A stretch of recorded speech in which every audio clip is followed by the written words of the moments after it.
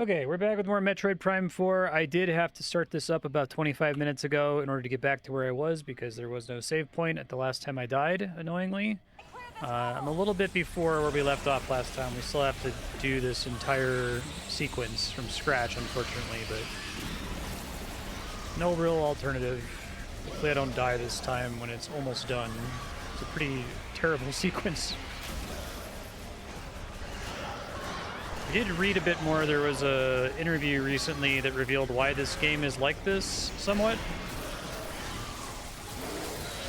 I guess apparently the canceled Bandai Namco version, they had wasted too much money on it, and so Nintendo required Retro to start from that instead of a building game from scratch. So it's like a miracle the game works in the first place. Definitely validates a lot of my suspicions about the game so far, especially the awful open world desert part.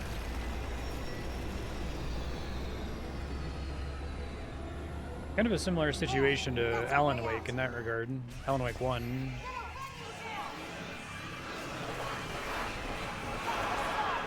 Game's maybe a touch loud. Give me a second here.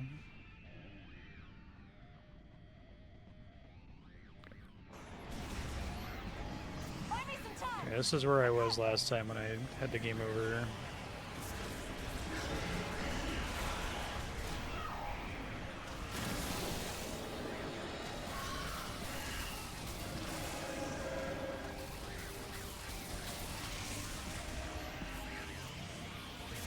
Saved most of my special ammunition for this part, so maybe that'll be enough to make this easier. Let's see.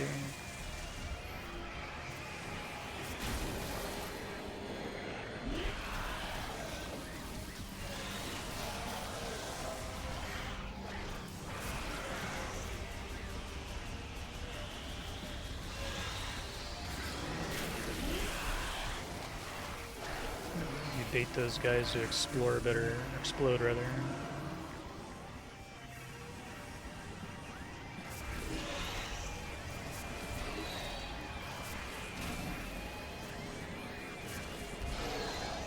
Nice, 2 for 1. Love to see it.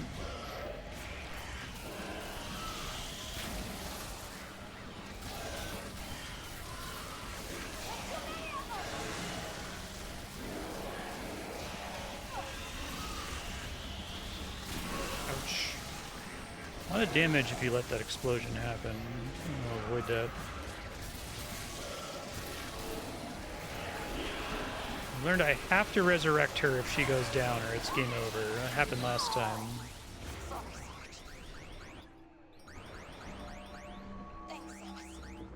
Okay.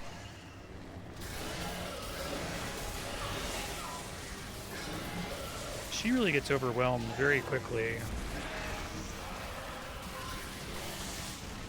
Okay, I guess I was like seconds away from going through the door last time, it seems like.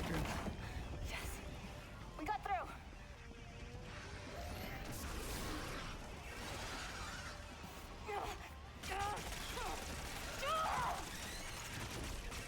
Samus, now's your chance. Go! It must have been literally like 2 or 3 seconds before she went down last time.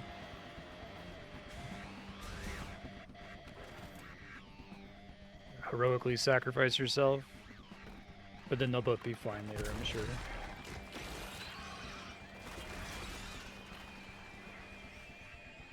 Just keep chasing this down.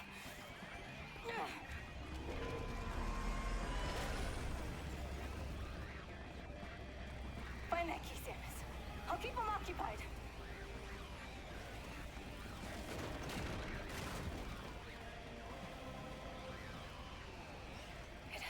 Honor serving with you.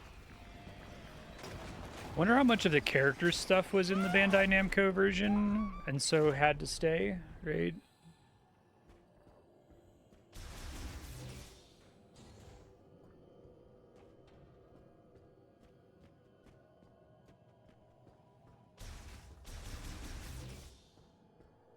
There was a save point right here, wasn't there? There sure fucking was. Kill myself. I hate my life. Yes, please. I was like seconds away from it. pain, suffering, etc., etc. That is burnable, I think. Highly flammable.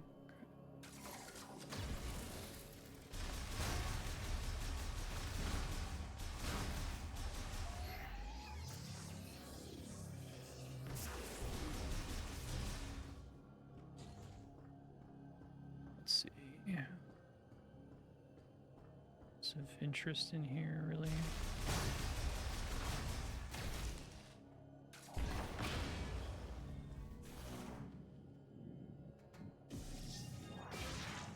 Got that.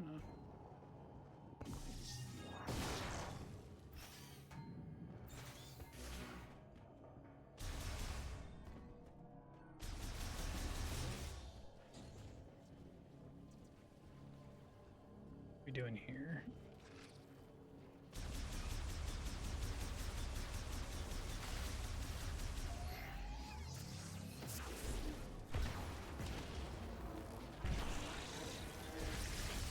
Excuse you, please. Is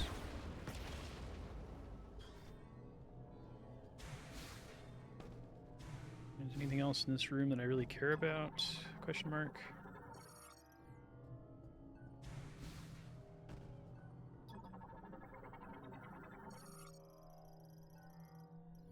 Currently offline. Okay.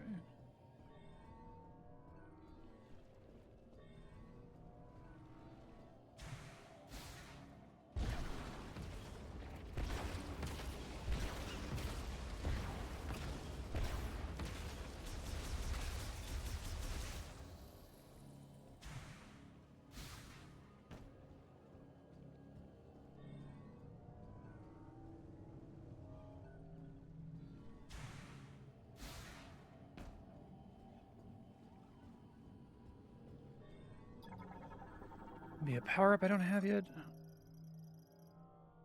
Psychic spider ball.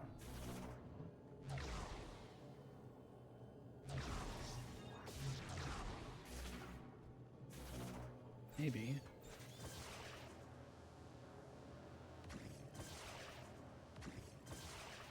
So far as the closest thing to a new-ish ability, I feel like.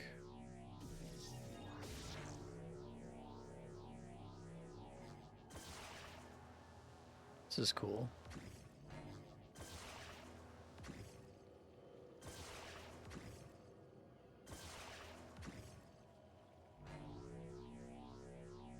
Like it going side-scrolling here.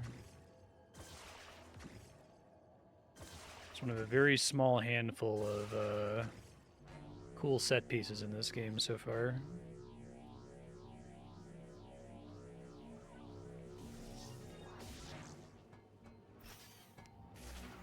Okay, what was the point of that?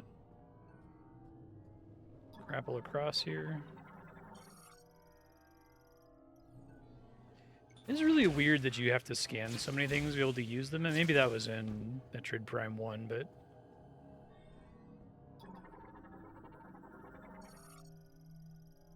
I think I see a energy tank up there. Can I get there easily?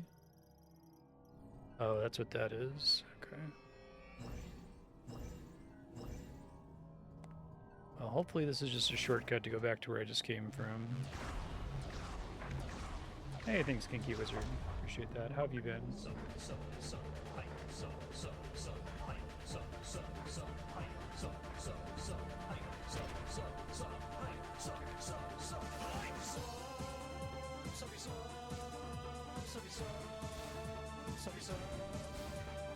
Oh, okay.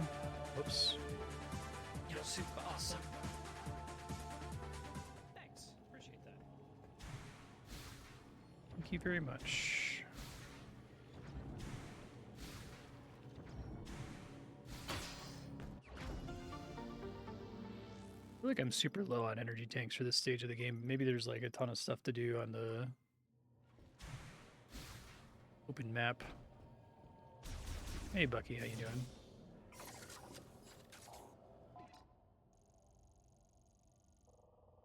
I saw a picture on social media recently comparing a typical map in Metroid Prime 1 to this game's maps. It's pretty sad.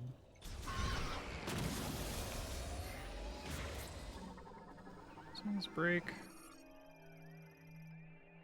Can it be destroyed by available tools?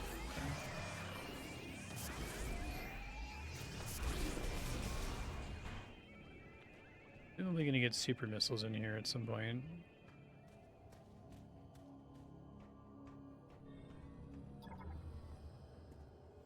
I don't just know which of these is progress.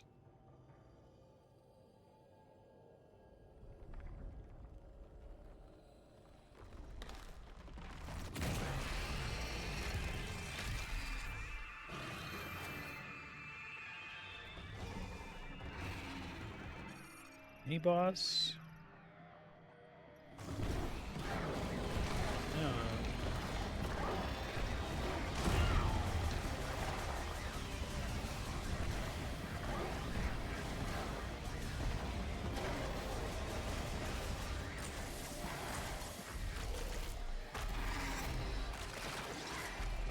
More assholes, okay.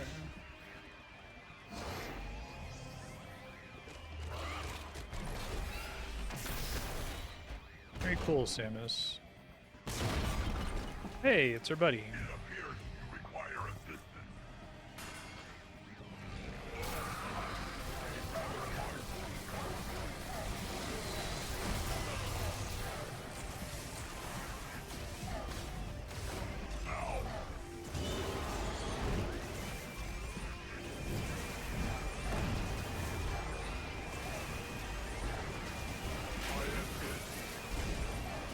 You still have to psychically res the robot when he goes down. Would be kind of funny.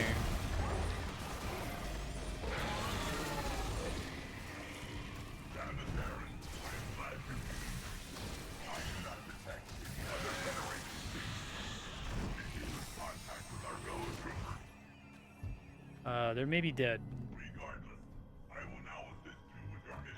Oh, okay.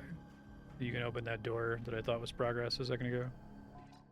Oh my god, 2 exits from this room. Unprecedented.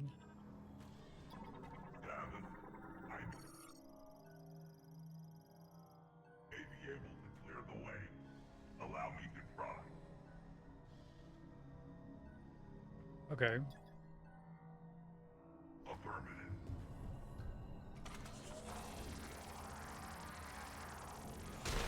Thanks for your help.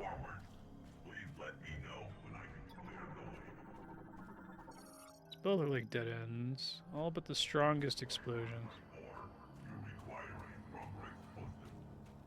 Okay. So I'm gonna get the super missile soon, is what you're telling me.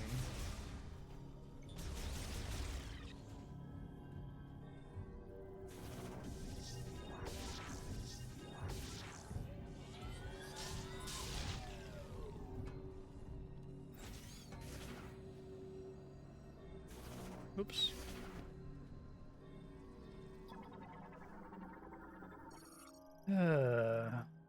Large amount of concussive power.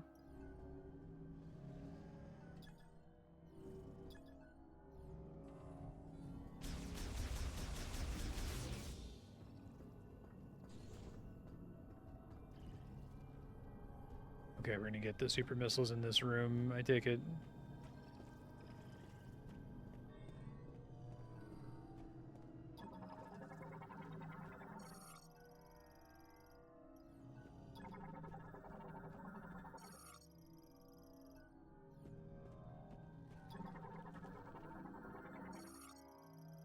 Mining cannon.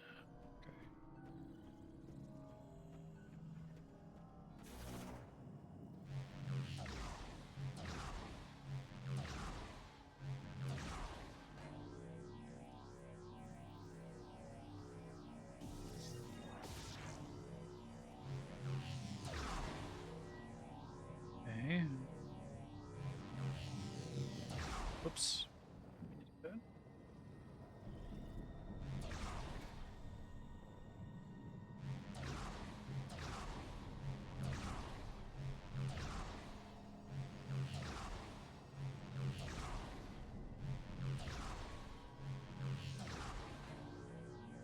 Try that again.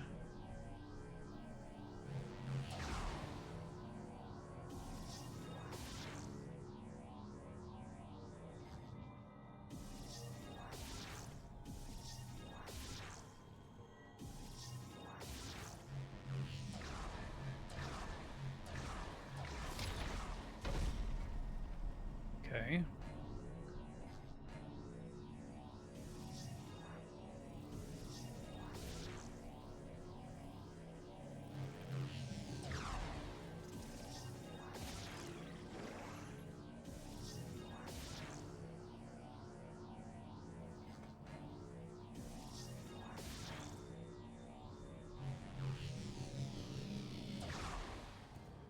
Oh, that's what we want to happen there. I make that next jump. Going on the opposite side, I guess it doesn't connect over there, does it? Side's busted. Okay.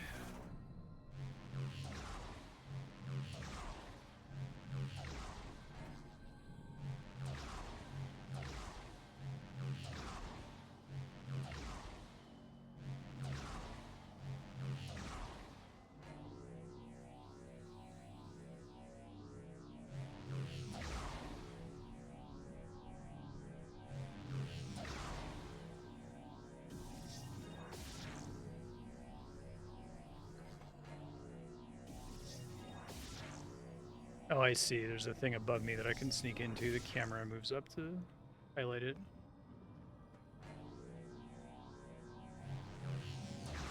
Missed that the first time.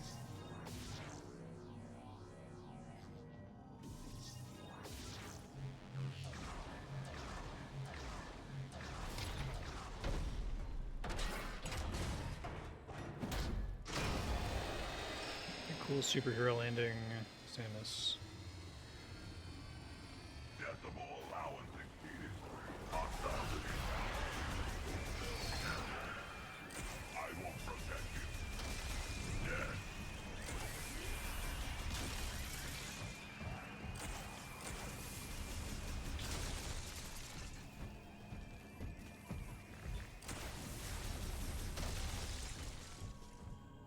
We good? Okay.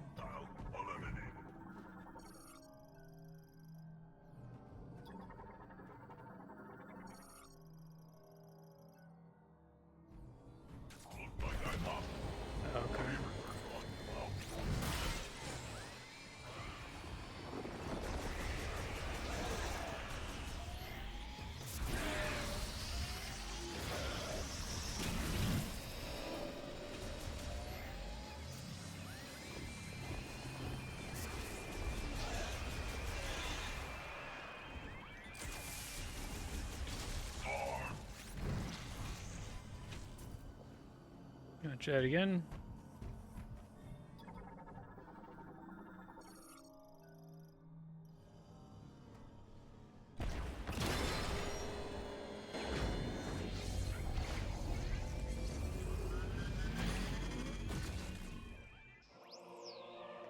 Sweet.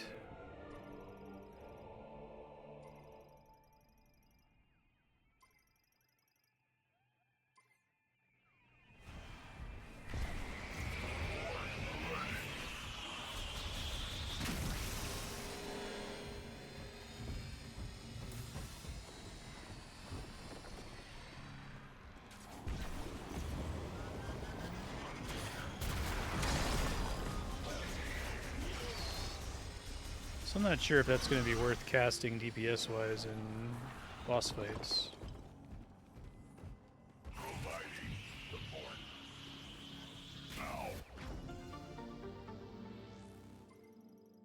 Okay.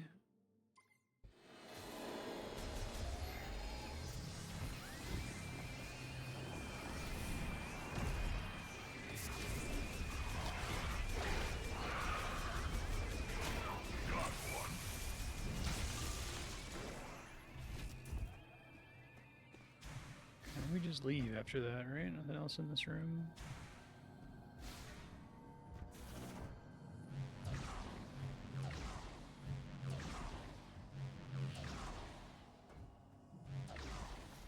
Deploying jump jets.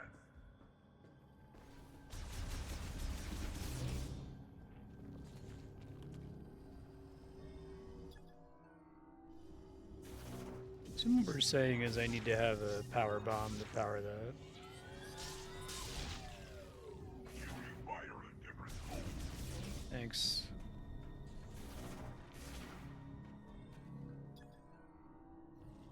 Shot expansion would be nice if I can get to it somehow.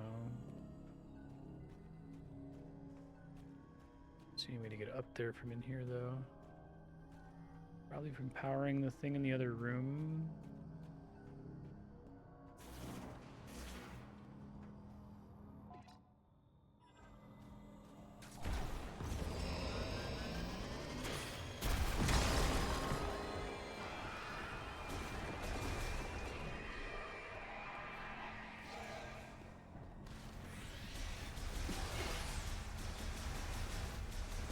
Hostile eliminated.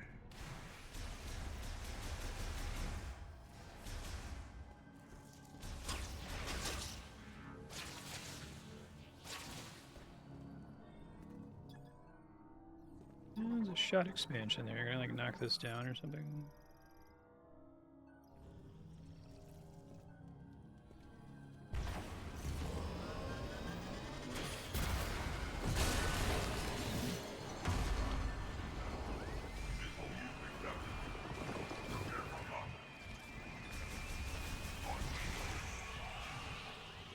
Wait for him to get over? Is that all that does? Oh, come on.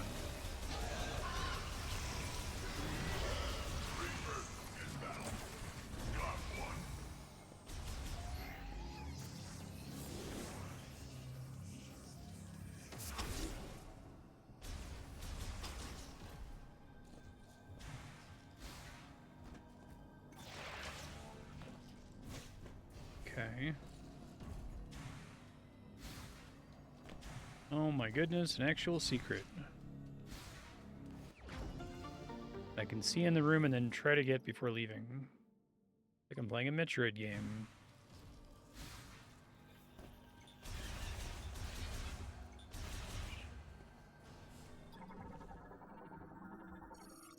So we need the big robot for. One moment. I will clear the way. Thanks, dude.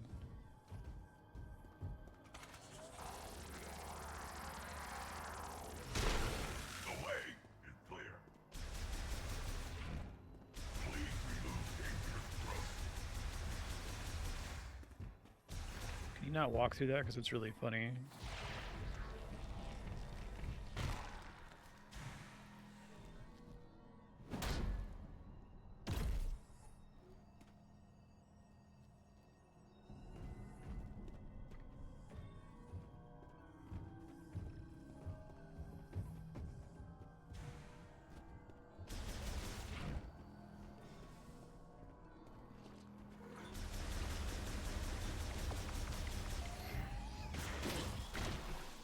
Interesting. Okay.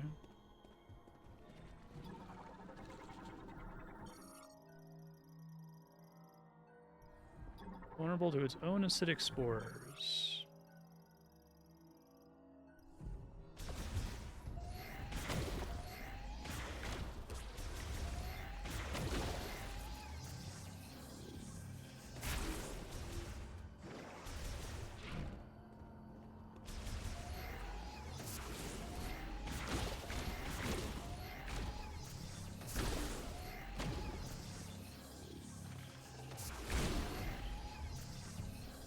Okay.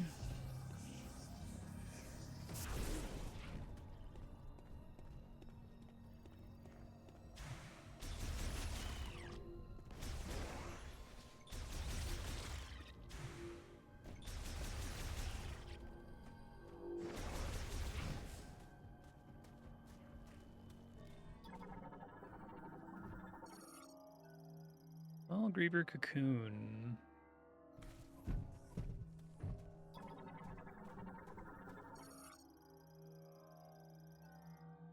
One moment. I will clear the way. Allow me.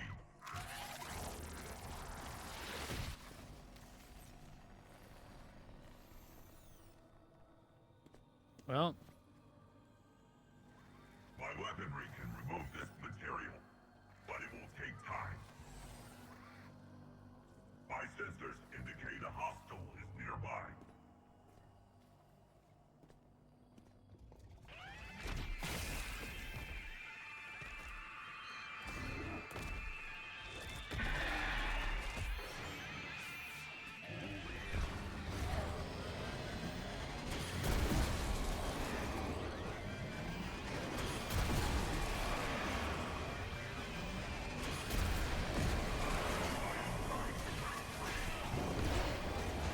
Whoa, Jesus Christ.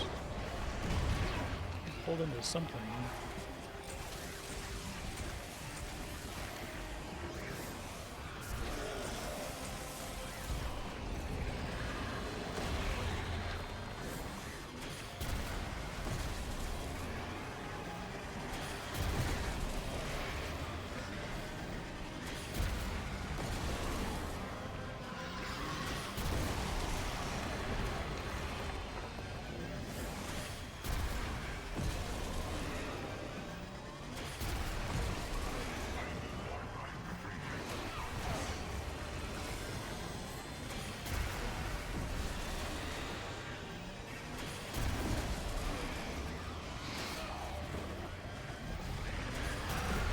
Probably not worth getting my shit broken constantly,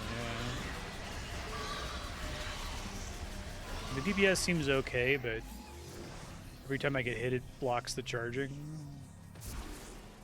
I think I can.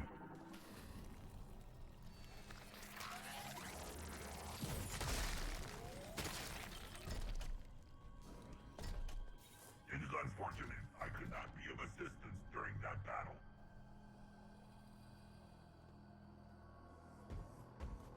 No worries. The way is clear. A large number of hostiles are headed this way. It would not be tactically advantageous to fight here. I suggest we keep moving. I apologize, but we will now.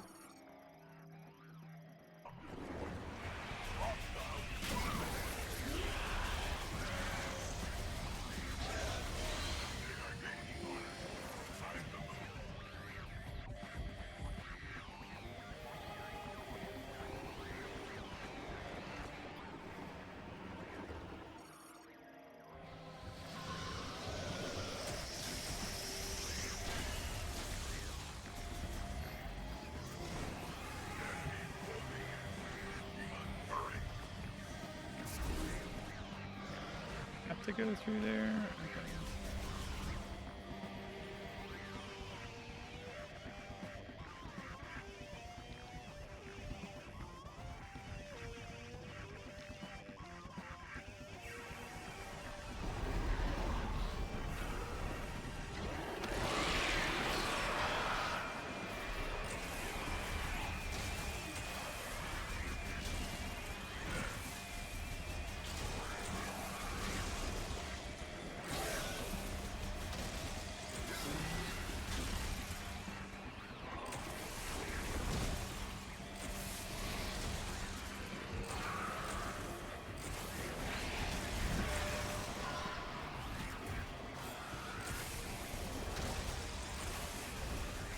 Game actually has a ton in common with Alan Wake 1. Like, it has the same kind of, like, the combat feels really rote and pointless.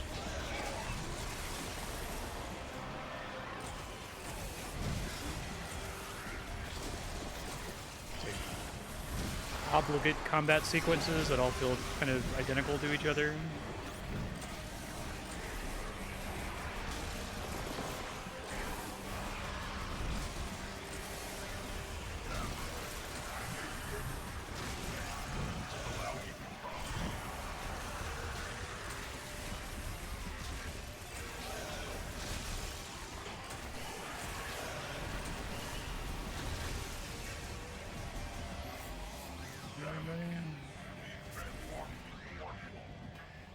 That's cute.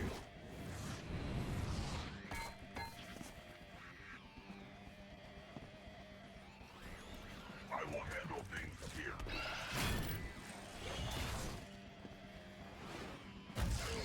This keeps happening to me today. I am glad I could be of service. Federation guys have a death wish.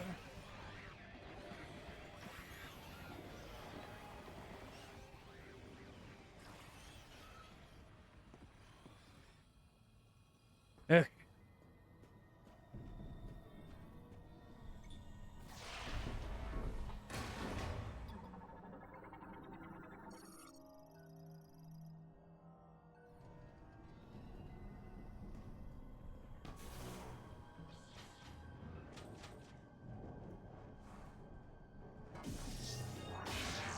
It's an okay set piece. At least it's like you're rolling through something, not just a dedicated morph ball tunnel.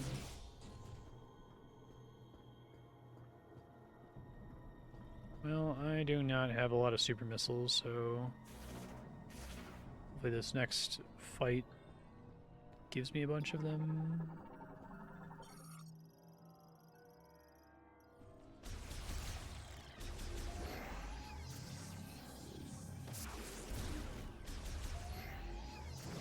I'm almost positive they're all going to live in the end.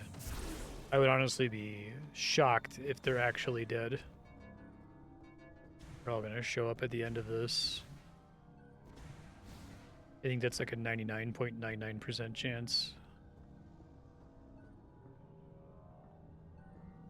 Alright, let me see if this thing is...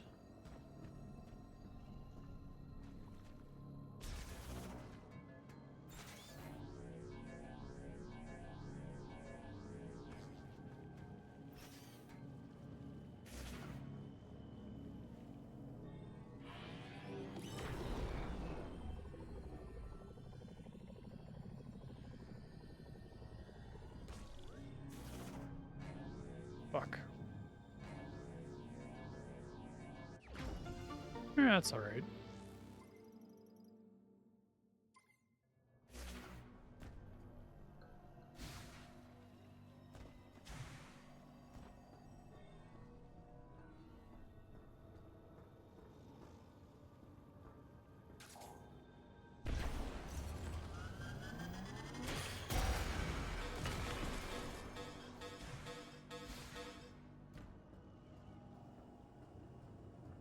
Just a way to get back up in case I drop down, I guess.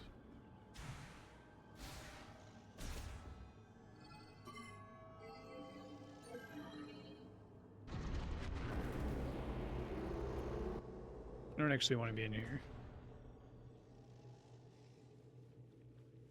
It's gonna be a really big griever.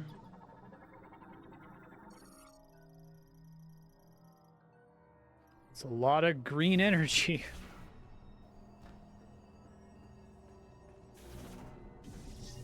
Another one that requires a power bomb.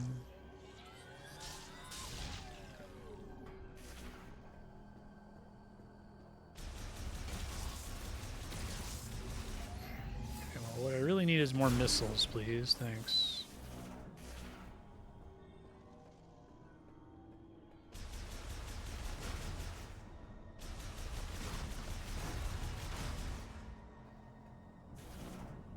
It's like actually drop stuff, please.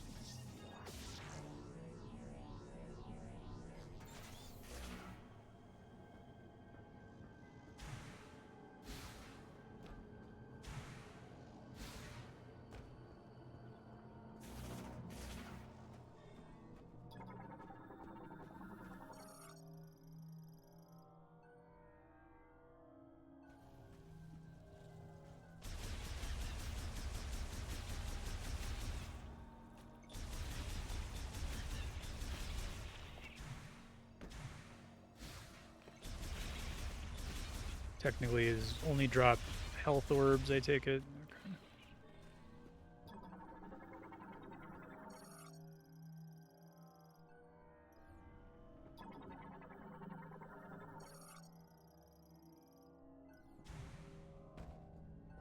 Ripped apart by physical force, okay.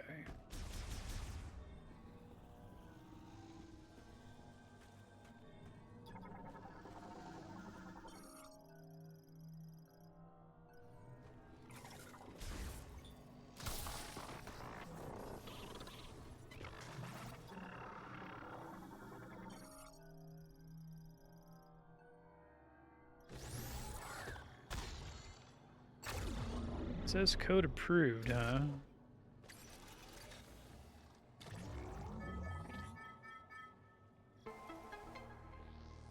Okay. That's kind of neat.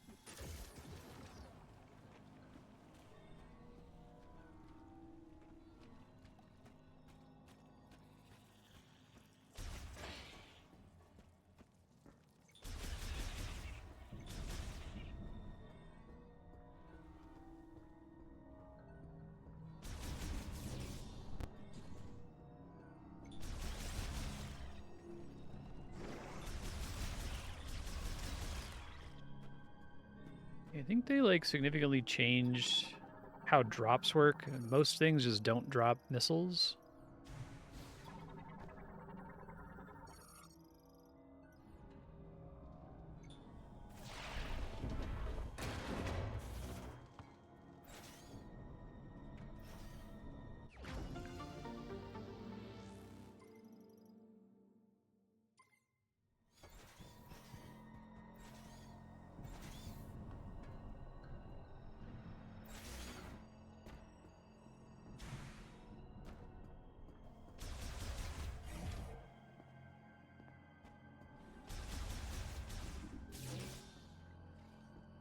Let's go this one first.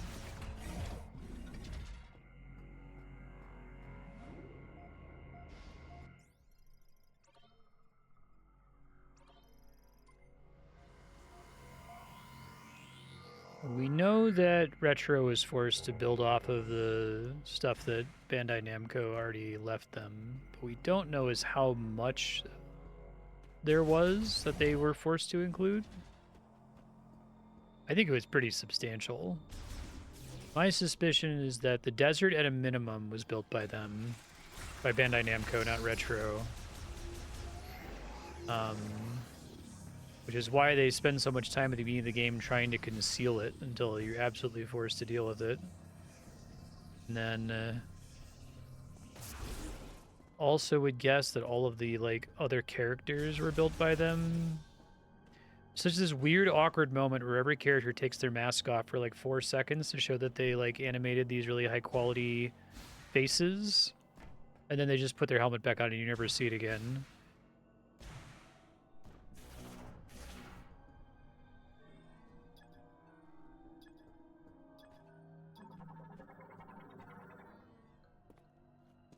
Something like that, yeah. Or if it's just another case of the studio just has no idea what the fuck to do with Metroid, and they decided to try to do an open worldy thing, and it just didn't work. Which is something that's like, it's like interesting, because I feel like you would encounter the problem with that in the ideation phase before you even put anything down to start testing. And be like, oh, we can't really make it be like Breath of the Wild and still be a Metroidvania, right? Because otherwise you're just going to go to all these shrines and it's going to be annoying. Because you don't have the item necessary to progress. It works in Breath of the Wild because they give you all the power-ups immediately. Lots of green energy, huh?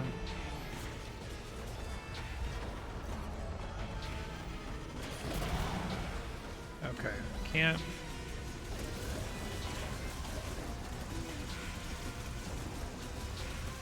Wait until he's weak, presumably.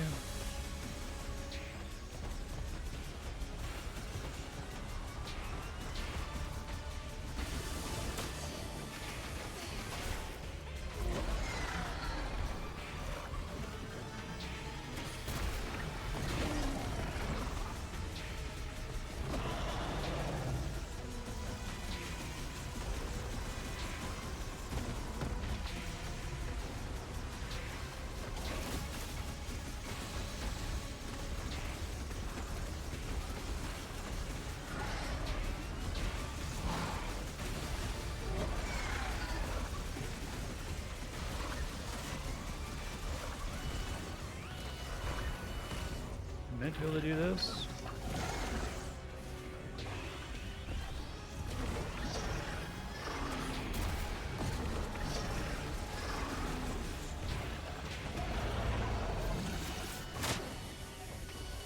Oh, it's annoying. Cancels out my charge. Okay.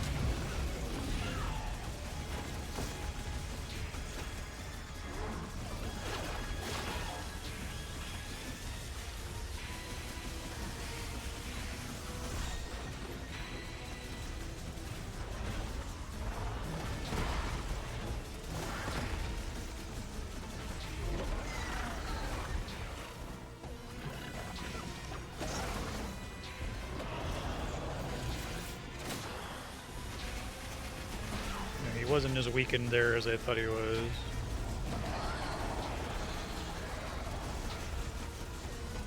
This game definitely has the series' worst bosses, I think.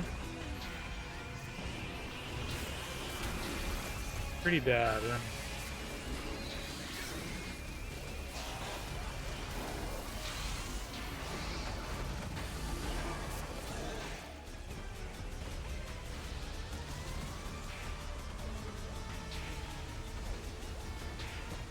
There's a lot of bosses here where like locking on is a complete trap because you lock onto the part that takes no damage.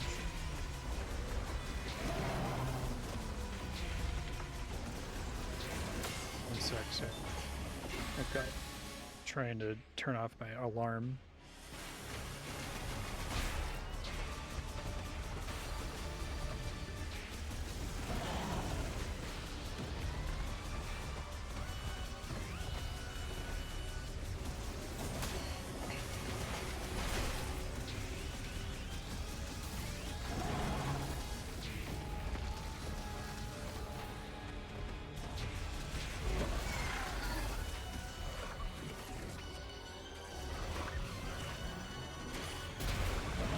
Oh, come on, bro. Seriously? One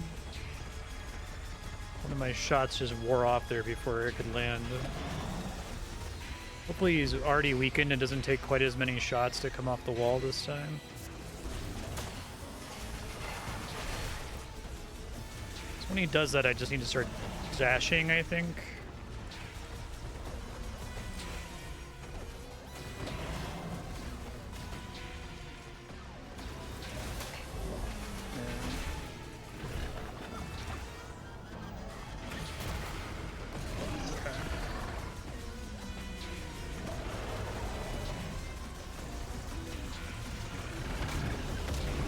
Butt stomps again.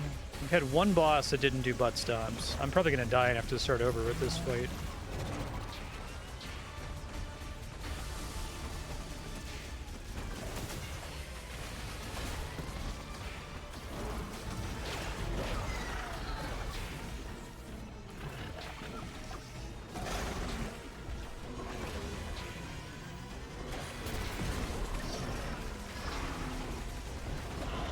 The regular shot still might be better DPS, as crazy as that is.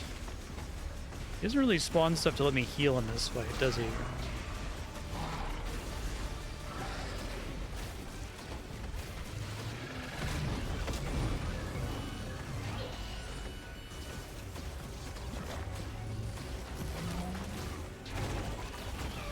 I just thought I could shoot that to maybe get some resources. I guess I just have to dodge it.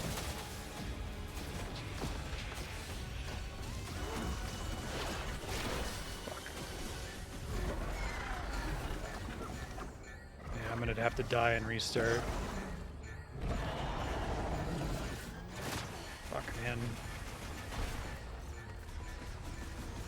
I need him to get on the wall again.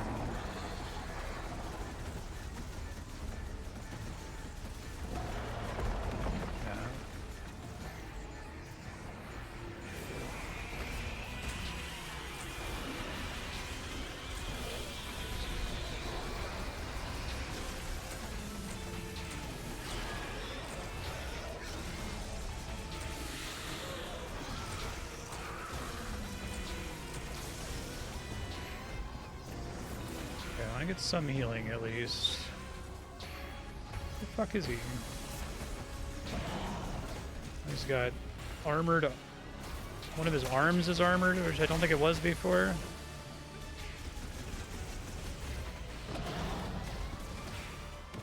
This guy is super fucking annoying.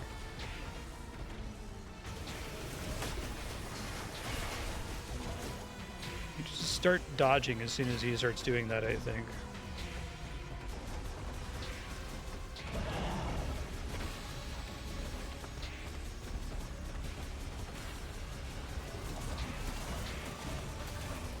Dodge spam as he does that, okay. I can't really get good damage if I'm that far away from him, unfortunately.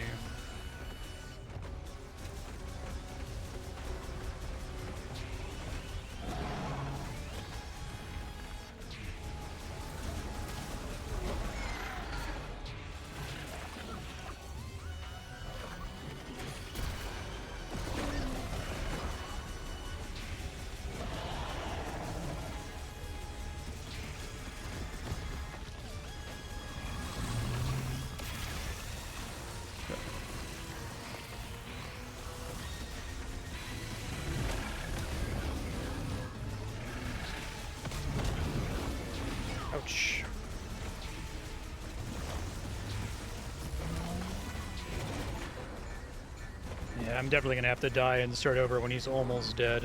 Just gonna have to accept it now.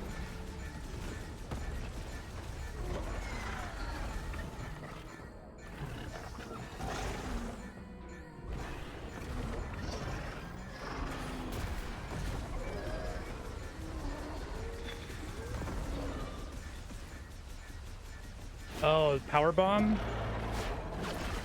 That's annoying.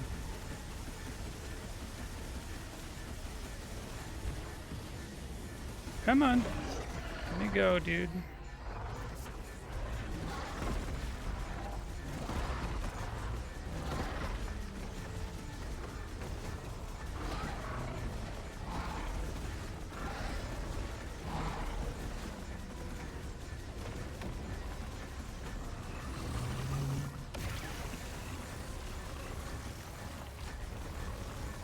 And they get his double butt stop again, which I'm not super ready for.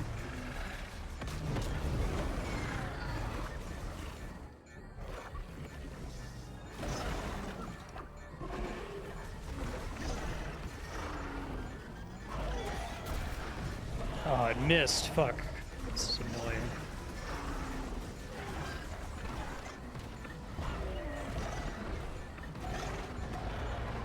Okay, well.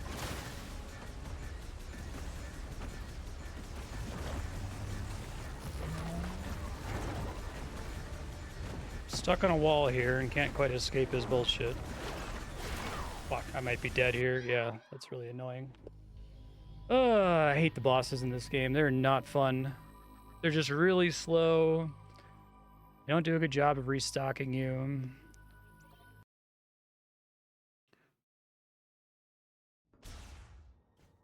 They take for fucking ever.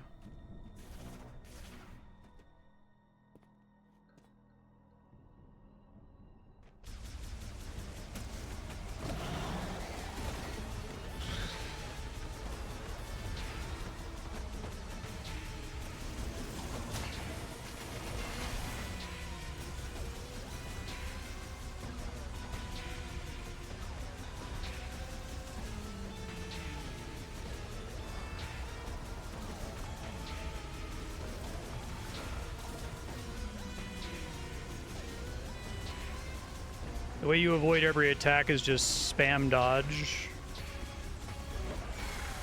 Not like smartly dodge, just spam it.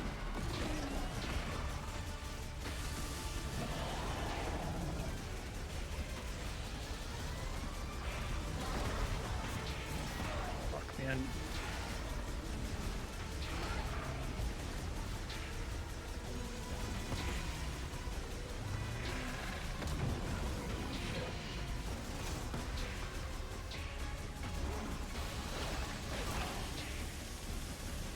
Automatically does so much damage if he triggers this. Almost a whole health bar, I think.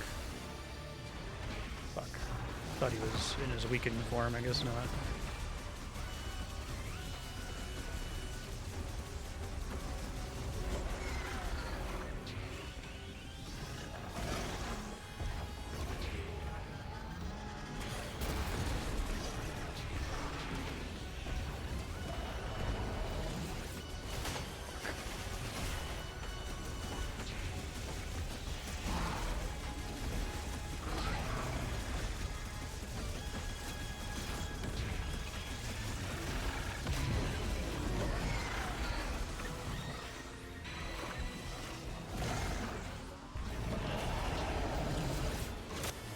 Oh.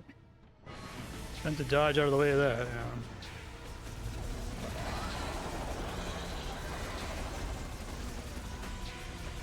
Jumping on a wall here.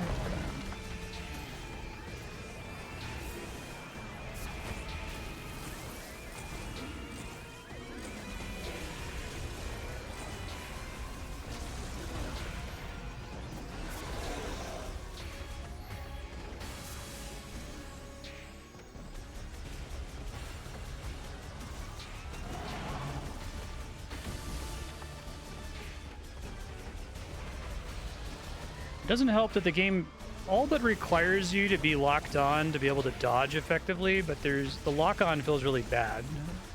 Because it almost always locks you onto the part of the enemy that takes no damage, right?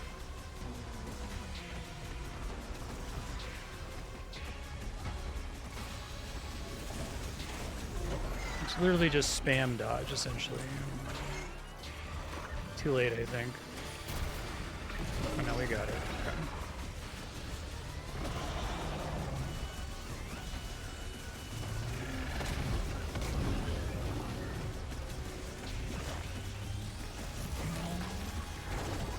Yeah, like right there I need to lock on to be able to dodge that attack, but I don't want to be locked on for most of the fight. It's generally not helpful.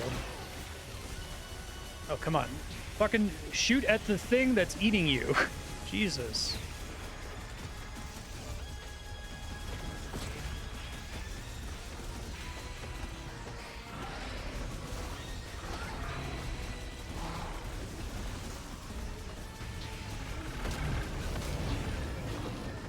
God damn it. I hit by both of those. Pain.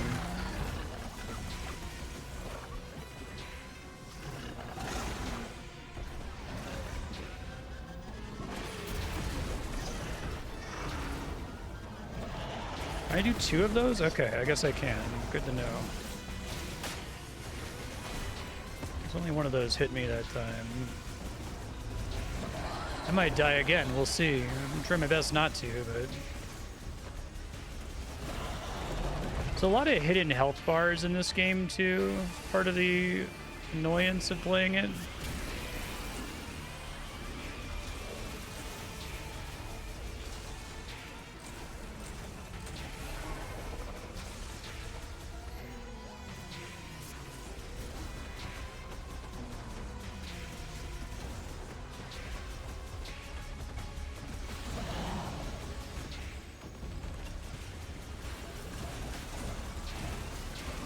Spam dodge. Okay.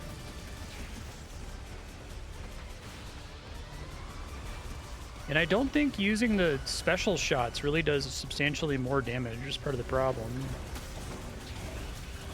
At least it doesn't feel like it if it does.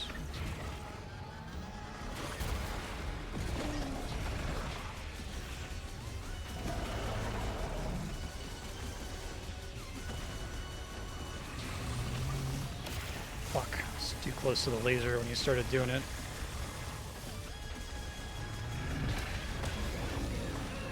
Fucking hell, man. And then that attack you don't want to be locked onto, so you don't accidentally dash when you're trying to dodge or trying to jump.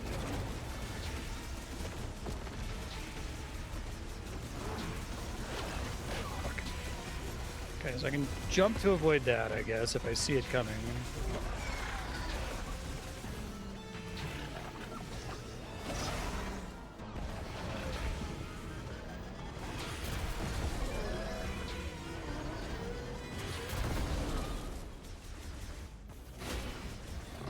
This is like a scripted event where you don't take, well, you do take a little bit of damage, but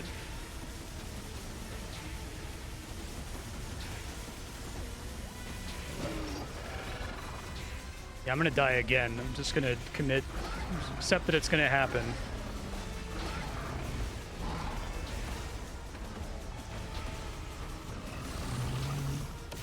Fucking hell, man. I don't really have any way to get energy back. There's just nothing in this room that I can see. He doesn't have any projectiles you can shoot that do it.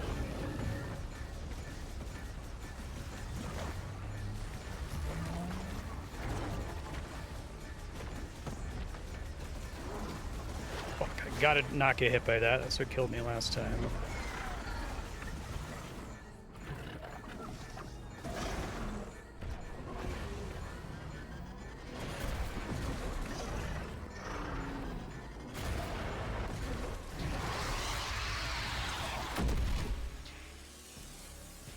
I hit away from doing that last time too.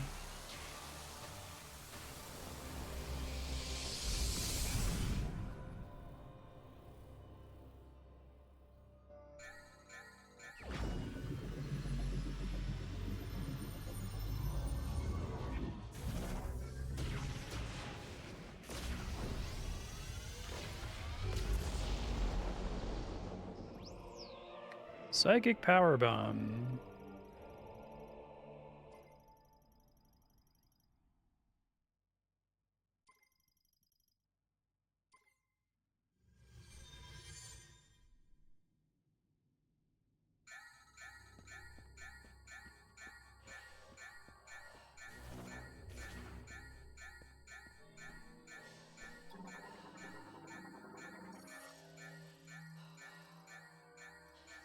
a beautiful sound you've discovered.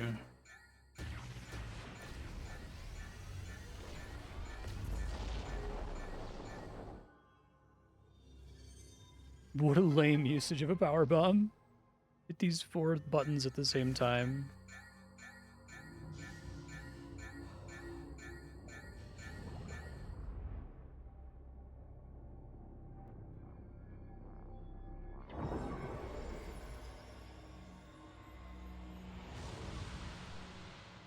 Yeah, a lot of the fights in this game are like, hit this thing that causes the boss to actually take damage. And the stuff that you're supposed to hit to cause it to actually take damage, they don't have real health. They have like a hidden health bar that you can't see.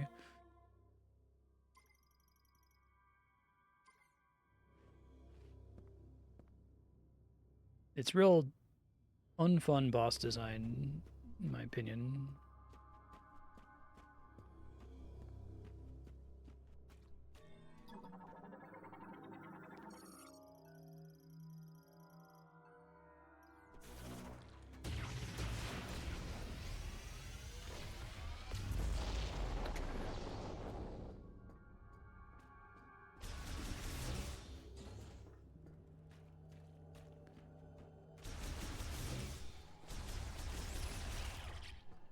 Definitely save. I bet there's some way for speedrunners to rush through the fights faster. Like, it seemed like there were certain times where his weak point was technically accessible, but...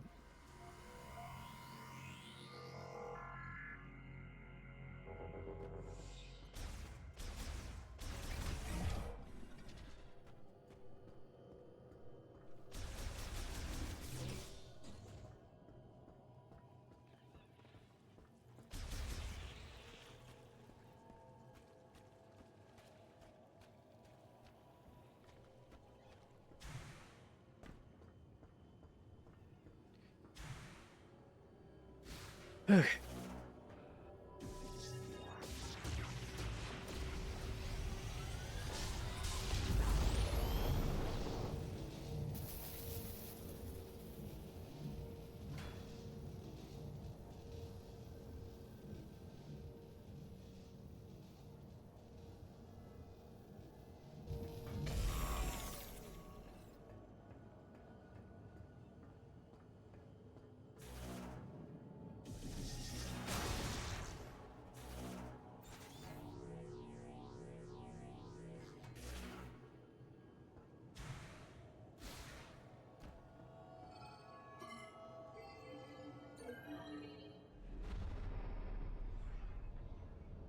It's pretty funny, Dooms of Love.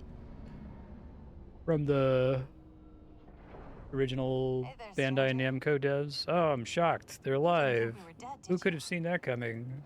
No. Takes more than a couple grievers to bring us down. Try a couple hundred. I saw the interview about how I was talking about this earlier, that All that training paid off. Thank Retro you, was sir. required to use basically all of the material that Bandai Namco put together, which makes this game make way more sense. They're just doing their best with kind of a dog shit foundation. Status required assistance. When I was attacked by grievers, I regret I could not be more helpful. Yikes. My body Cannot think of a movie that's like less totally consistent with what Metroid should be. Painful. All right. We're burning daylight. Let's get a move on. The invaders are fine. Just they're not. That's not Metroid. I hope the copy is okay. All right. Knuckle up.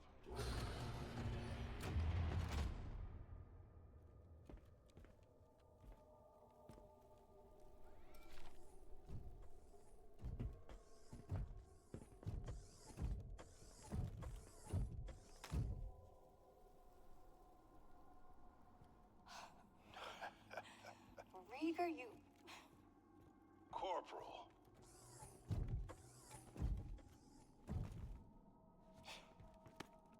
It's good to see you.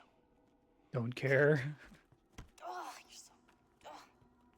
Did you find what you were looking for down there? We have obtained the final teleportation key. Okay. All we gotta do now is punch through that force field.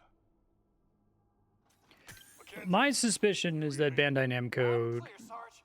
Where you been? the characters, they already made them, and so they had to include them. So I wonder if there's a bit of, like I was saying, it's adversarial that they put them in here as a You're in luck point of I'm running this protest, Metroid right? repair. Come on back and I'll fix you up.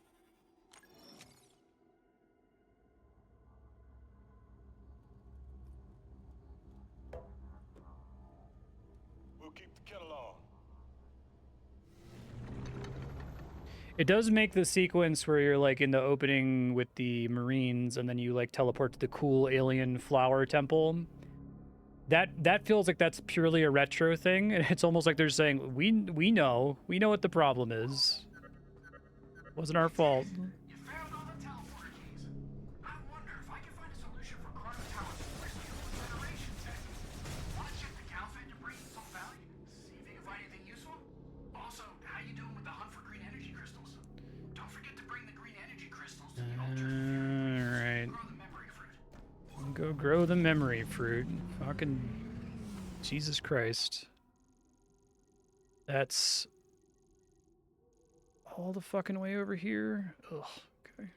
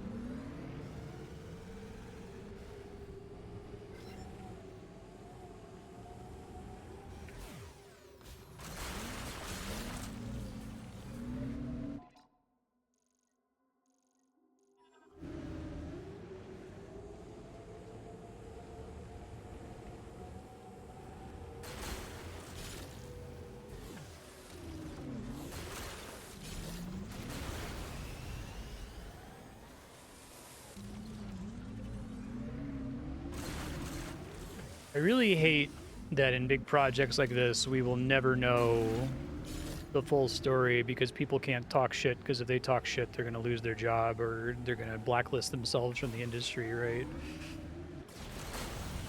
It would be great to just have people say, no, it was a fucking shit show. Like,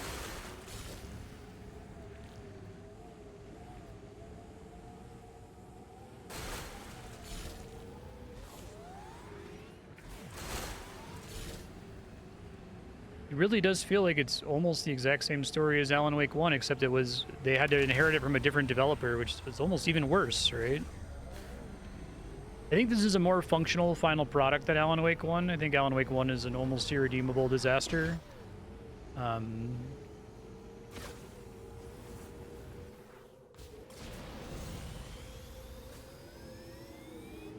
This game is, like, offensively fine, though.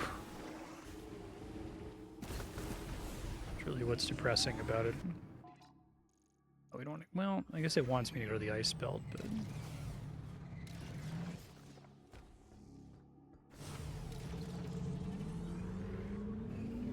Yeah. It's interesting to try to speculate on it. It makes perfect sense, though. Like, if you read that interview where they say that Bandai Namco's... what they put together was horrible, almost unredeemable, but Nintendo had spent so much money on it that they told Retro, you have to use all of this. Like, you can't throw any of it out. All the shit they put together. Then this game is actually kind of a triumph. It's kind of, like, wild that it's even somewhat playable.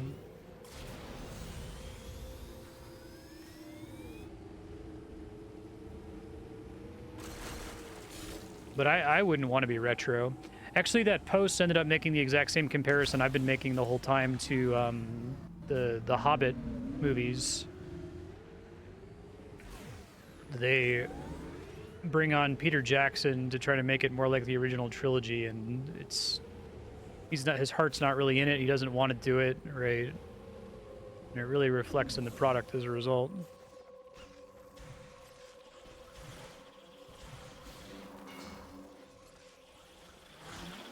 It's a shame because, as usual, there's some stuff in the art direction that's really nice. I think the artists went hard on it.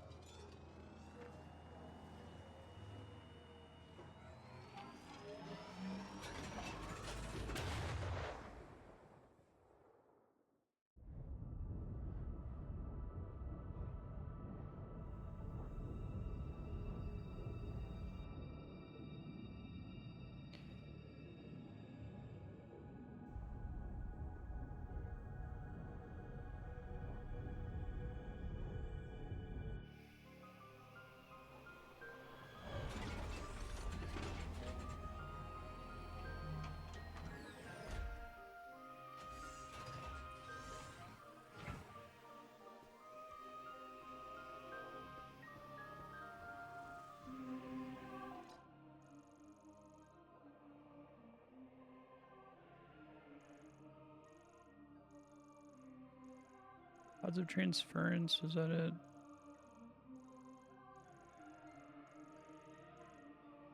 Alter a legacy, okay. I saw an interesting discussion recently, and it is something to keep in mind. I've talked about this before when lamenting people saying, like, Mario Odyssey is a trash game, or Skyward Sword is a trash game, and it's like, you guys, like, have you guys played a trash game? Like, did you ever play games in the NES era? I think so. Yeah, I can probably get this fixed. There were games in the Atari, through the NES, Super Nintendo, and even early PlayStation era that were so bad that they were basically unplayable. And we haven't had that in a really long time. And I think in some ways that sort of justifies the ridiculous, 75 to 100 Metacritic scale, where it's like, well, if the game is like playable, if it's not like painful to play garbage, then yeah, I guess that's like a 75, right? It's kind of a legacy of quality. We had a big cutscene where they were all fine. They even were like, "Oh, you think we were dead?" No. Yeah, exactly. So, like, to be fair to those games, this game is competent. Like I said, it's aggressively fine.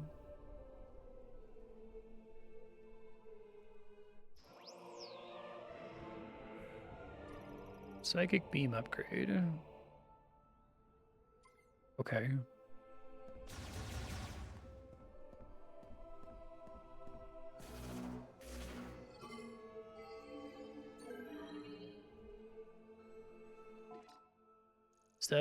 Is that all the green energy I ever needed? Like, holy fucking shit. You have got to be fucking kidding me. Oh my god. Holy fuck.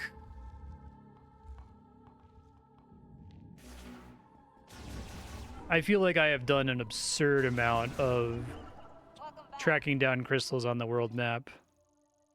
Yeah, I don't know which of, like, how much is necessary for the game to be beatable, I guess is the question then.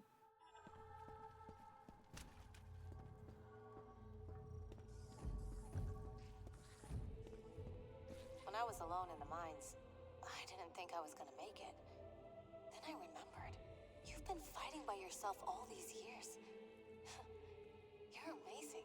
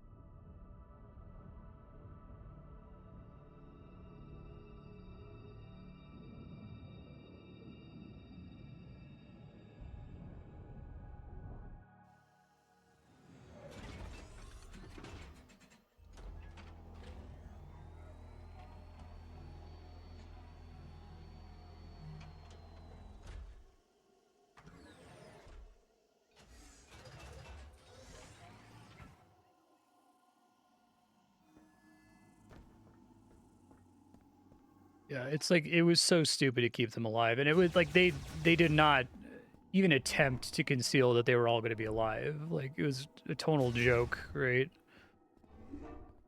Like, obviously they were all still alive.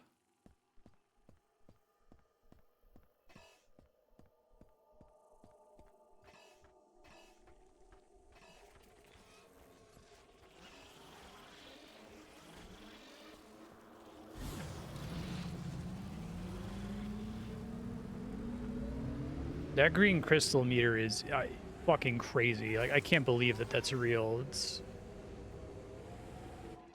I have done so much driving around, slamming into crystals on this stupid empty map. If we can fix the mech, we can break down the force field around Chrono Tower. Also, how you doing with the hunt for green energy crystals? Don't forget to bring the green energy crystals to the altar in Fury Green so you It is such a long walk to turn those in.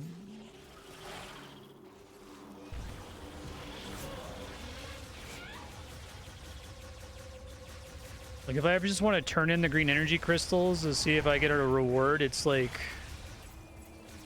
a 10-minute diversion.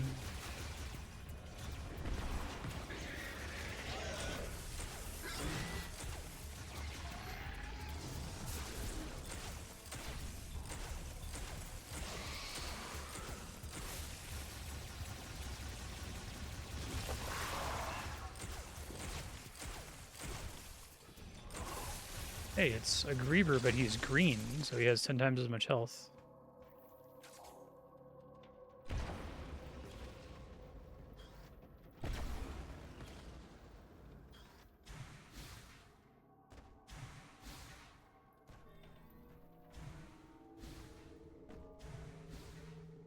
Greenver.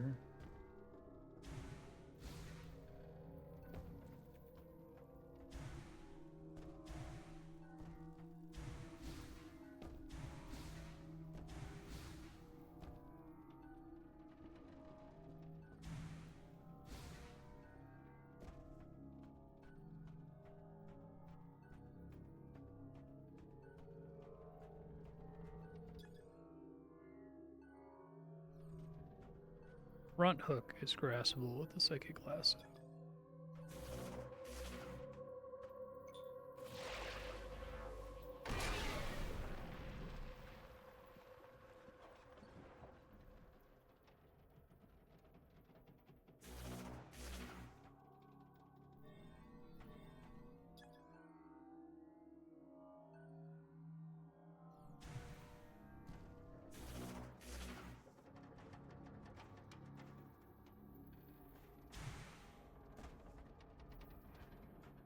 Can I, like, grab this?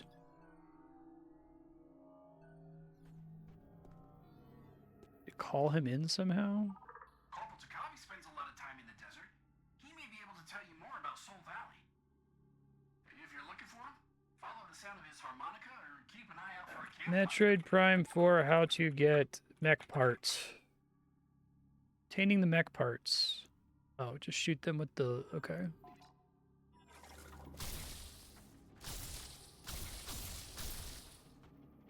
Oh my god. This is so annoying.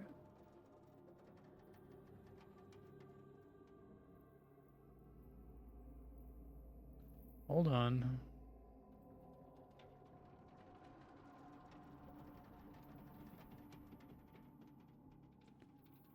I have to just find him and talk to him, and he's just gonna give me a... Jesus Christ.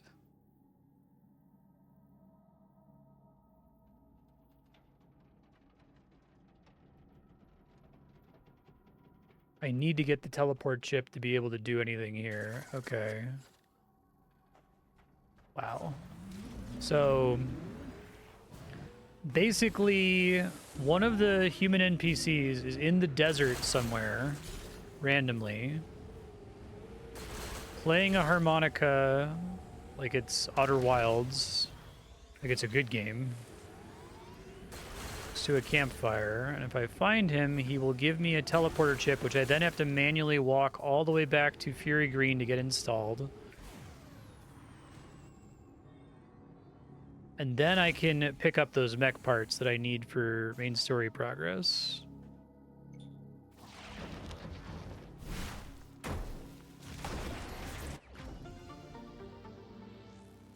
This game is a disaster. It's like simultaneously fine and a disaster. It is the most fine game that is a disaster I think I've ever played. It's really shocking.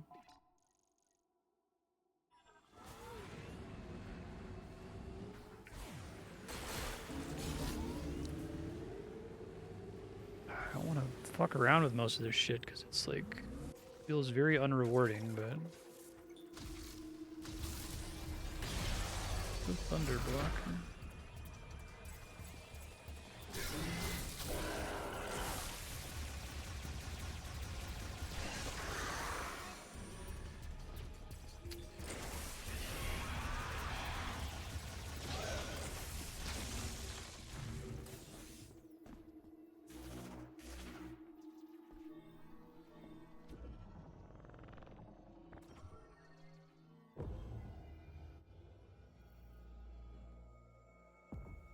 Like, these are trying to be Zelda shrines, but they can't be, because the game isn't structured like that.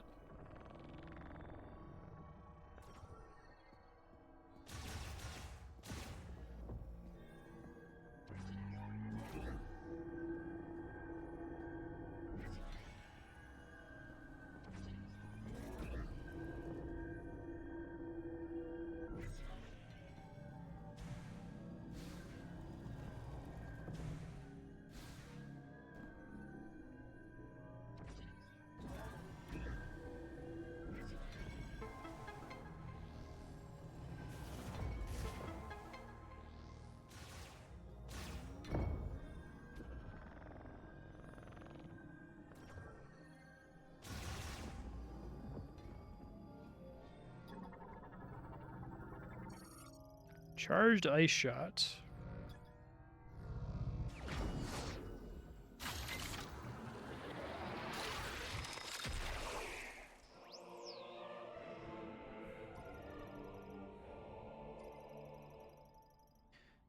So I guess the mech parts are the traditional. All right, you have all the upgrades now, and now you have to go and grab some bullshit from across the world Metroid Prime part. But it's kind of stupid that I don't just get them right away.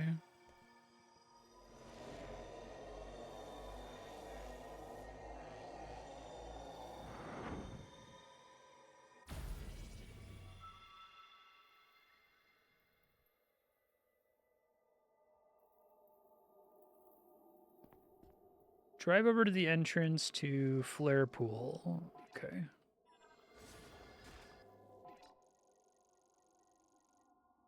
This is like so much fucking busy work.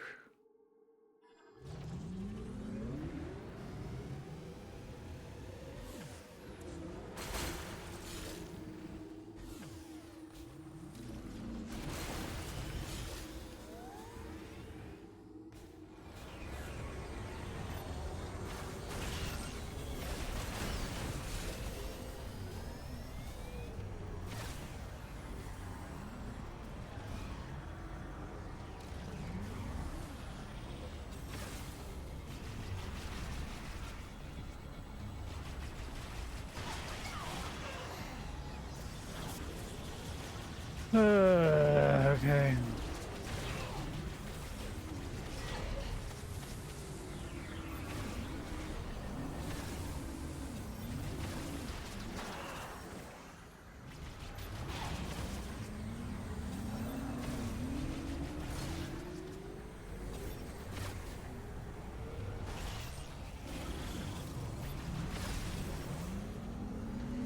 Video games.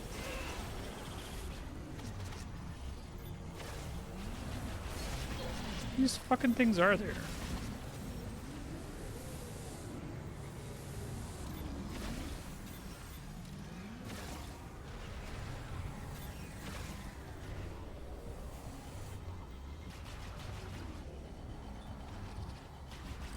seems like they just keep spawning, so.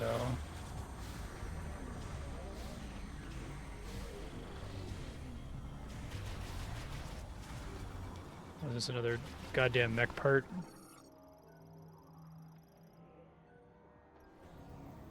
Okay, let me go get the stupid thing that I need in order to be able to progress through the game.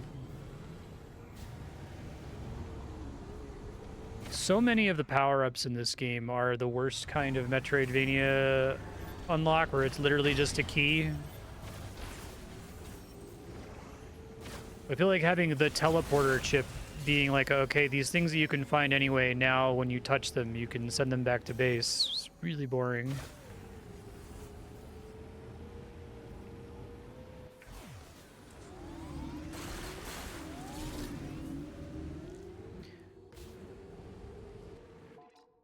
Crystals feel like they're designed to be perfectly annoying. You can't just like slam into them. You have to slam into them from a very specific angle, it feels like. If you're not sure where to go, you can always call in and ask me.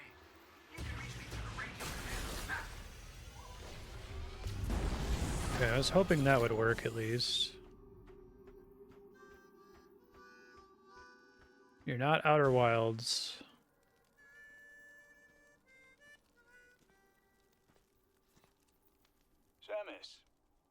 You could have just given this to me when we saw him a minute ago.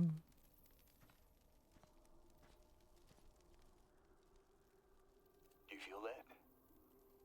Dry wind blows across the land.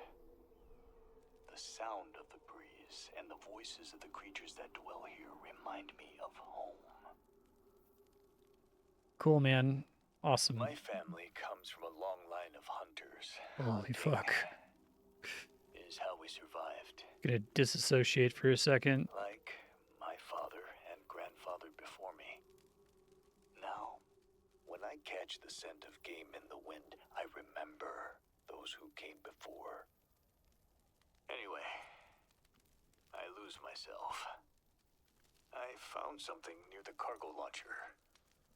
I kept it, thinking it'll be of use to you. Could you have given it to me 10 minutes ago when we last saw each other? Jesus. Fuck. God. Holy shit. The constant, like, backtracking to Hunting sounds. douchebag is... Like, there's a lot in this game that I keep saying feels like it would be here if you were trying to deliberately make a bad Metroid game. If, like, you had a whiteboard and you were, like, trying to plan out what's all the stuff we should put in there to make it bad. That's the kind of shit you would do. Got something interesting? Any solid problems with the force field around Chrono Tower? Bring it on back to base camp so I can take a look. Holy fuck.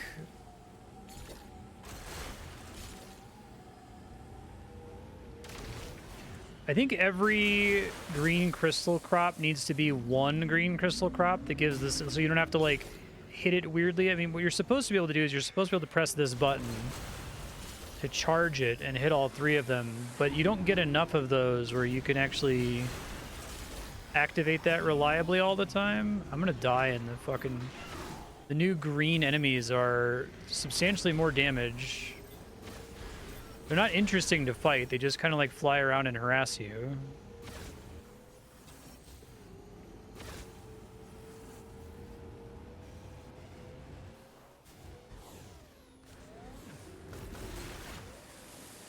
It's like completely unnecessary for the green crystals to not respawn too, right? Like, it's such a... possibly the least interesting coloring book content in the history of open world games, and that's saying a lot because, like, coloring book content is almost always uninteresting, right? So to say that it's the least interesting is really... there is a history there, right?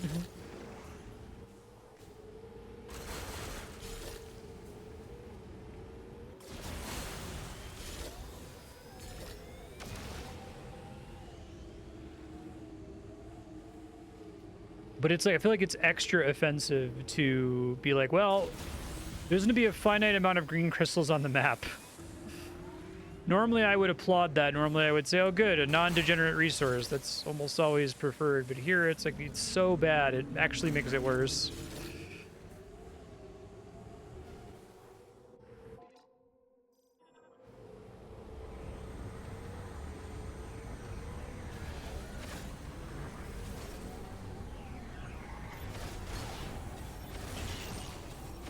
Really glad those guys require 3 shots to kill.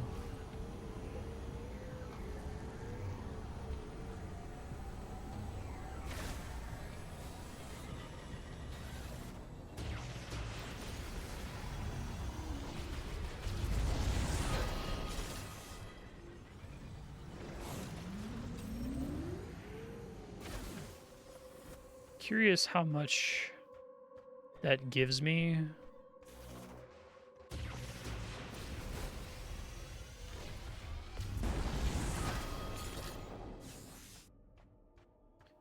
I don't really get like a display on the screen. I don't know if that's just exactly equal to breaking a single crystal node, or if it's worth 10 times as much crystal, or 100 times, or what.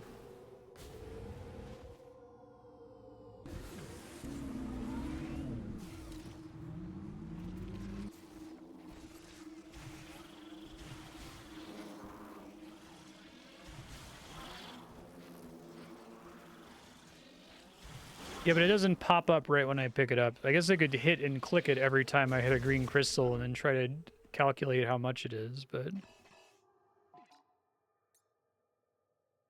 This thing only fills up as you put them in the machine, I think.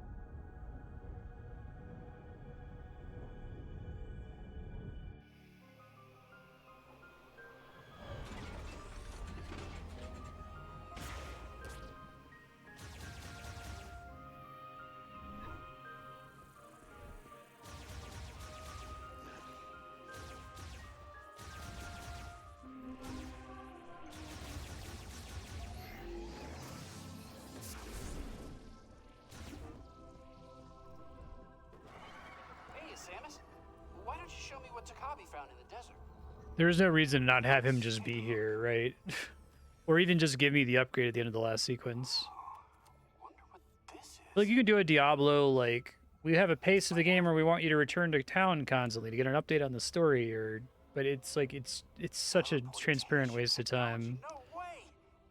You know, we were analyzing something like this back at base. I have an idea. Yeah. And a little bit more. Oh, yeah. Let's see. And there. It worked! I did it! This is a teleporter patch, and I've entered our coordinates here as the destination.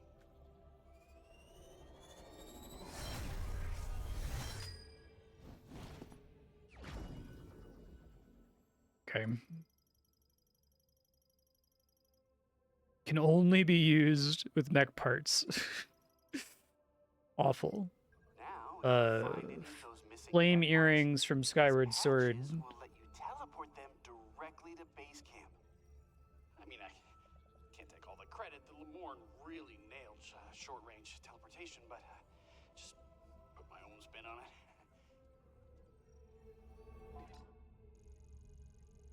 Holy fuck, man. He even has the campfire here.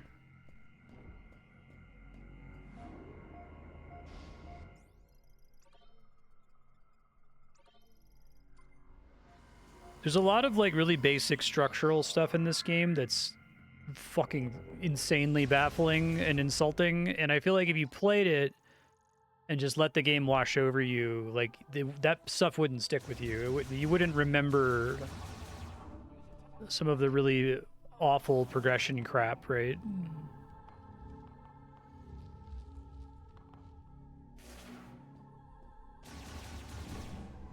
It doesn't teleport shit, I find. It teleports specifically the mech parts that I need to beat the game, which I'm able to discover but not collect without going to the guy on the map who gives it to me and then going here to turn it into the engineer guy and then going back outside to the mech parts that I already found to teleport them here. Giant transparent time waste.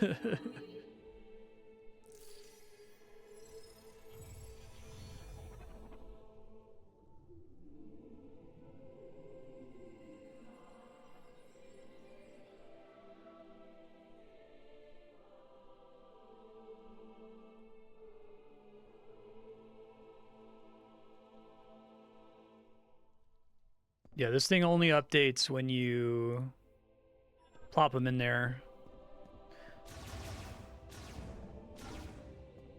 They're making it sound like I need to get all of them to beat the game. Or maybe not all of them, but a really substantial amount of them, which I am not looking forward to. I don't think we're going to get to play any Hades 2 today. I think that the How Long to Beat... Originally I saw it as a 12-hour How Long to Beat, but that's because that's the in-game clock that everyone's using for their submissions. But, like, I was like, well, it doesn't feel like there's, you know, 5 more hours of game. There definitely isn't. There's like 2 more dungeons, right? It's gonna be like a couple hours tops, but no, if they're gonna make me do this fucking shit.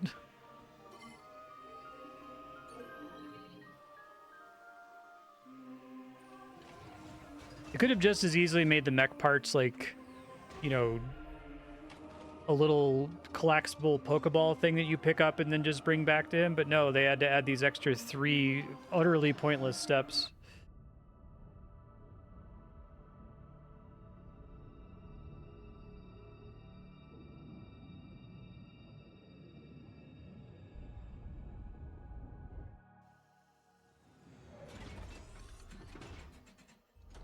I will give Retro a lot of grace for working with a bad situation, but there's stuff in here that you can't even really excuse Retro for, I don't think. I think that, like, this whole sequence is just transparently trying to stretch out the game.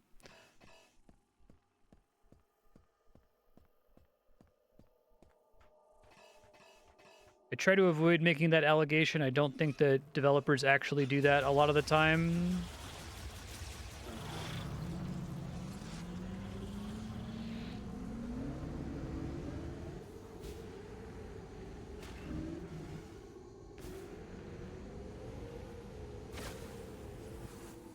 Okay, so let's go get this first mech part.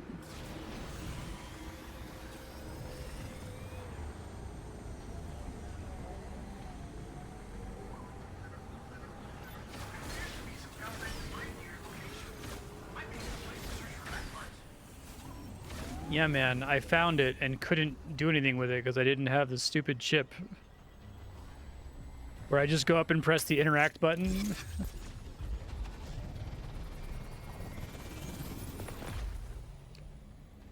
Maybe that was like a cut dungeon or something, or a cut piece of content where they're like, well, we got to give you this part because when we did our design document, we planned on this being one of the things you had to collect to make core progress to the game. But we cut the like actual gameplay that was involved in getting the teleporter chip, so we'll just put a guy on the map that you go talk to.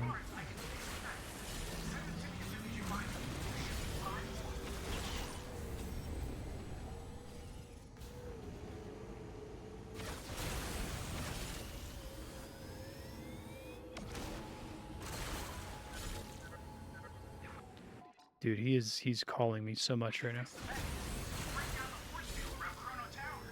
Also, how you doing with the hunt for green energy crystals? Don't forget to bring the green energy crystals to the ultra inferior green so you can grow the memory fruit.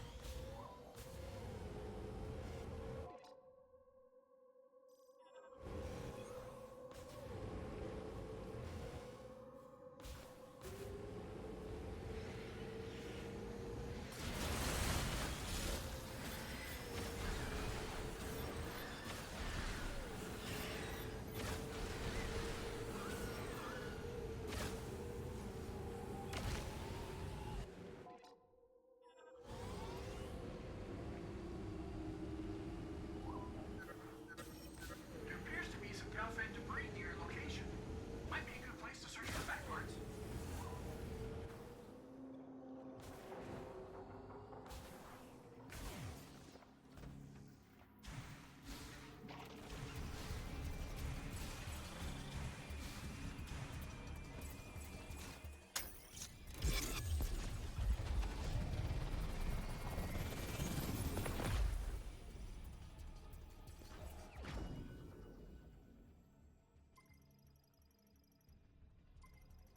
Okay.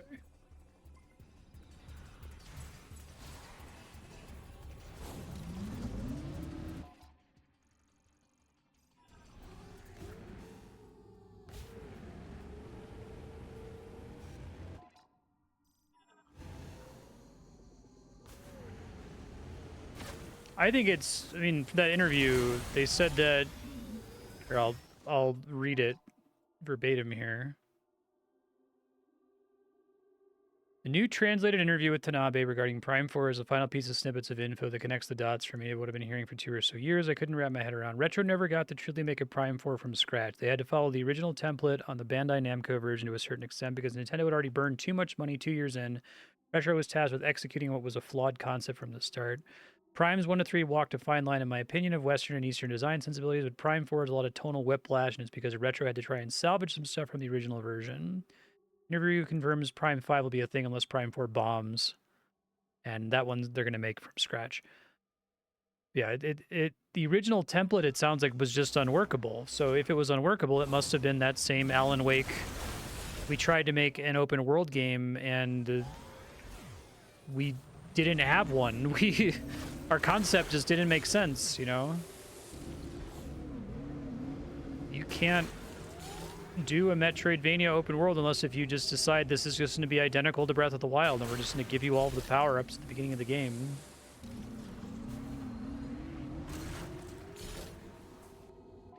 It feels like it's like a frustrating, borderline obvious, like, math problem.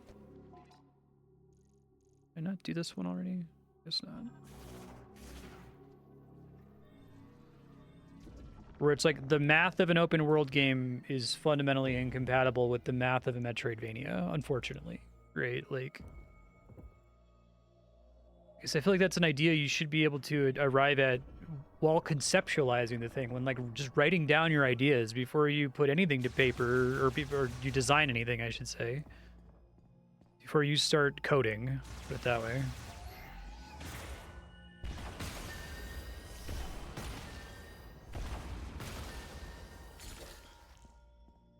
But even before you put it to paper, while it's in your brain, you should be like, yeah, that's just not going to work.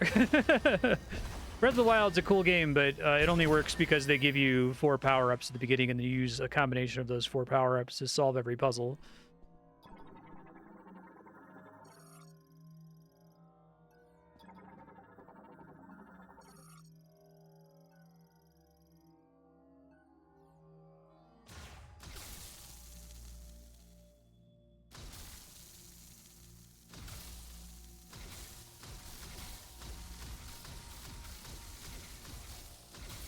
How is that supposed to be possible?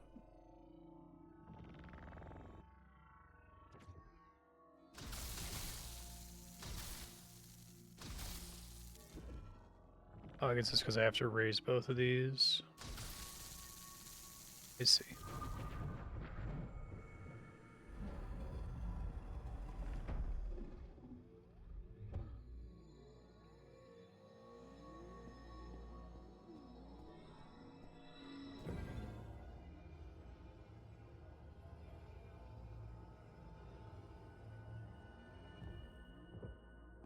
It's funny that, like, this one didn't have anything blocking me from entering it, but the inside had a electricity puzzle. The other one had an electricity puzzle, or an electricity blocker on the outside, and then the inside was just solvable without using any tools. Like, what the fuck? What is this game? Why is it like this?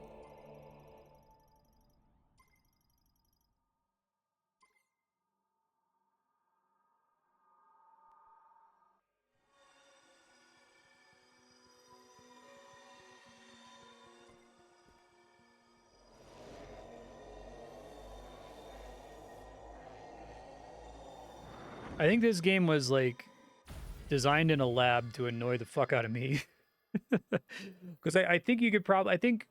I know that it didn't do very well on Metacritic. It probably scored higher than it should have, but still, I think reviewers did identify that this is problematic. Stuff like the desert is super obviously problematic, right? But I still think it's pretty possible to play through it and just kind of let the structural badness wash over you a bit if you're not, like, commenting on it constantly.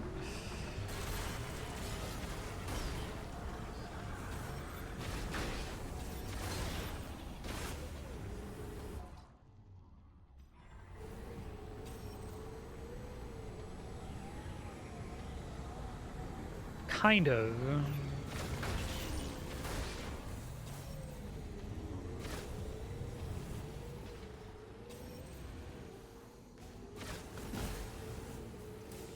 Like, does it mark if I finish these, or do I just have to remember that I did them? I guess if the shrine is labeled, I probably already did it.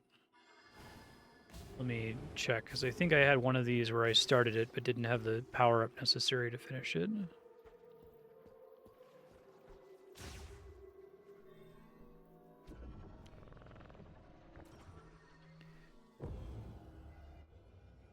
Arkham is Metroidvania like in a lot of ways. So is like Tomb Raider 2013. But the open world stuff is, I would say it's not core to the experience of playing it the way that, hold on, let me do this.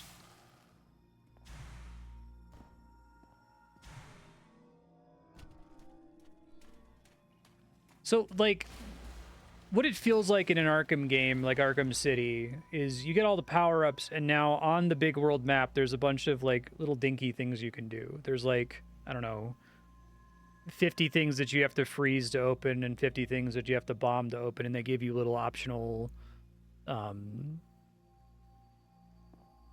Riddler trophies and crap like that, right? Like, it's like a little scavenger hunt at the end of the game. It's not structurally, okay, travel through this area and notice this little tiny shrine over in this side that's like hardcore necessary for progress. The game is constantly telling you exactly where to go, and if you wanted to play it as just a purely straightforward action game, you could just follow the objective marker for the whole game and ignore almost all of the open world content and be fine, right?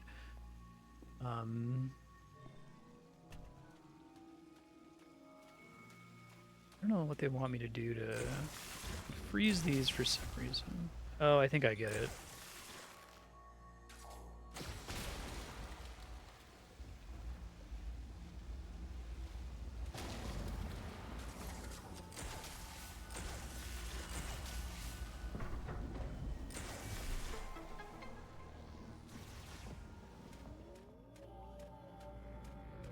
This one...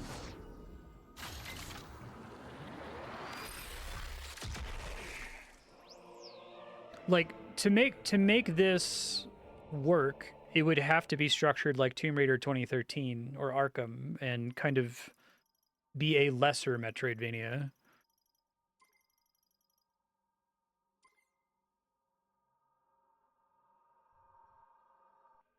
Like, I don't know, I have to think of a way to characterize it, but I don't think that Tomb Raider 2013 is a full. It doesn't feel like it's a full Metroidvania. It's like it's an Uncharted game with Metroidvania characteristics. It's like we need a different term for it, I think.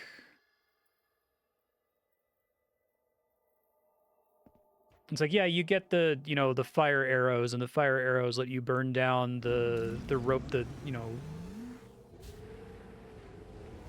the burnable doors.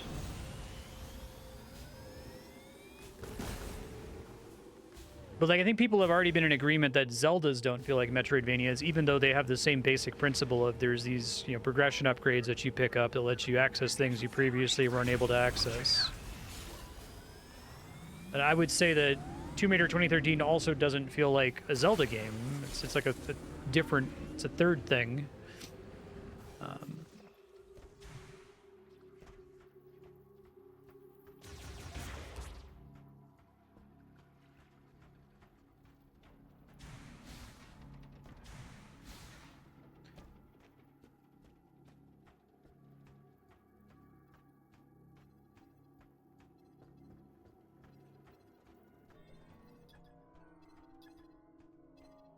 What is this?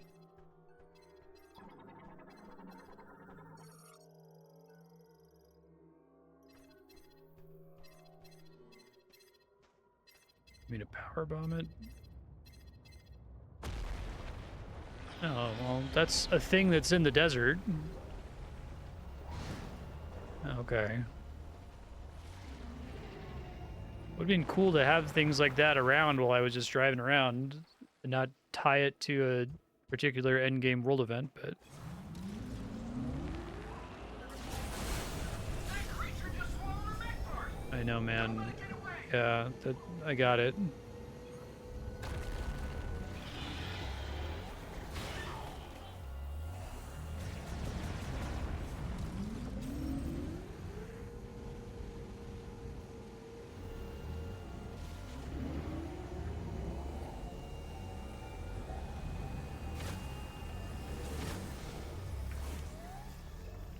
You would not want me to use this?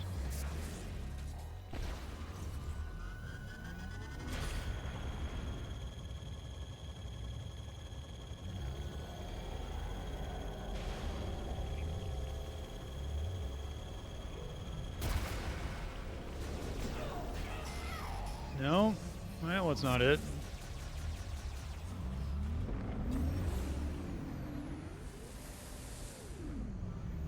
This sucks, man. I don't like this.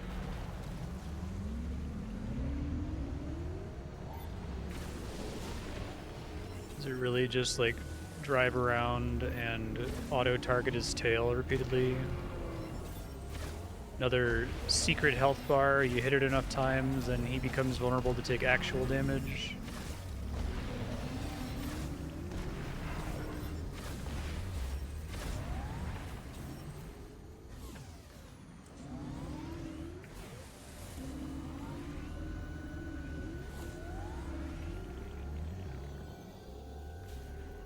Oh my god, this shit sucks.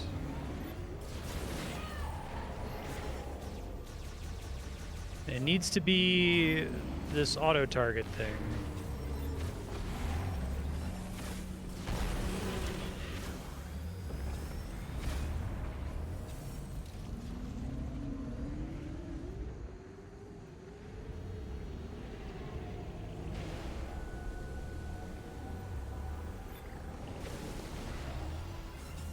To tell my friend who's a big Dune fan that someone managed to make a sandworm suck.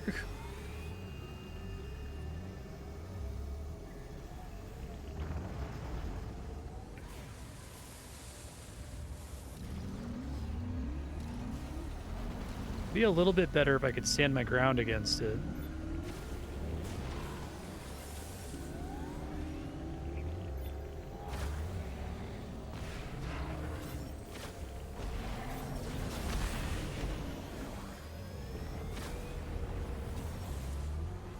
Shit, dude. Wonder if I can do like a power bomb or something. Probably not, given that it seems to want me to do this one specific thing, but... Nope, that did fuck all.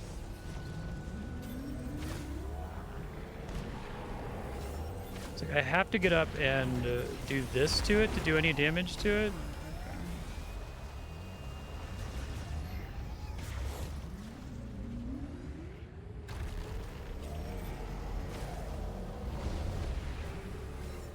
I don't have a lot of bike charge energy though, annoyingly.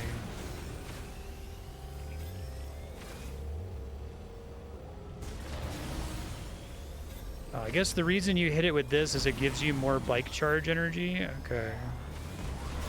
That's the only way you can actually damage it?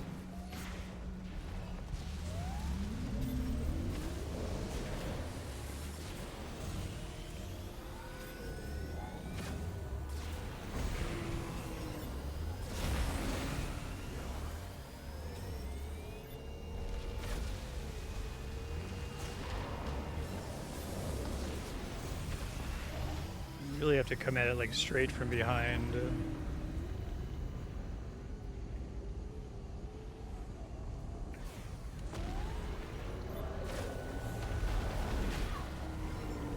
Hell, man.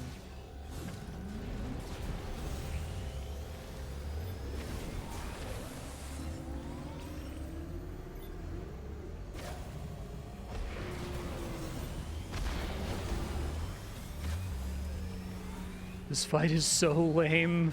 It's so lame.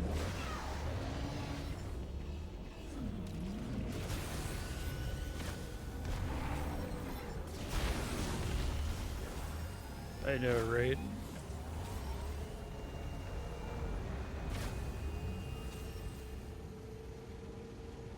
At this point, just make me hit it like twice, right? Or do the Mario thing. I think that's probably a big part of the problem with this game. Every boss is spiritually a Mario boss, right? A really simple Mario boss that has about 3 hits worth of depth to it. But it can't be a Mario boss because this isn't a Mario game. It's a Metroid game, so... Oh, don't give him... Make him more annoying when the fight's almost over. Jesus.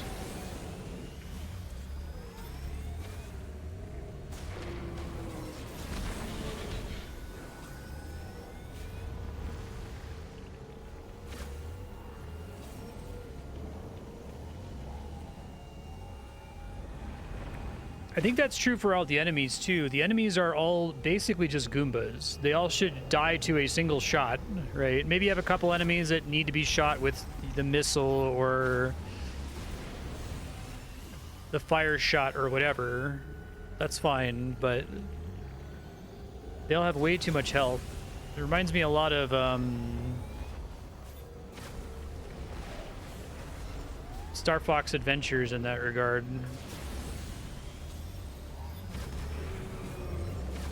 God damn it.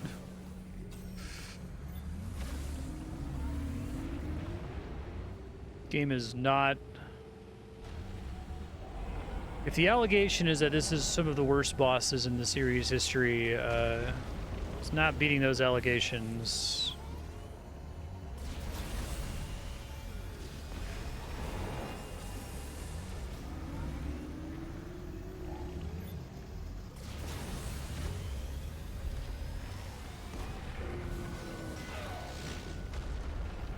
I need to like let him hit me so I can get the right angle on him to hit his tail.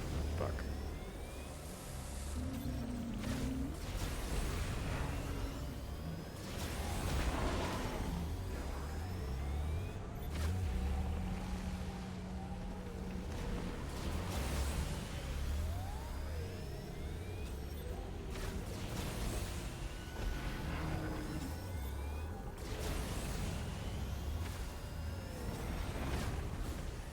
Having to like hit his tail with the charge attack to get the B charge back feels really bad. Like, I feel like you should just be able to press the charge button with B as much as you want, but they needed to have another upgrade for you to get to kind of justify more of the open world content. But that's part of what makes driving the bike feel so bad, is that you cannot go fast because you only have 2 of these charges, or 1 to start with. I think I actually have an upgrade that gives me a second charge.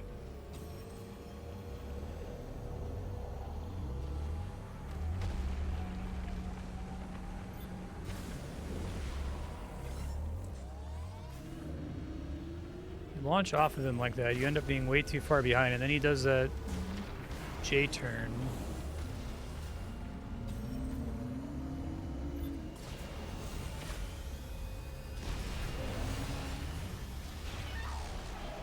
Actually better for me to be able to reach his tail.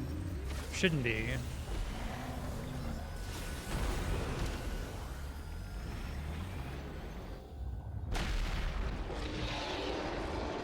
What a waste of time.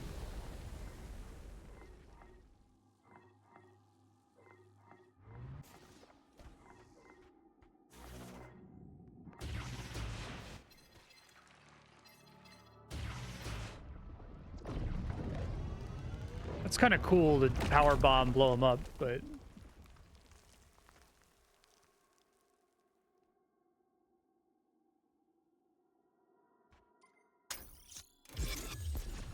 I don't think you get extra damage from the green energy. It doesn't make your bike do more damage, does it?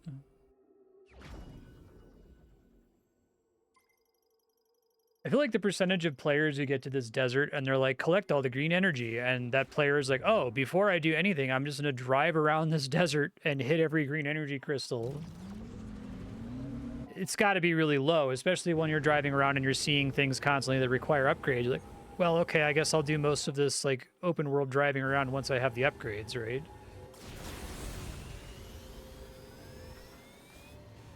I've hit tons of them. I think I've hit every single green energy crystal on the perimeter of the entire map. Like, and I've like painstakingly hit them too. I've done this thing where I hit part of it and then turn around and make sure that I land right on top of it.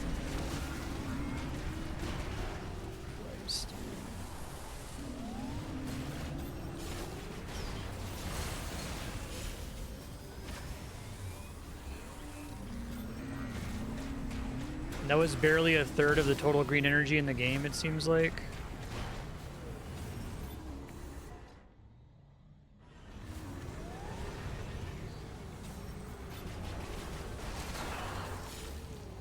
God. These enemies definitely are Goombas that need to die in one hit.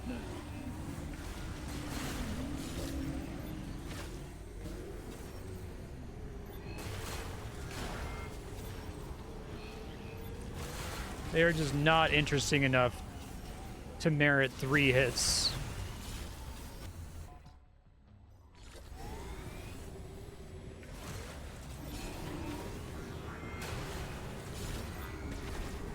I'm just gonna hit one at a time for now, and if I have to drive back through the map, I will.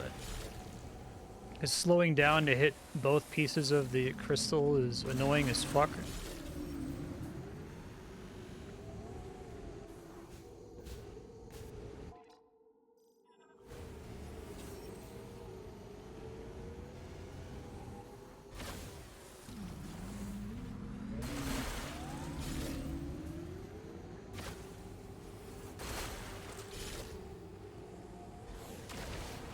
Yeah, that doesn't affect... We were talking about the worm boss, right? The worm doesn't use my shot damage.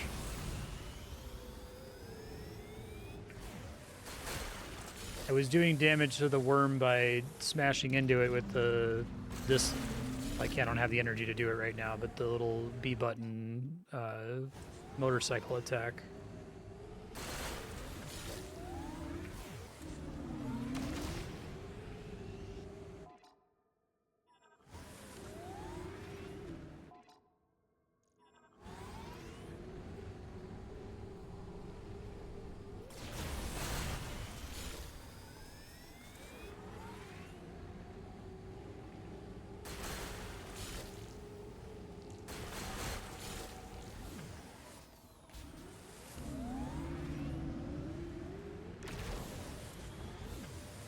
Is one of the green energy upgrades that your bike does twice as much damage when you press the B button?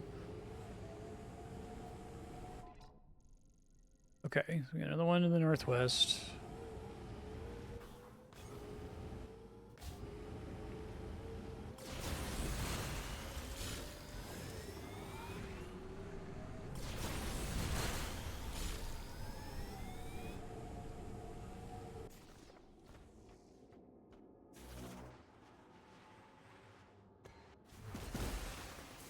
I don't have any power bombs. Okay, no.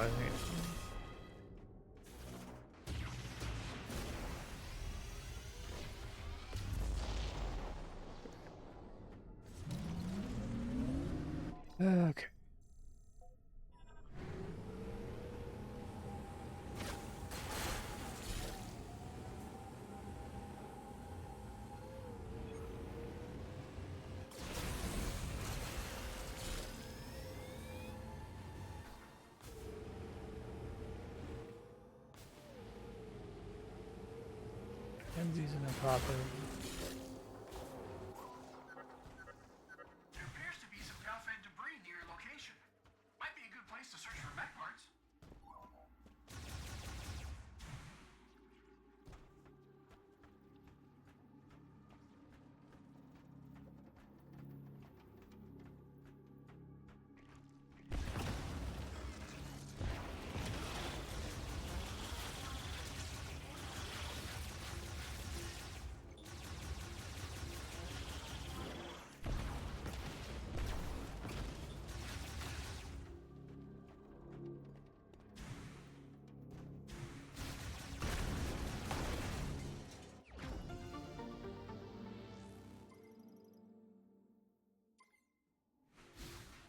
If they expected players to get to this desert and get the pop-up saying, collect the green energy crystals, and for the player to do anything other than hit one green energy crystal and go, oh my god, are you fucking serious?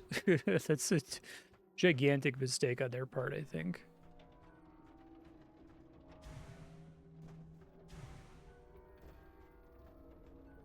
Are they all damage increases or something?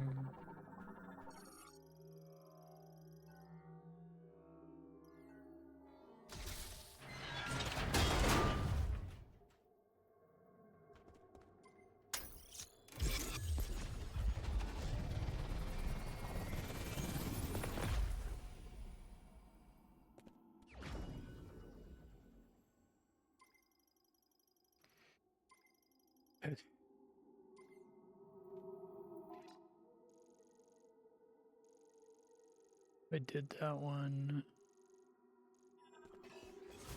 Really should put a checkpoint on there if you got the stuff from it.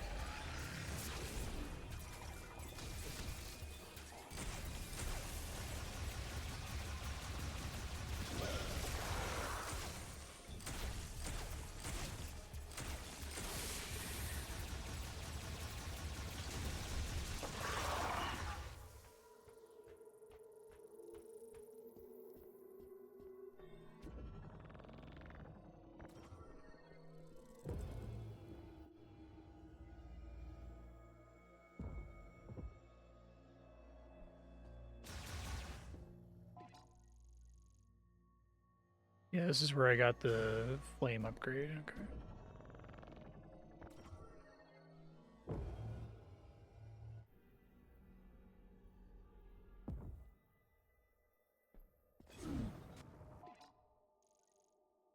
Okay, we can go do this question mark one.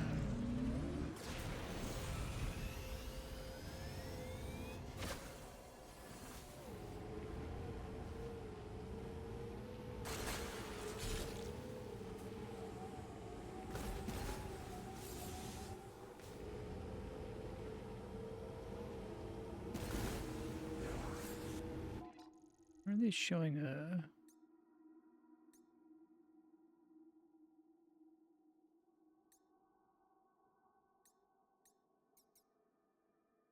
I don't know why they have a marker up in that corner, but go check it out just to see if there's something there that I don't know about.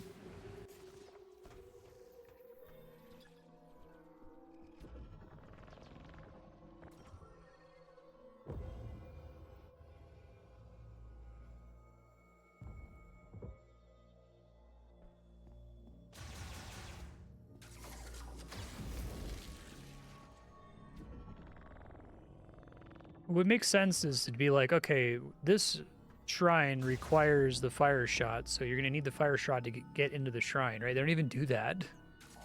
Like the super obvious thing.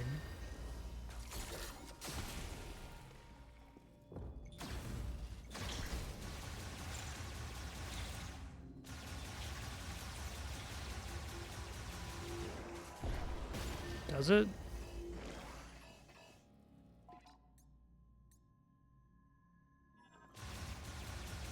I feel like it's filled up substantially since before, so the ones that you can power bomb must be worth a lot.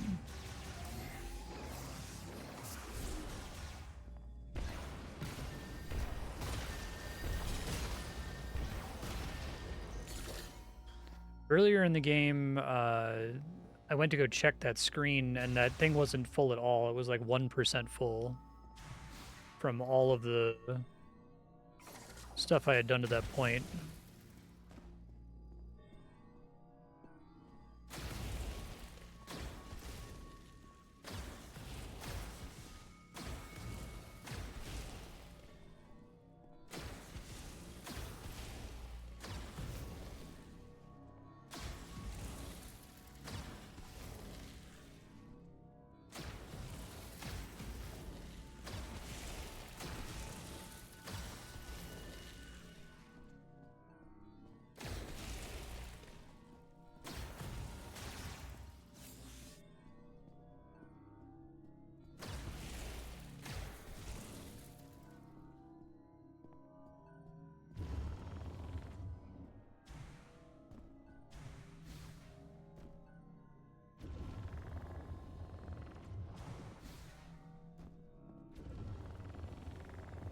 I wonder if this was originally a, like, Ultra Hand style effect.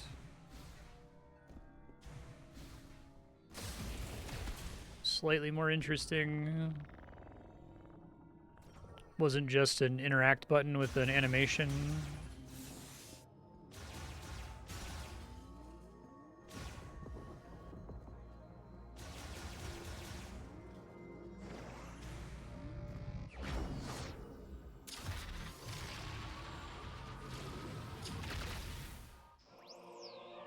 Super fire shot.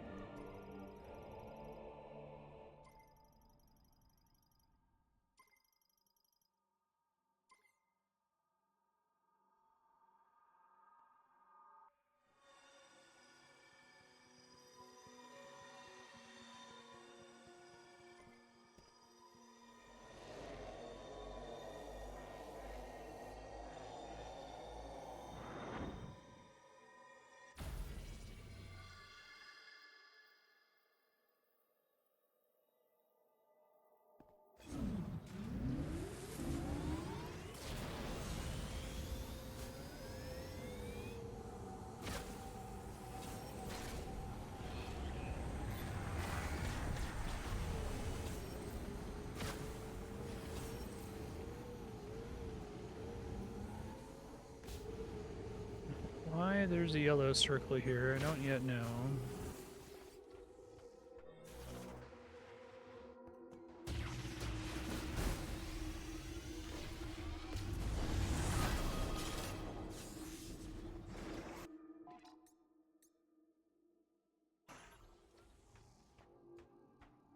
I don't know if it's better or worse that, like, maybe greater than half of the green energy you need is from those single nodes.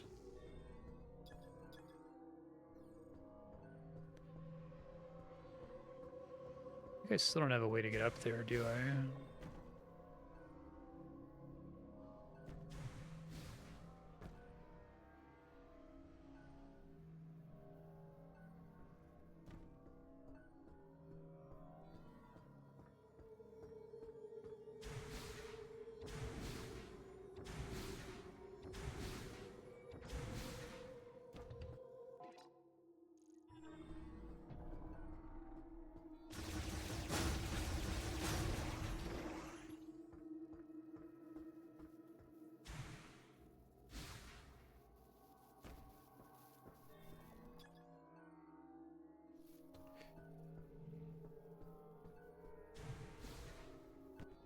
There's got to be an alternate exit that takes me there. I guess I can go in and see if I can find it.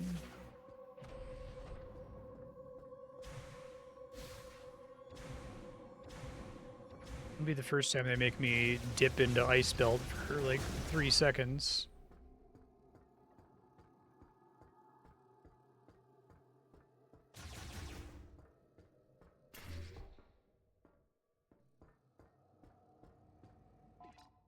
Yeah, there's an alternate exit.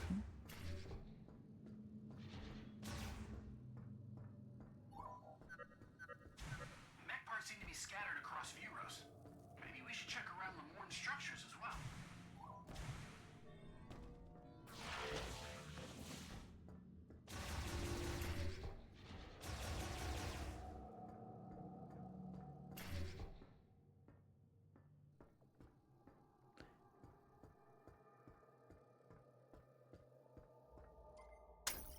That was the whole point of this. Awful. So, like, all of them are Federation structures around the map, except for this one. Maybe there's one more that's, like, next to a zone exit or something.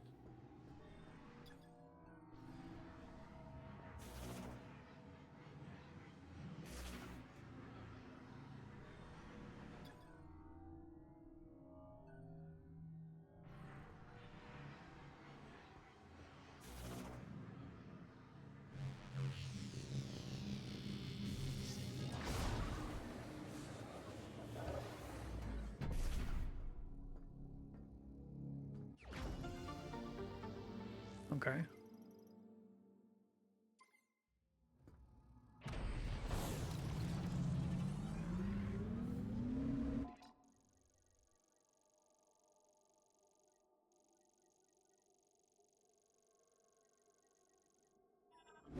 Hopefully it's one of those hexes I haven't explored yet.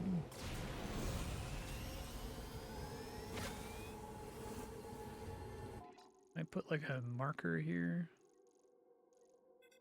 No, right, I can't. Southeast.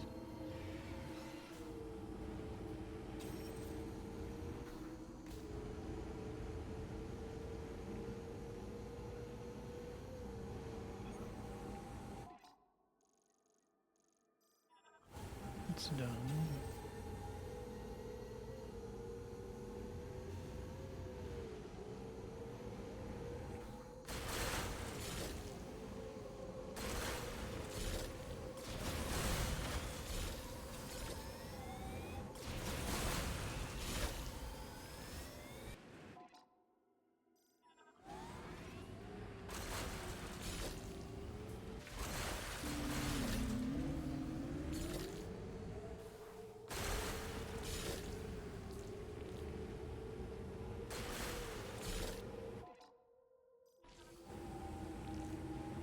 I wish the empty hexes were visible on the minimap too. I don't have to keep like checking like that.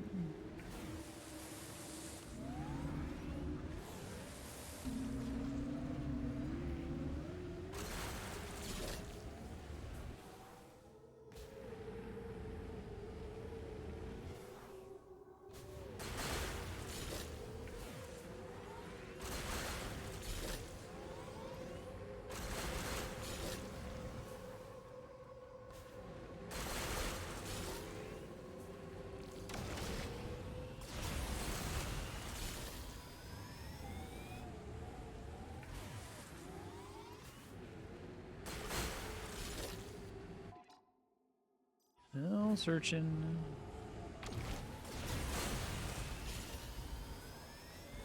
I feel like the little worm boss fight is like, it's funny because it shows that there's more than a little shame in this go hunt for the mech part sequence because it's so like low quality, and they're like, fuck, we gotta like give you something to do.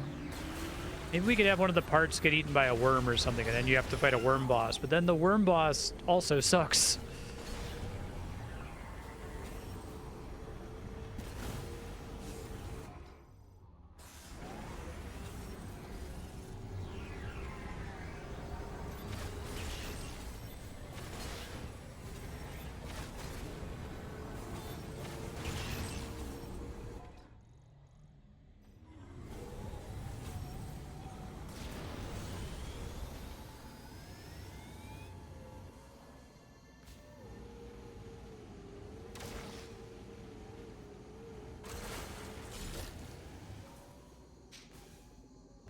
The dungeons being pretty lame in this makes a lot more sense if you imagine, like,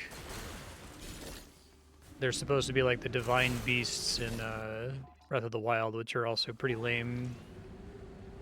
At least as far as Zelda dungeons go, they're underwhelming.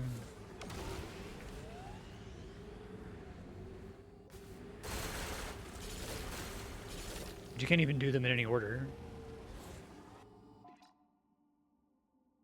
Hopefully there's nothing important on the handful of little hexes I left uncovered there.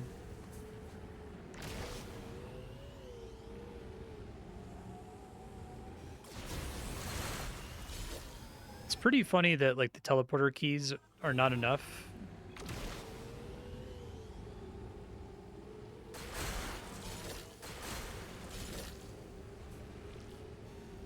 I will look up the last mech part in a second if I uncover all of these tiles and don't see it.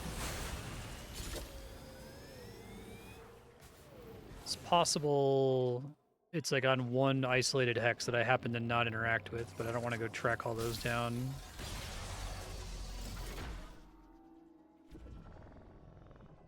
It's like the smart thing to do is to make this a lightning dungeon, right? Have the thing outside require the upgrade that's required to do whatever the inner trial is about. Maybe it will, but the other ones haven't.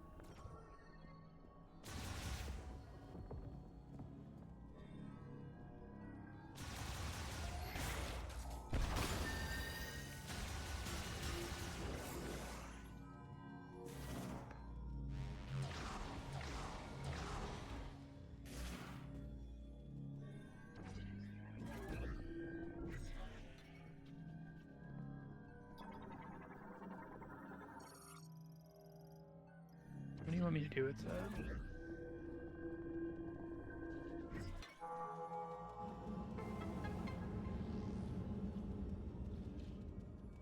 Okay.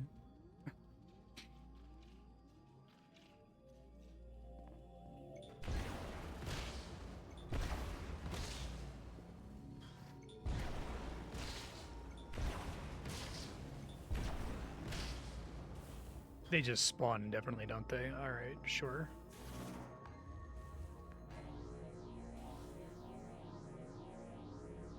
Guess this is technically a thing.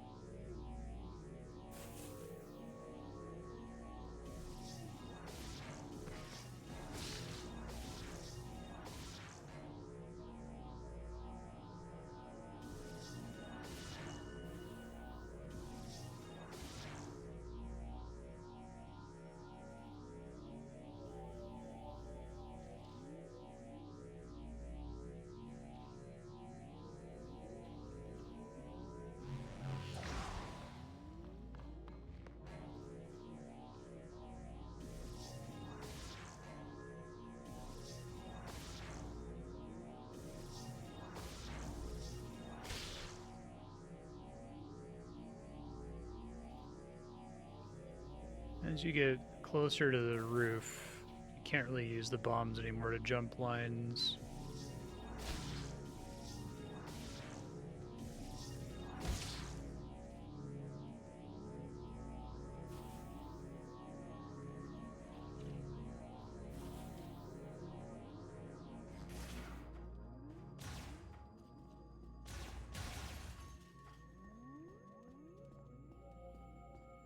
I feel like if you want to make these shrines work, there have to be like 100 of them, like in Breath of the Wild, and that requires that you have like 100 unique ideas for things to do with Metroid power-ups, which I feel like I've played Metroid games where you could come up with 100 unique ideas, but so far the main dungeon design, this ain't that game, sadly.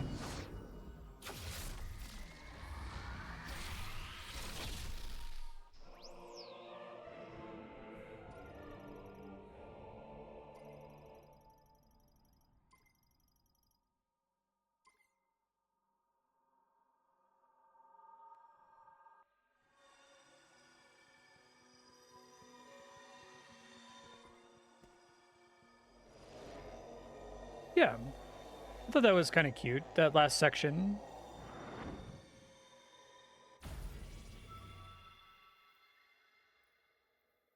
That's on. This game now has had what, 6 ideas? I think that counts as an idea, though. It's cool. I'd like to see significantly more of that, but you know, it's something.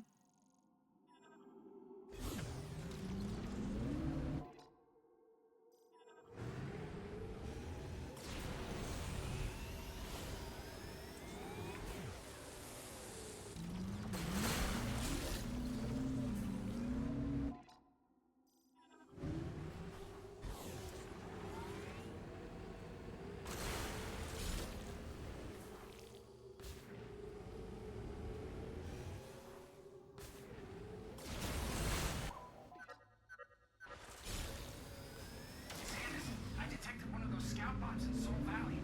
It's near the entrance to Vault Fortune. I'll update your map.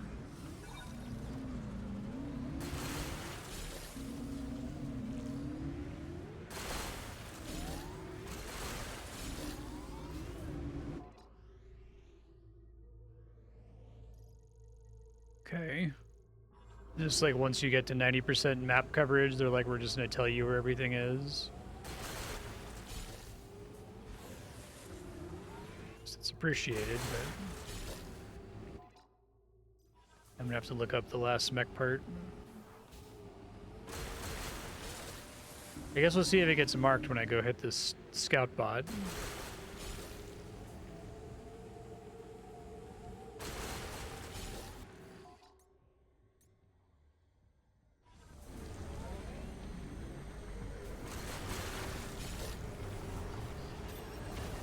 These things should not have as much health as they have.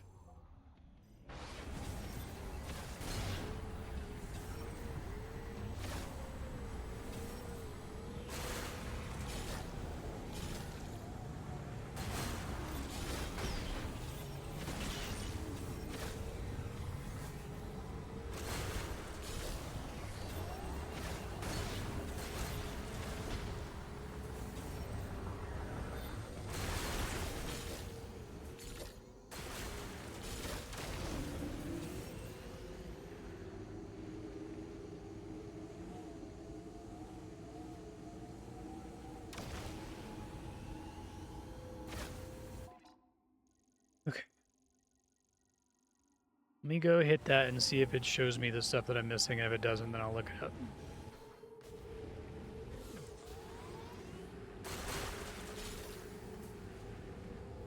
That might be the one that's like there's like a place you can jump up to in that corner, and then there's a power bomb block you have to explode.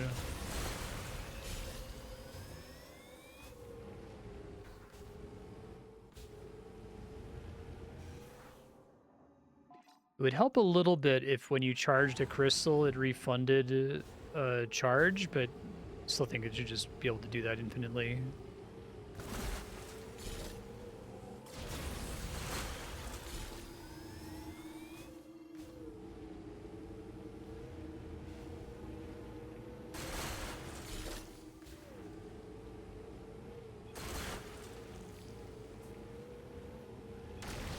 Oh, this isn't the one I was thinking of, but that's okay.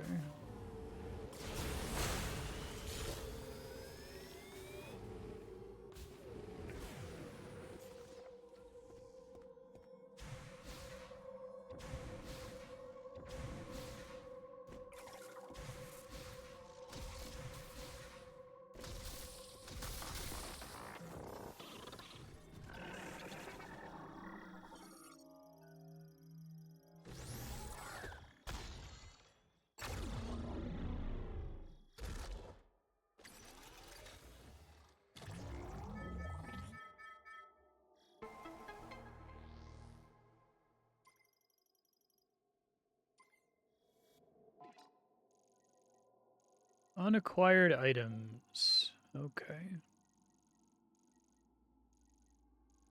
Unacquired items in most of these little side dungeons. Alright, well.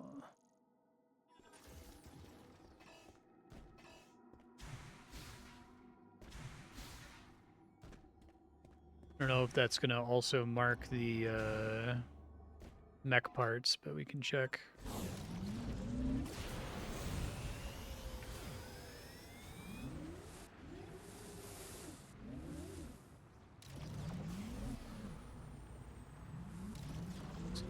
Technically inside here.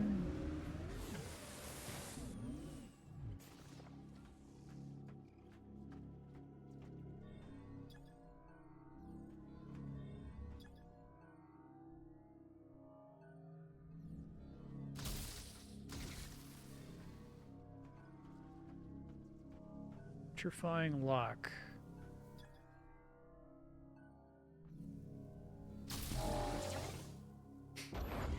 Okay.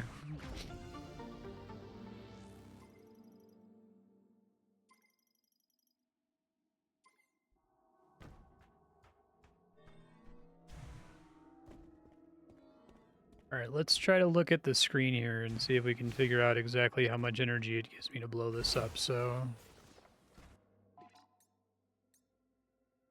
Yeah, have the cooldown, that would be fine.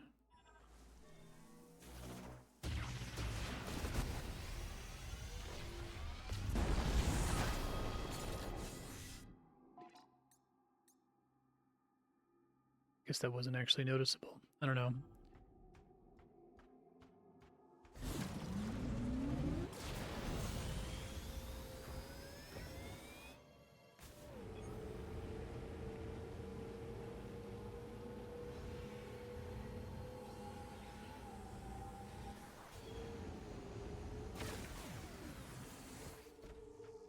Does he have another item for me just from talking to him?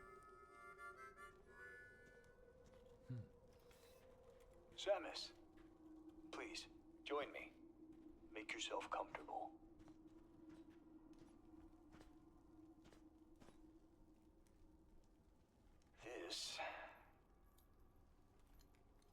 This belonged to my father.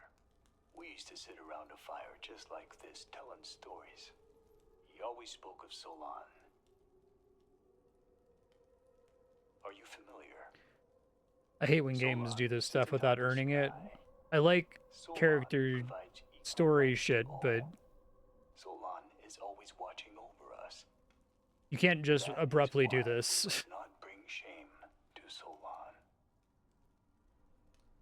I have made mistakes, many mistakes. But through Solon's light, I find balance. Thank you for indulging me. I've missed these campfire stories.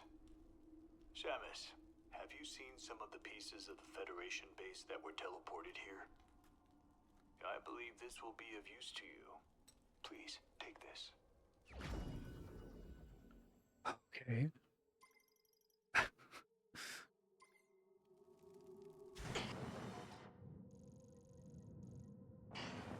Good hunting, Samus.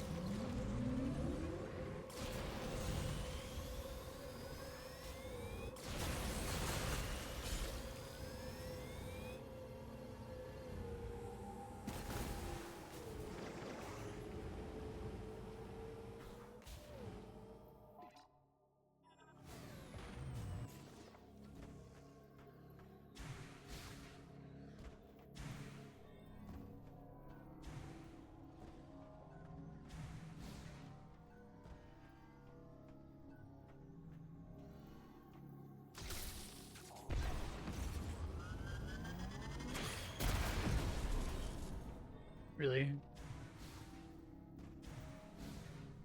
Oh, it's just on the roof. Okay.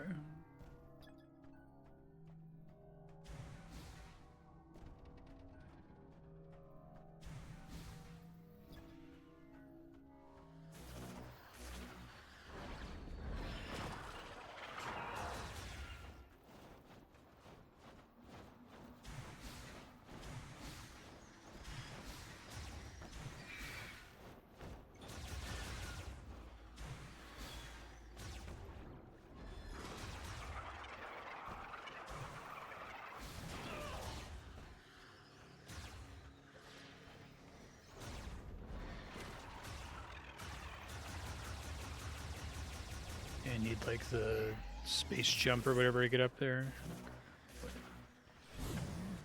It's a missile expansion though, it's not something I actually need. Let's try this, I guess.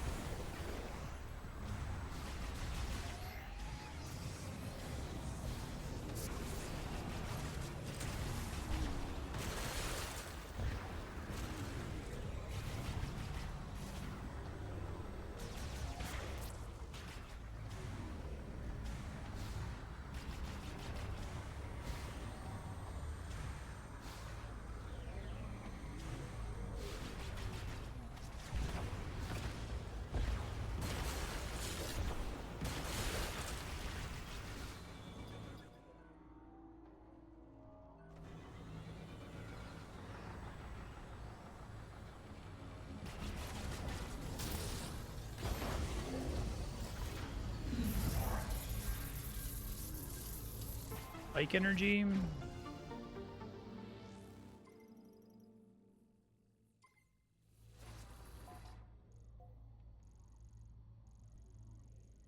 All right, I don't know where the last mech part is, so I'm just gonna look it up.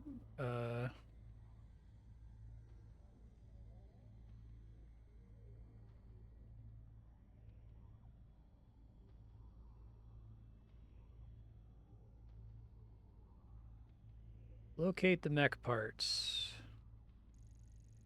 There's one. Okay, we got this one. We got this one. Got this one.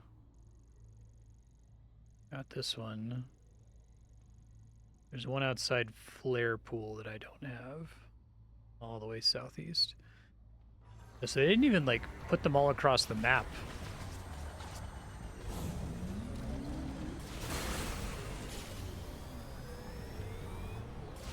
They had to throw 2 of them just outside of dungeons.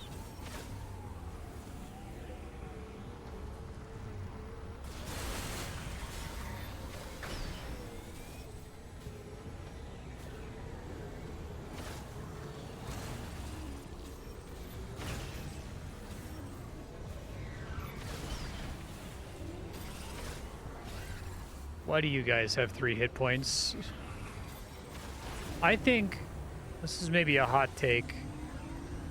I think there is a very difficult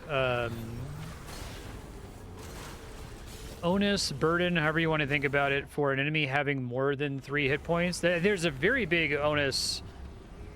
There's a burden you have to prove why your enemy requires more than 1 hit point, right? Like,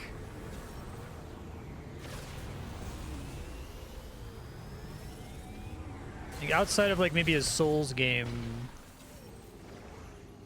if you want enemies to take more than 3 hits to kill, you better have some. It better be a boss most of the time, right?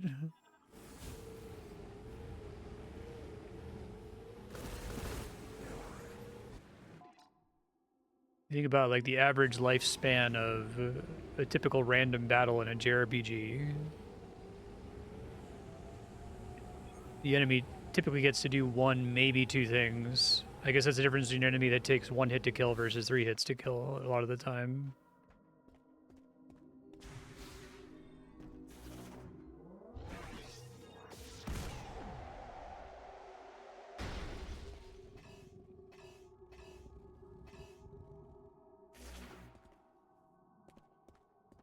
Do I not have a... Because I've already been here and already interacted with this, so what am I missing here?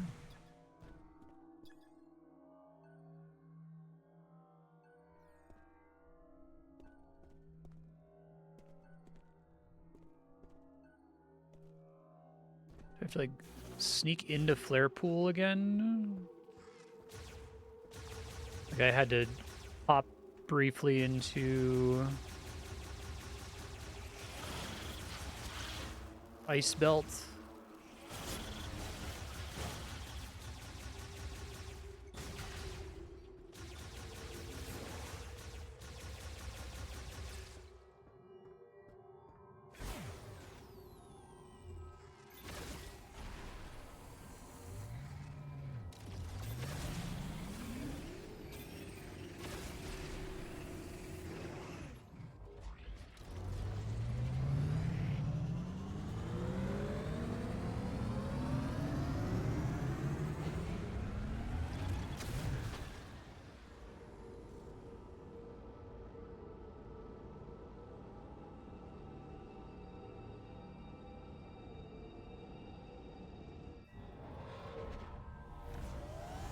Flare Pool.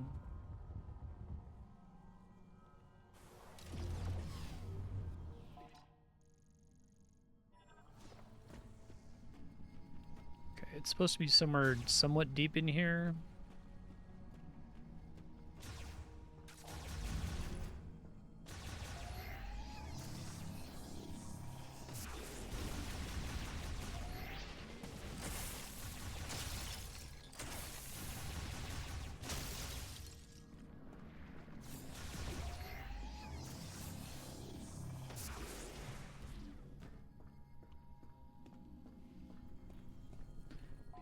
Game needs way more music.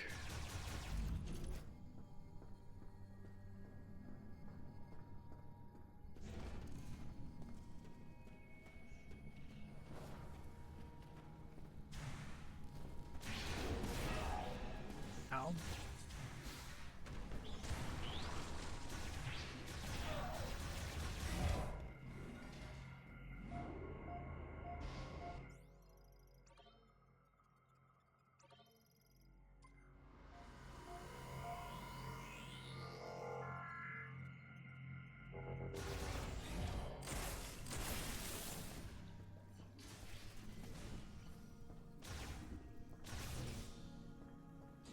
Did have a marker here before.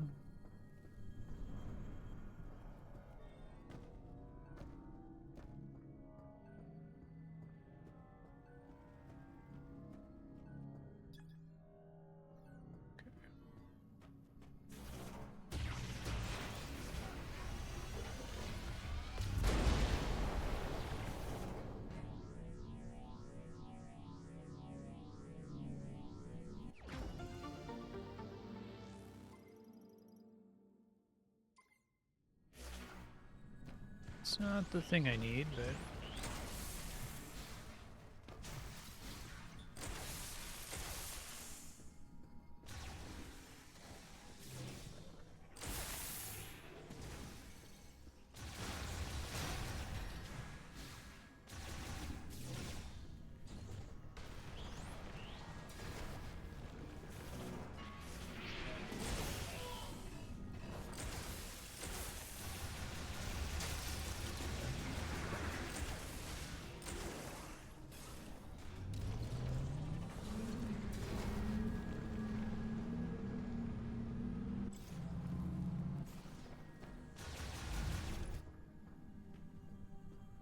Is it the wall behind me here, maybe?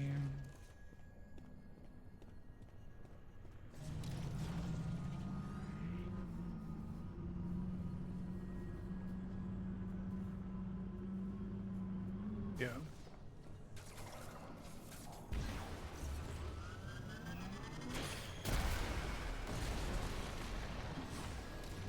I feel like that's not significant enough to... I mean, it kind of stood out, but compared to all of the other mech cart pieces, it was a little weird.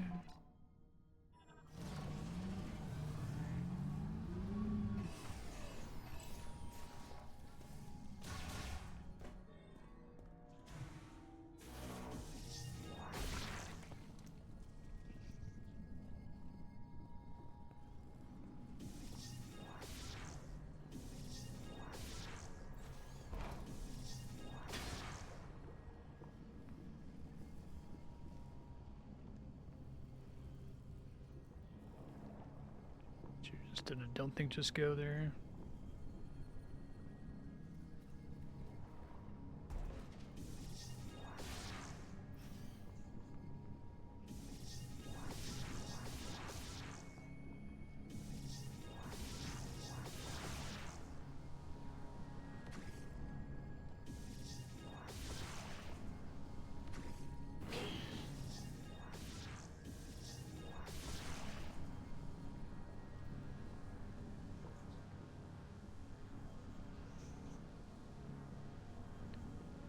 Thing just always going.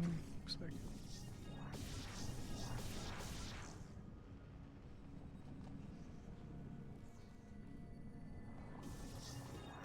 Right.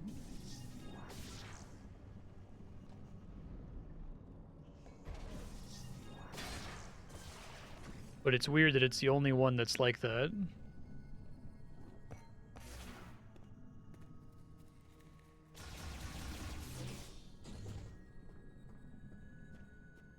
Make me fight a boss for it?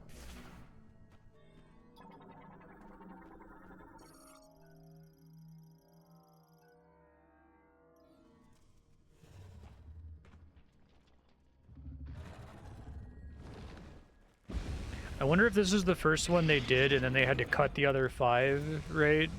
And just put them on the map kind of awkwardly.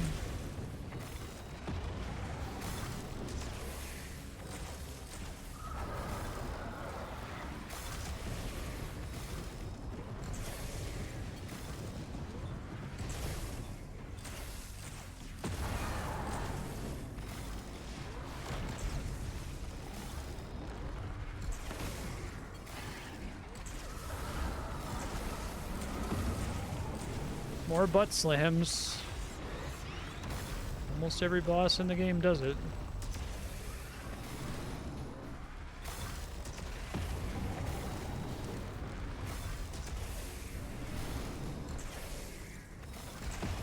I think it's doing damage to him, but I can't tell.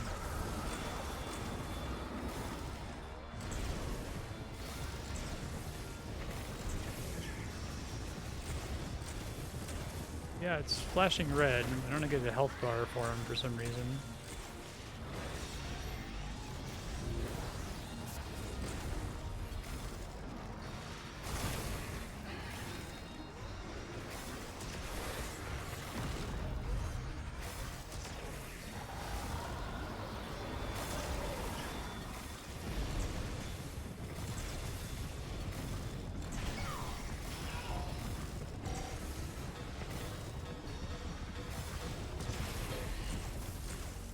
Which part of him is supposed to be able to hit to damage him here, though, is the problem.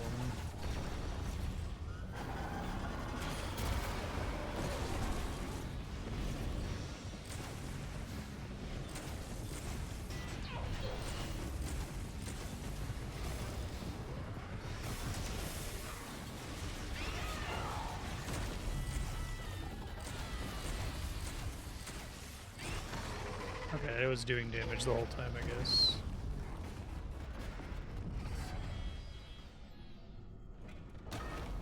Hooray! Knocked it over slightly.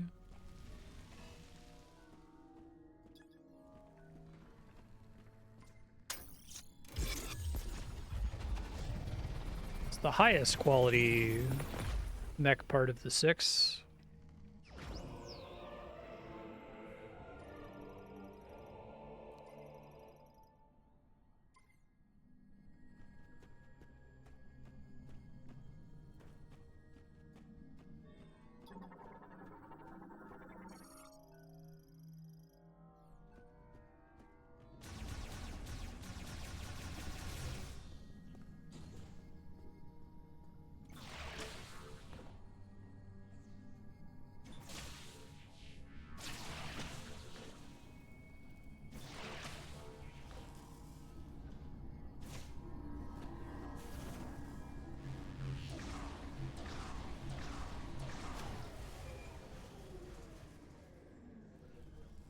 Turn off the lava. Okay.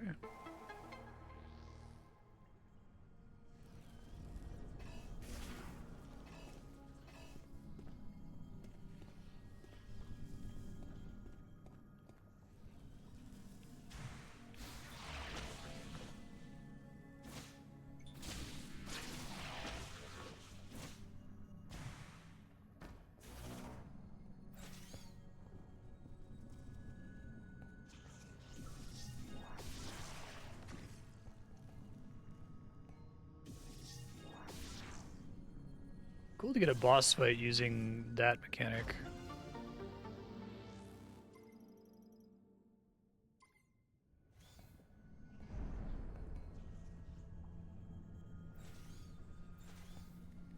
Right.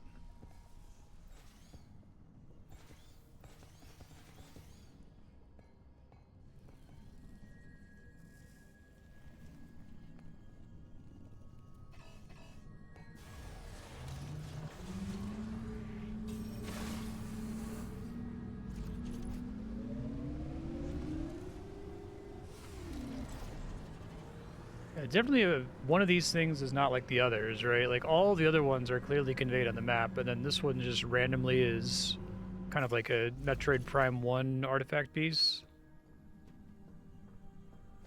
Really strange.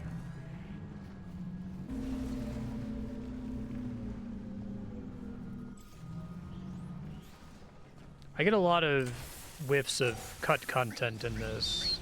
They had way more aggressive vision for this game than they were able to deploy on.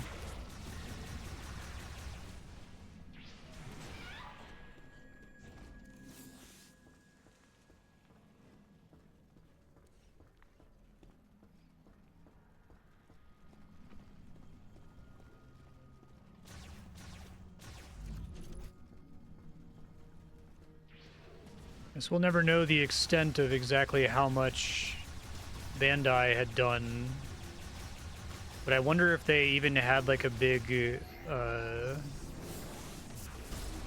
like outline of what all the upgrades were supposed to be, and had already structured the game in such a way that they needed to have that exact number of upgrades, even though they didn't really have the content to support providing all of those upgrades, right? They knew that the teleporter chip and the fire chip and the ice chip and the thunder chip all had to be distinct upgrades. The different mech parts and shit. So like, fuck, I guess put them in the desert. I don't know.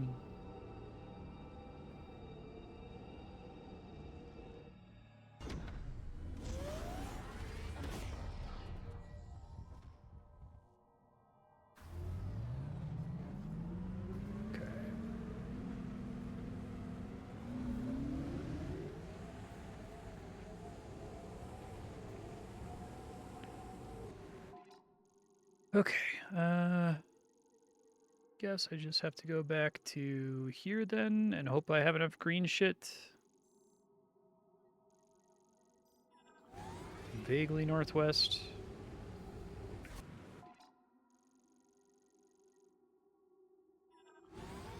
I think I marked something. Maybe I didn't.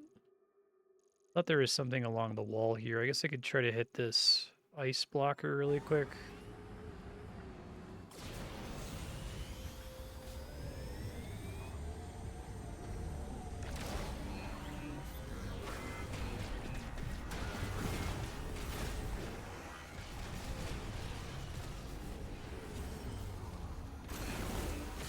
I'm worried now. I might not even finish the game today. I do have a hard stop. I was expecting to have plenty of time left over based on what seemed to be the amount of remaining content. If I can't finish, I might need to just finish off stream and stitch it onto the VOD. I don't know. I'm kind of shocked.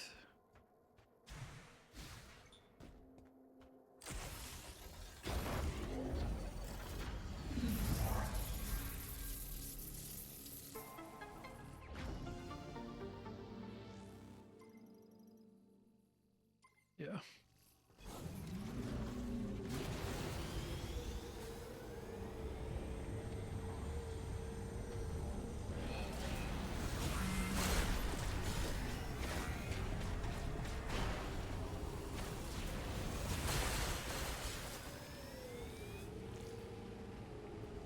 This whole ending sequence is very low quality, even for a game that's generally kind of stretching it all the time. I feel like those flowers at least should give you a full charge. Like, take you from 0 to have all of your charges full, so that if you do have a lot of the upgrades, it feels pretty rewarding, like you can do the Akira slide more.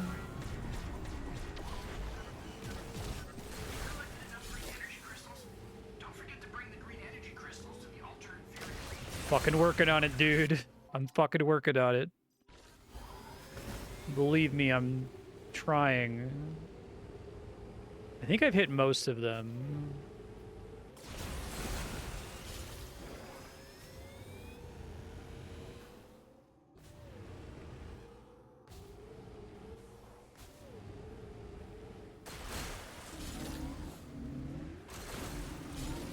Focus M.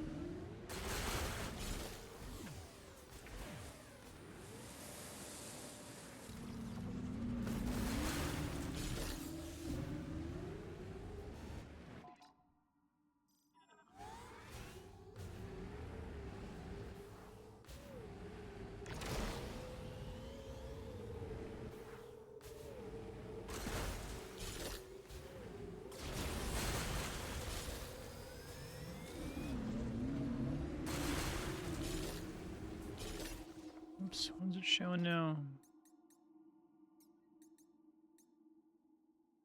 Still not enough. I guess I have this second upgrade, though. It might honestly be easier to just missile these. Because they... Oh, it doesn't fly to me if I missile them. Holy fuck. This game makes me say holy fuck a lot. Like, you gotta be fucking kidding me. There's no way you're serious about that. Like, no, they're serious.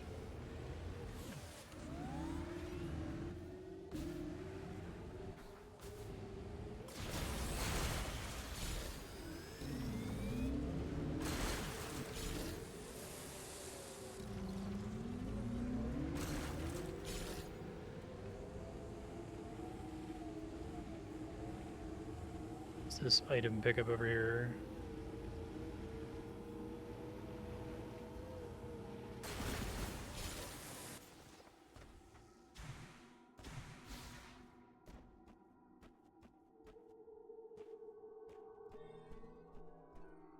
It says there's an item here.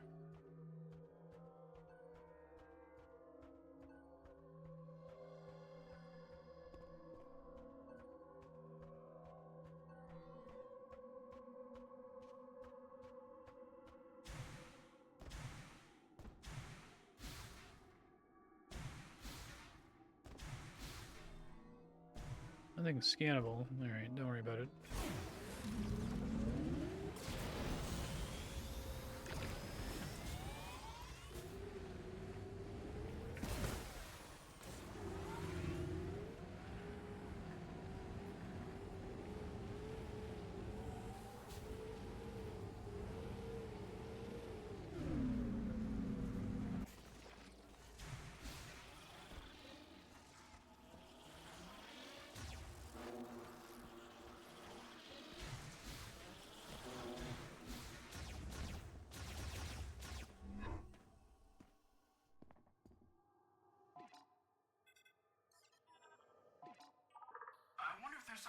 Soul Valley, where a bunch of green energy crystals are clumped together. I'm gonna kill you, Mackenzie. I swear to God.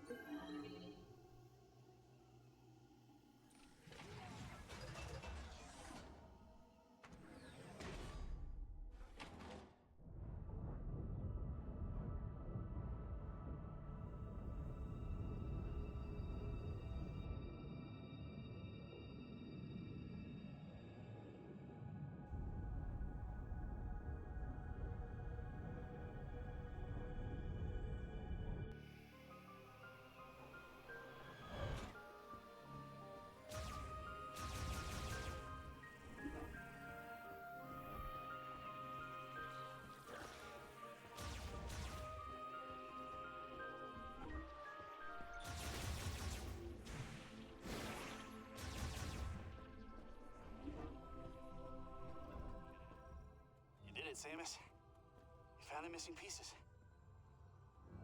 That was everything I needed to fix Betsy. You know, the mech. She is good to go. Excellent work, Samus. With the mech repaired, we'll be able to destroy the force field around Chrono Tower. Yeah, we're gonna want to be careful with that. Just saying I had to get a little creative with those repairs. Yeah, I can only guarantee about 80% functionality. Oh, just 80%. That's good, Gearhead. We trust Oh you. man. I have to like disassociate during these cutscenes to not just get Come back really and see me when angry. you're ready. I wasn't getting angry before. I was just like, maybe they're like doing a thing, but I've completely lost all faith in this game now. What little faith I had.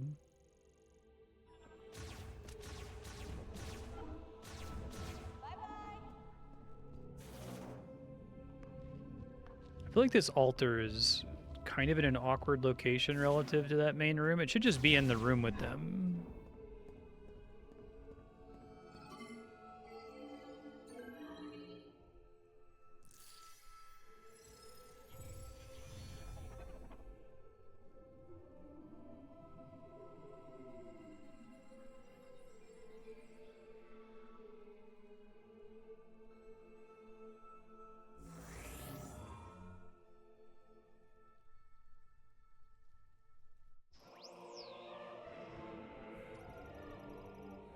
Okay. That has to be a progression upgrade, right?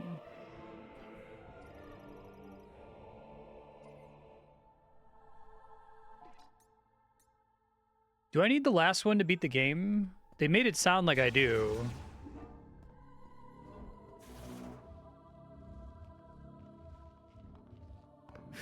Great.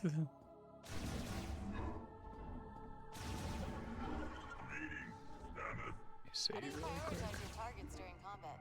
I have programs to protect myself.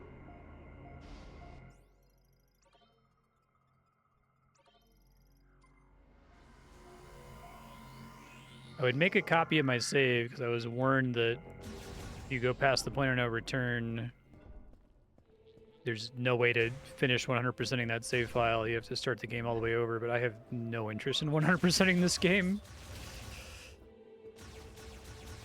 I think making me get the full green crystal thing is already absurd.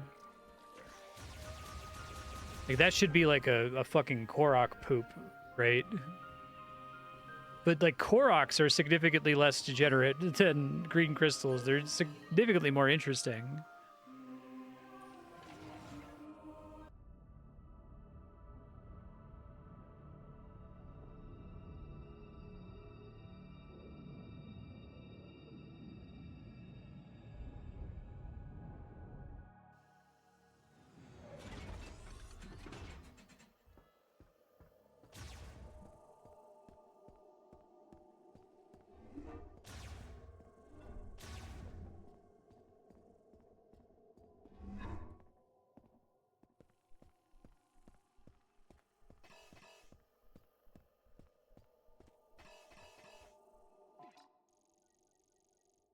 Wait, so how does the green crystal thing work?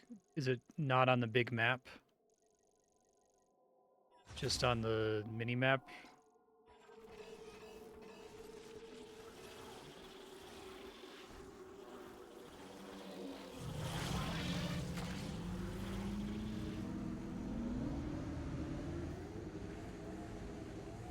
Great. It would have been nice if it was on the map.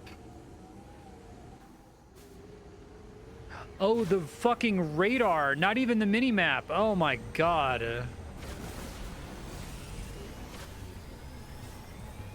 Jesus fuck.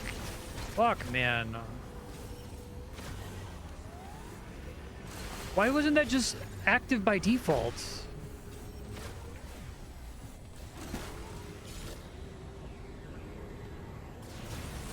Holy shit. Why are you the way you choose to be?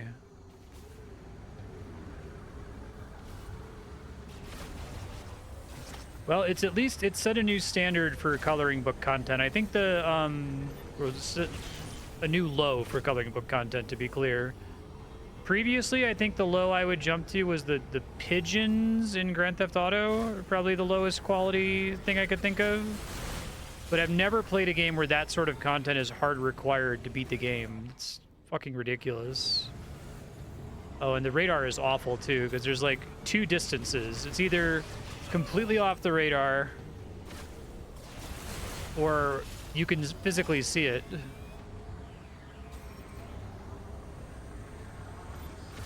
Christ. I'm fucking working on it, dog. I'm fucking working on it. Shut your mouth. I swear to God, I will kill you. Bro. Holy shit.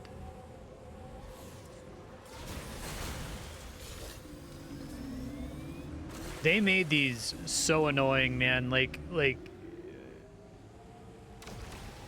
everything about them is precision engineered to be irritating. It's the fact that, like, it's not one node. It's a series of 3 nodes, 2 big ones that are usually lined up with each other, and a third one that is slightly off from the other 2.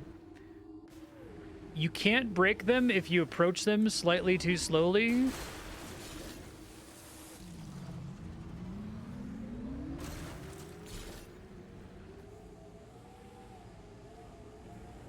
I think it's kind of a triumph that this fucking mechanic has been a constant source of psychic damage, right? Like, you encounter it the first time, and you're like, oh god, are they serious? Or like, it deals its an immediate burst of psychic damage. But then when you see it, you're like, well, they're not going to require me to do this, right? This is like a stupid, this is like to get alternate costumes for Samus or something, right? This is just like because they're embarrassed that there's nothing to do on this map, right?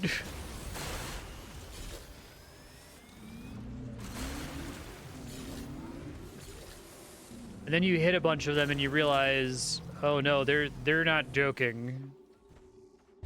They're as serious as a heart attack. It is better to jump off the motorcycle and just shoot it than to try to drive around and get enough speed to crash into it. In fact, that was probably slower than driving into it, but...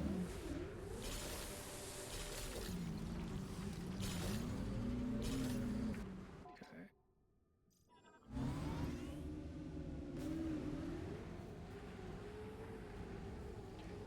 The little tiny crystal is just like the cherry on the shit cake. Like, it's completely unnecessary. It's just there to be annoying.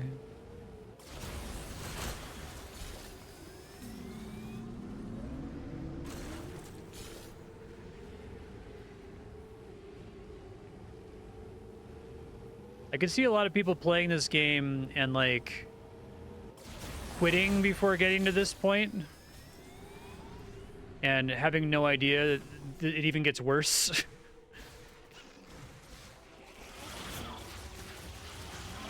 Like, those fucking green crystals, am I right? And they're like, yeah, that shit was really stupid. And it's like, no, you don't understand. It's dumber than you thought.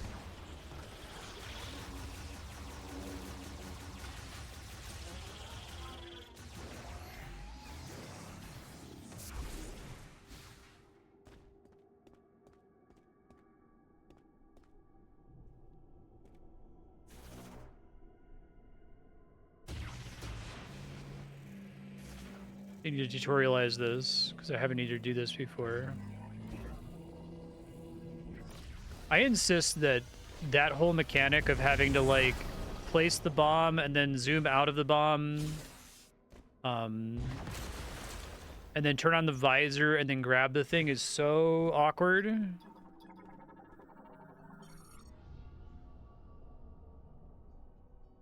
Lehtilia Salam, and Kanich Gazlatir Planet. Analich Kadan Gatil Ashazan Ageth. Gusane Shadi Haram, Basanit Kakuranesh. Sacha Steriklit, Shulite Din Saram, Kiafara.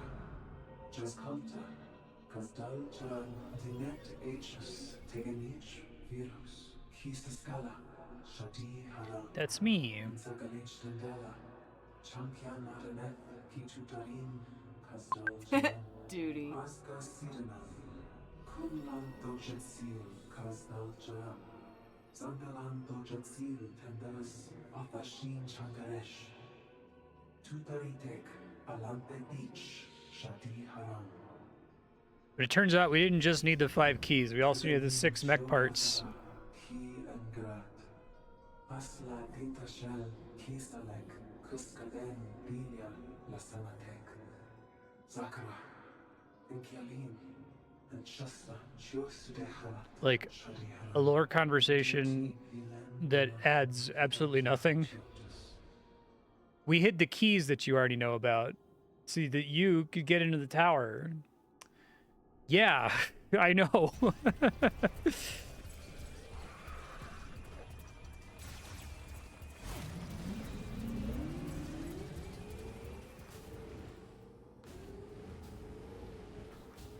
That has been very well established.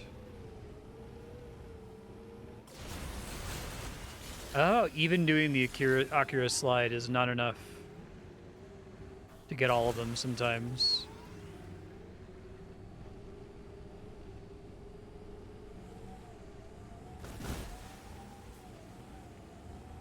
Oops. How the fuck?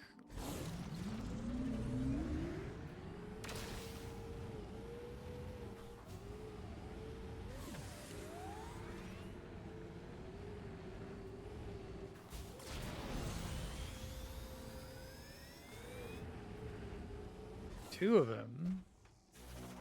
There is 2 of them.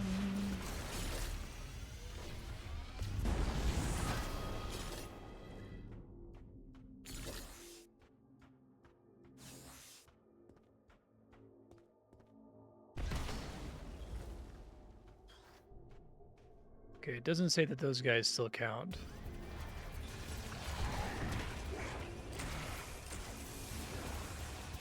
It's not worth fighting you. What am I even doing with my life? There's no reason to fight anything in this game unless if you absolutely have to. Okay. Holy fuck, man, I've been doing this forever!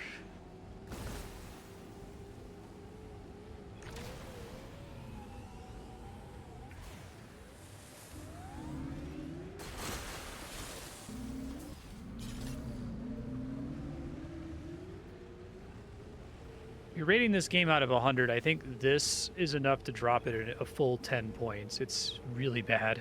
It's cringe.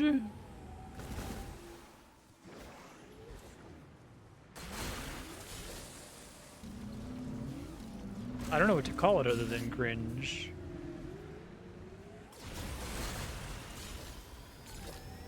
It's insulting.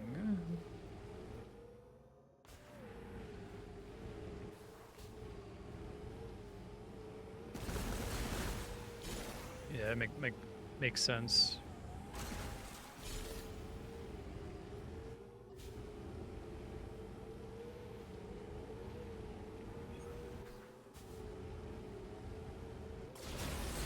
I think this game just shouldn't have been released. I think they should have just said, sorry, I know we got everyone hyped up for Metroid Prime 4, but we fucked it up.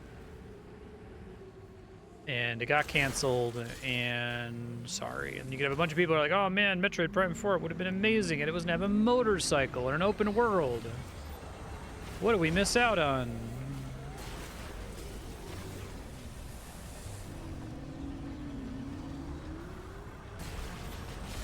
I've been talking about this in the last couple episodes, but I'm worried that Nintendo might be becoming washed. Because I feel like they would not allow a game like this to get released. Do I need to fucking powerbomb this to make sure that I get the...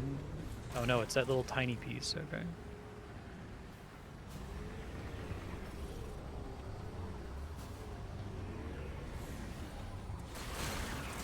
Historically, I feel like Nintendo's been very willing to cancel a project if the game's just not working. They'll be like, you know what? Never mind.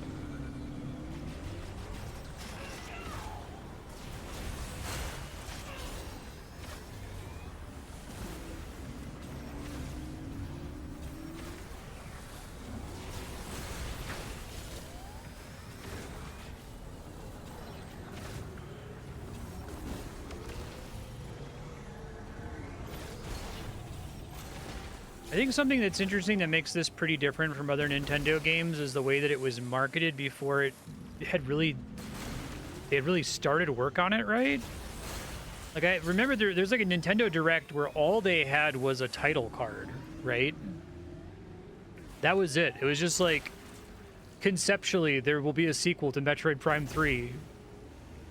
We're not going to show you anything because we don't have anything.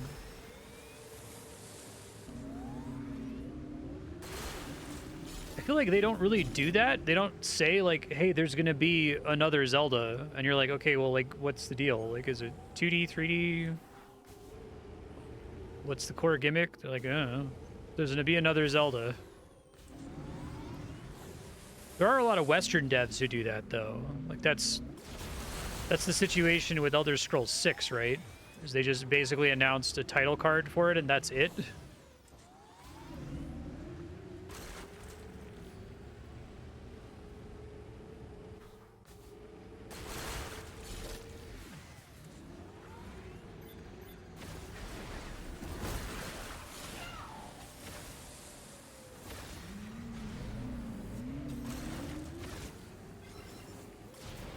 At least, dipshit, shut up. He was calling me pretty regularly earlier to be like, you need to get the green crystals.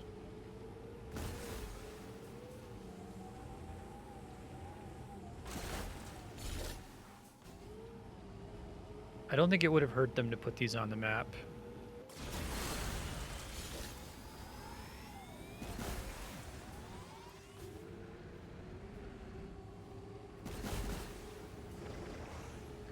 I think they should have done a thing where the requirement to beat the game should have been like 25% of the crystals. If that, honestly. And then whatever the current most useful mechanical upgrade should have been like maybe 40-50% of the crystals. And then all the other crystals are just a bullshit. We're going to give you a Korok poop, right? If you get all of them, okay, sure, we'll acknowledge that you got all of them, but we're also going to kind of insult you for doing that. It seems more like they want you to get like 80-90% of them.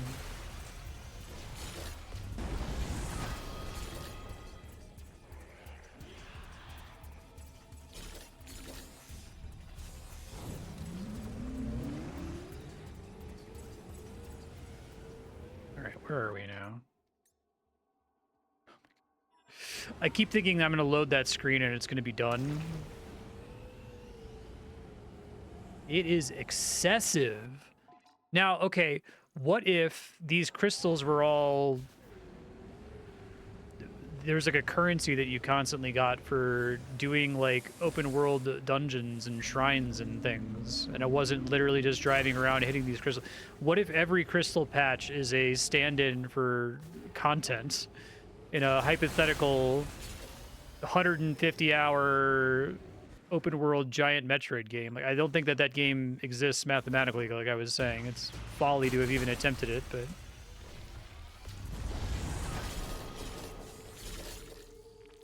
I think even in that case, it still would be inappropriate to require you to get this high of a percentage of them.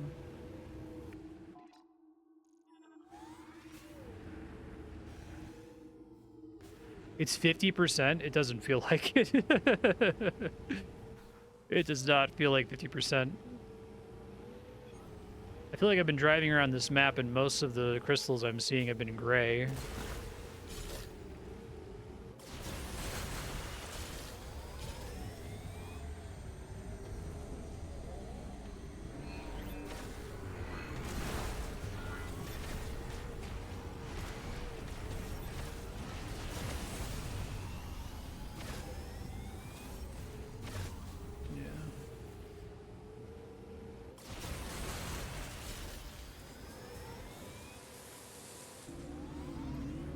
Yeah, that's where I wonder, is some of this sabotage? Is it like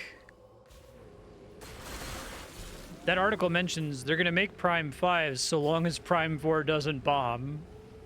Are they trying to make the game bomb so they don't have to do this again?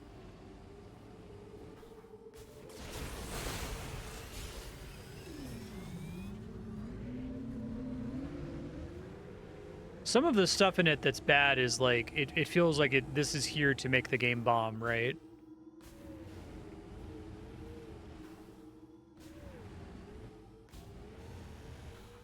Like, Mackenzie only makes sense to me as, let me try to get people mad at this game. I've relaxed this sort of stuff I'm willing to look at when people talk about this game on Twitter now, since I was under the impression that I was almost done with it, but not as almost done with it as I thought, apparently. But I guess that first Mackenzie cutscene where he's talking about being in the cubicle was leaked and discussed like a couple weeks before the game came out. I didn't even know that.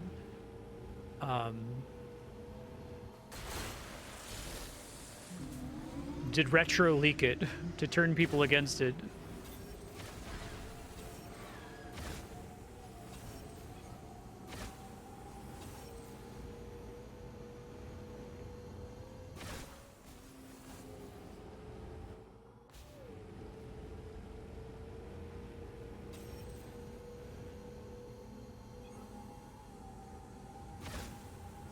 Do you know any amateur video game composers out there would kill to write the like most bumpinest 13-minute song to play while you're driving around in this empty desert hitting these crystals?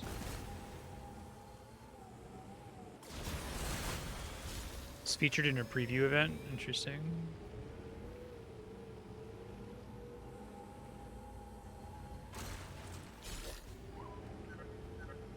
Have you collected enough green energy I'm working on it, man. Offer those green energy crystals to the altar. I will shoot you in the head. Does that mean that I have enough?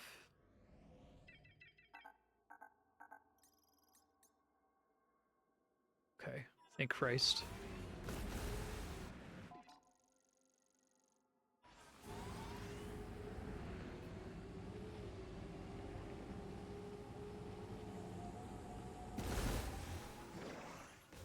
I feel like if you were doing a preview event where the objective of the preview event was to present the best possible picture of this game, you would probably show off the motorcycle factory dungeon, right? And then you would cut it off there.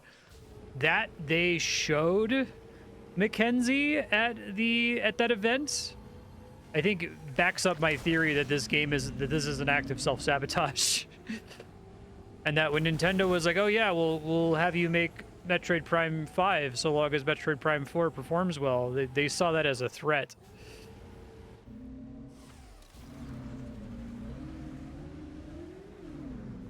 Maybe this will kill 3D Metroid and we can just get a bunch of good 2D Metroids. I really liked Metroid Dread. I thought that game was great.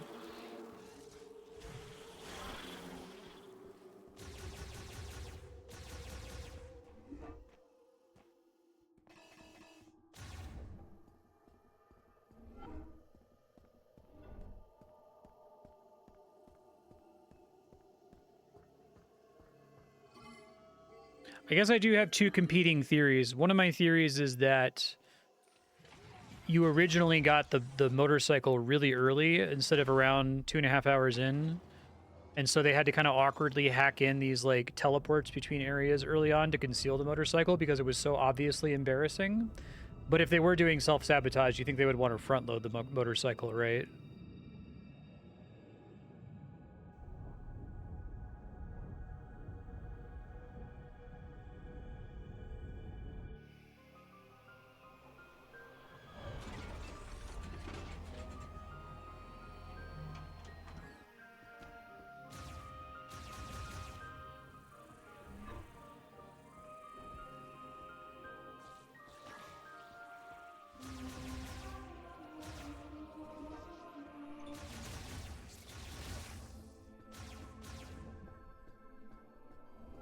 This hike, I don't know how to phrase this, but the specific way you have to drive back to the zone, walk through 3 interstitial zones, take this teleporter, walk through that weird room with the electric gun. It's really strange. Like, Look who it I feel like if they want this to be a hub that you return to, there's a way to design your return to the hub that doesn't feel so arbitrary and dumb.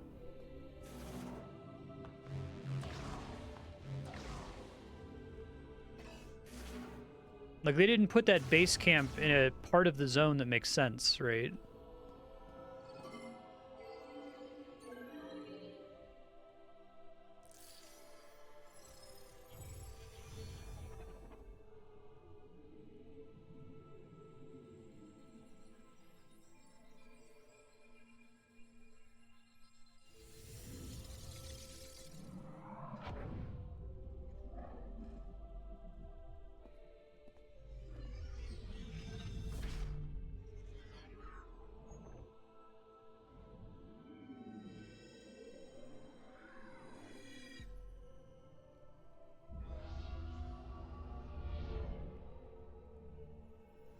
I got the beat the game fruit.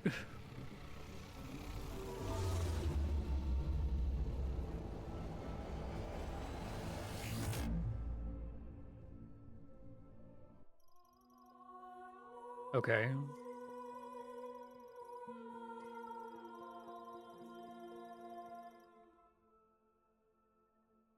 $35 missile ammo.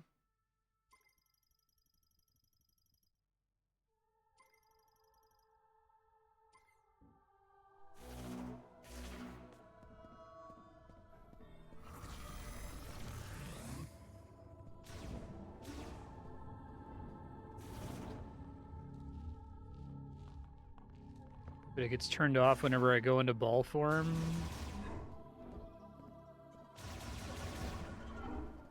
Greetings, Hunter.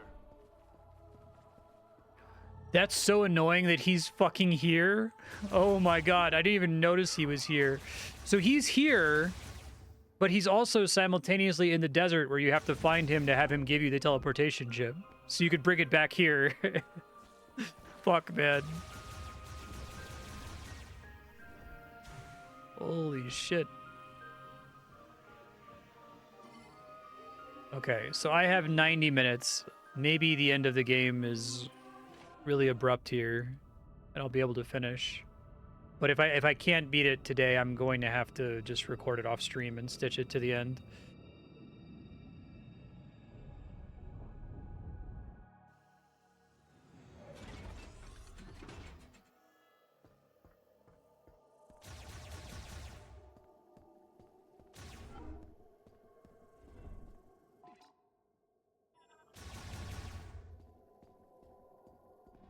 I don't think so. Not based on what, like, I'm not here to just, like, run interference or retro. I spent the entire last 2 episodes talking shit about this game and trying to understand what their deal was, but, after that interview came out saying that, no, Nintendo essentially forced them to reuse all the content developed by Bandai Namco, I don't think this was what they would have made if they could have started from scratch on it. Okay, so we should just be able to go to the entrance to Chrono Tower.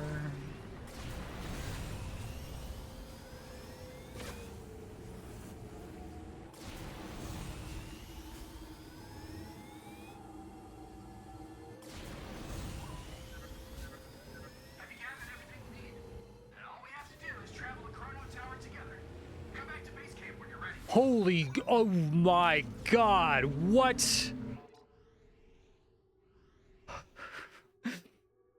Flames on the side of my face. Burning? You have got to be fucking kidding me.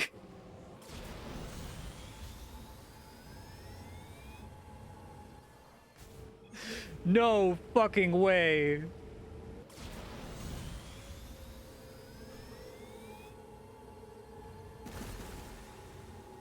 No fuck. That is going to be 100% of players' experience, right? 100% of players are going to have to go to base camp because they've found out, oh, I actually need the green energy to progress. Go to base camp, turn in the green energy, maybe talk to the guys on the way out, have nothing happen, and then have motherfucker tell them to turn around and go back. Insane. Insane. Doesn't... This has to be sabotage. This has to be on purpose, right? I cannot accept... Someone at Retro, a single person, a tester, an artist, a sound designer, someone would see that and be like, well, are you serious? Like, that's... You didn't do that. That's dumb. That's colossally dumb.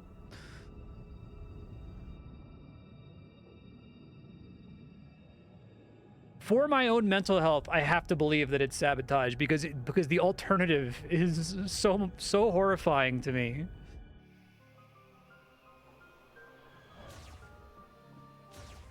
It's like if I were to really try to make peace with the fact that what just happened was just the result of like pure incompetence, or that people earnestly thought that was an acceptable thing to have happened, like it's like, you know, they talk about like, you know, trying to understand eldritch horror, that to see an elder god's mind is for an ant crawling on a circuit board to briefly grasp the meaning of the circuit board and to know that the monoliths are like humming with power and have some higher purpose. Like, it would drive me mad. All right, you've secured the memory fruit. We can leave for Chrono Tower as soon as you give the order, Samus. You ready? Once we leave, there's no turning back. If there's anything you need to complete, now is the time. All right, I'm not going to play this again, but just in case somebody fucking puts go 100% Metroid Prime 4 on subblock in 15 years, let me make a backup save here. As stupid as it is.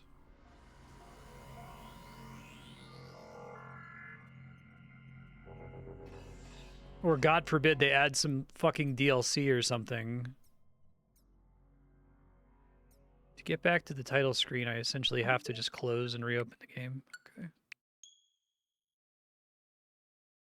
Yeah, so maybe if you teleport the last mech piece to the base, he'll tell you to come back and you're good to go, and then they'll just do it. But I also needed to go back to assemble the mech.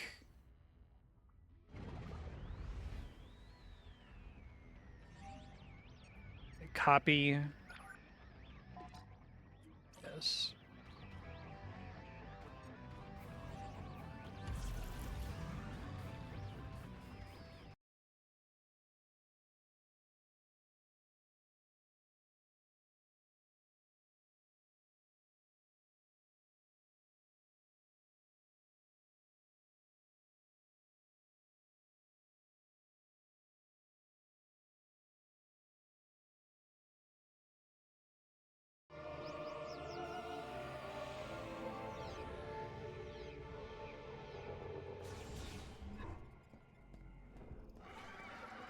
Samus. We can leave for Chrono Tower whenever you give the order, Samus. You ready? Once we leave, there's no turning back. If there is anything you need to complete, now is the time. All right, listen up. I wonder if there are saves on the way. So check your gear. If it don't punch a hole in something, we don't got a use for it. Our mission is to guide guide Samus to the master teleporter. Least earned teamwork sequence of all time. Valley and destroy the force field around Chrono Tower.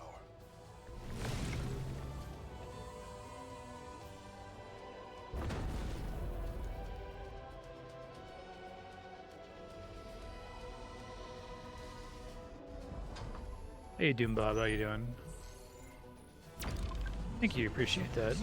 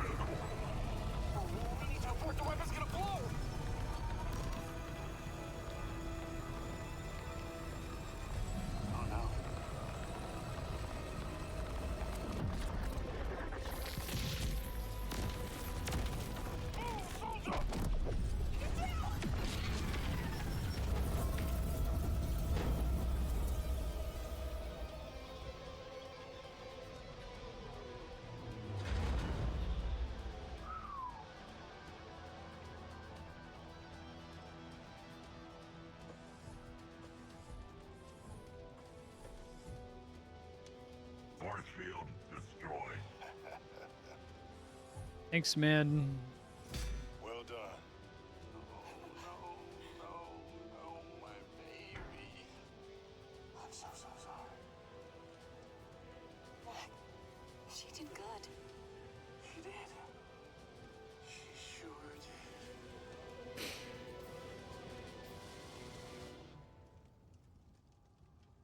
This is our Just moment. picturing myself on a beach. I'm doing the Dr. Yoshimi guided meditation experience from Control.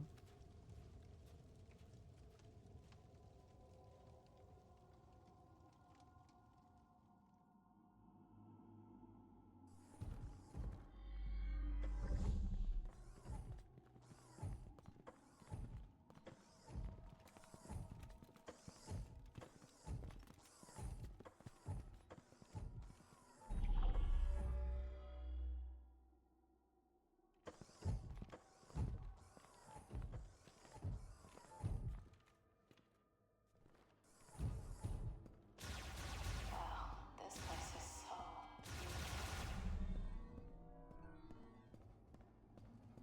Glad I can see all of their health bars.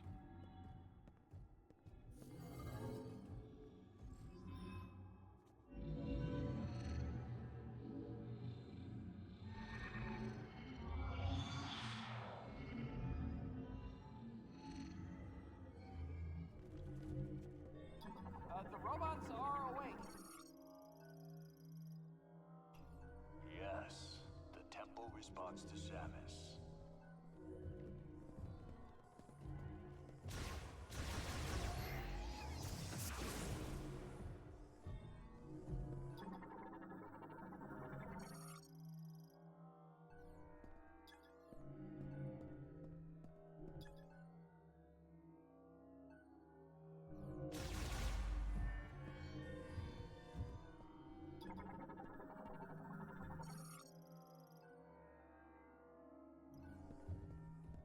Okay, what do you want me to do, game?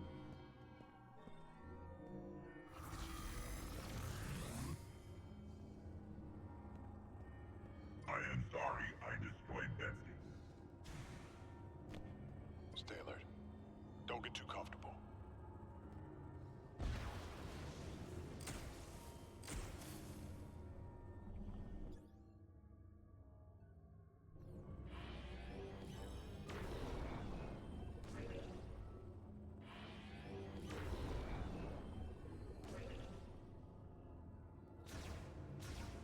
I don't understand what they want from me here.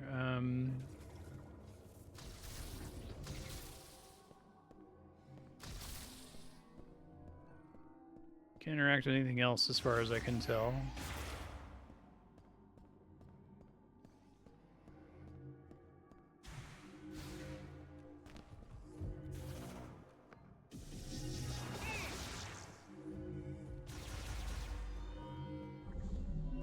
Okay. I don't know why that didn't work the first time.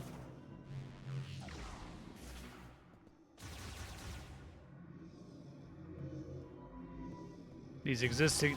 Make sure all of the NPC allies keep up with me, I guess.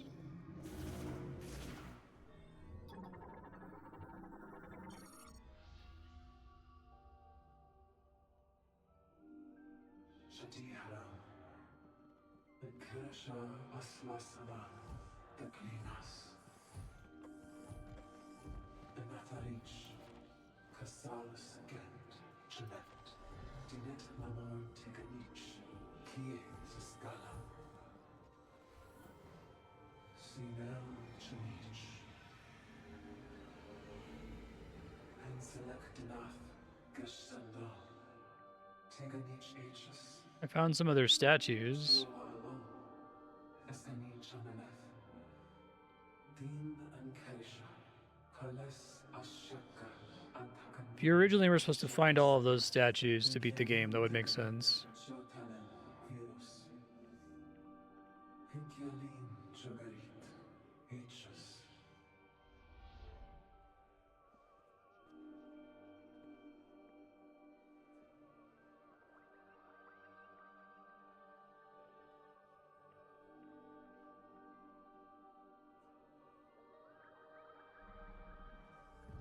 You okay, Samus?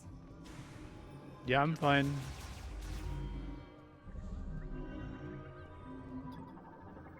Hey, it's a sin spawn.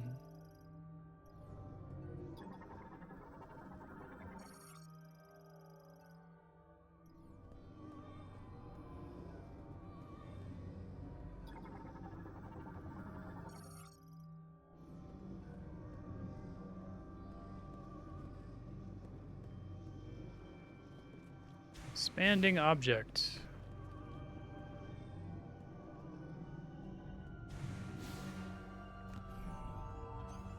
It's unfolding. The robots are the keys.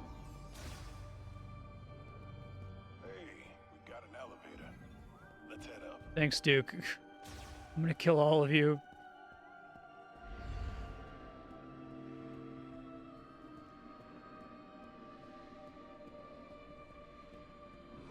Ouch! Enough. Hey, muzzle down. Please stop. Look. Isn't it gorgeous?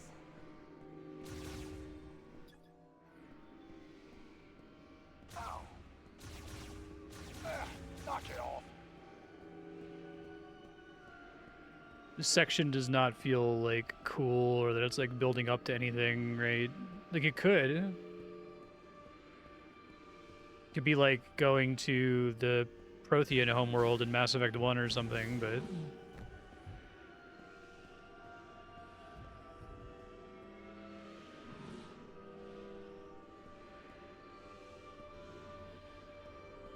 well, I guess they're not following me then, huh? We have finally reached the top of the tower.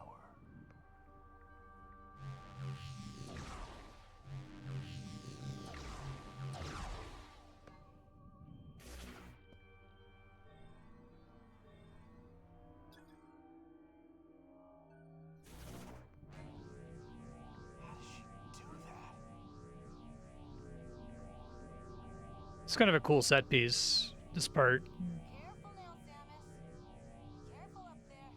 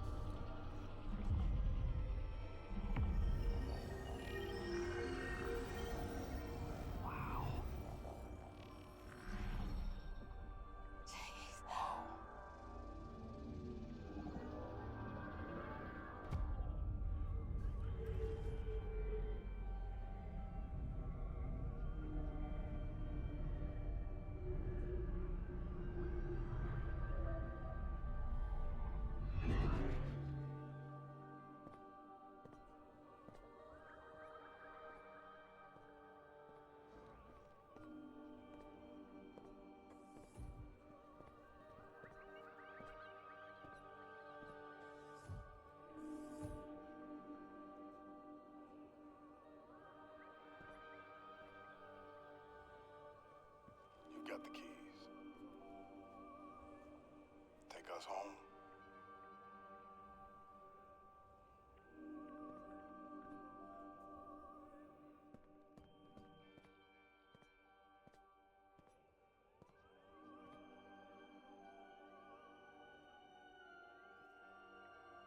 This must be the master teleporter.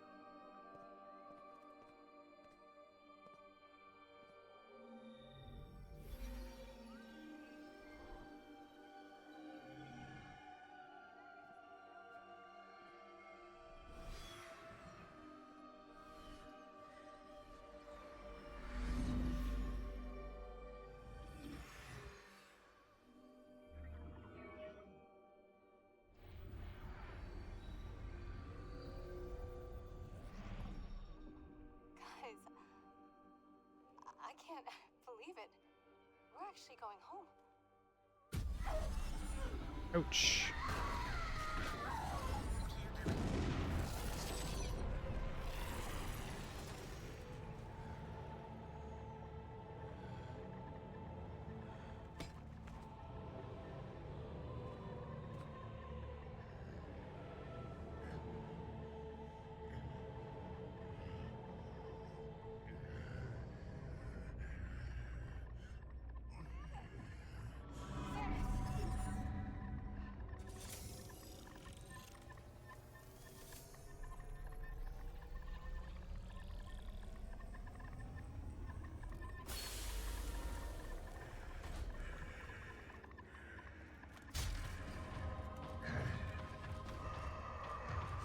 I feel like this guy is so underwhelming as a villain.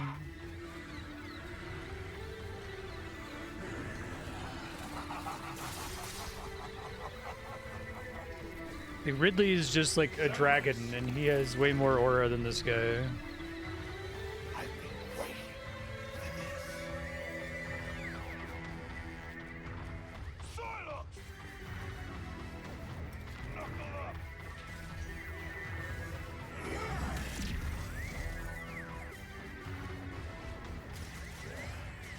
Watch those arms!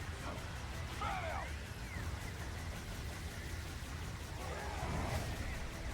Oh, butt slams. Is he gonna do a laser attack that I have to jump over?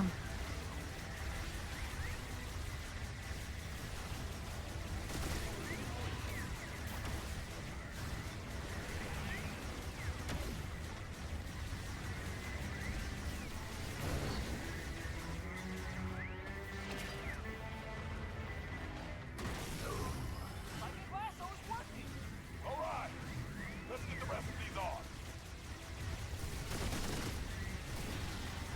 Yeah, lock on is like really weird. You need to use it to be able to dodge.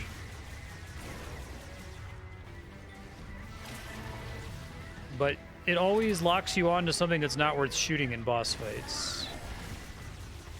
It's like they want to justify the gyro aiming or something.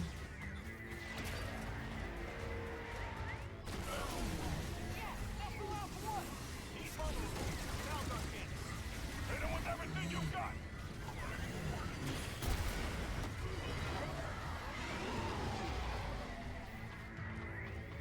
Okay, ice. Keep it together.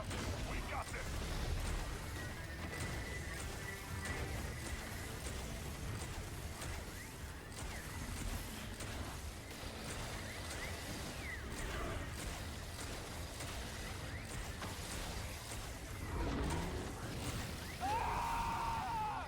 Excuse you, Ben.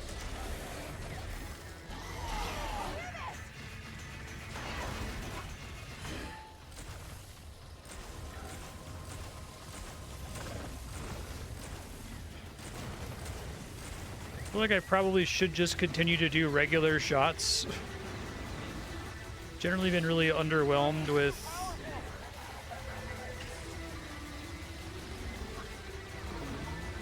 elemental beams. We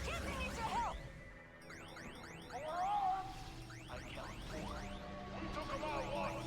We can do it again. Watch your feet. Oh, okay. It's like a laser attack.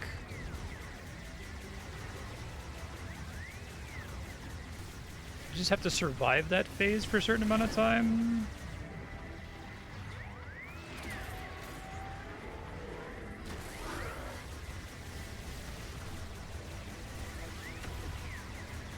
I don't know how helpful they're actually being here.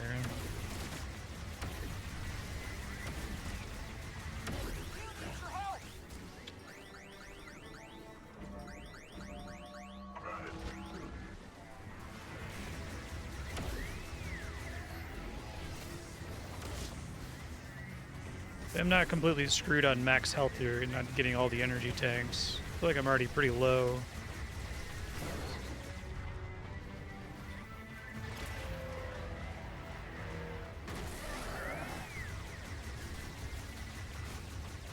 Now, this game is not great at refilling your resources when you run out in boss fights. Armstrong is down.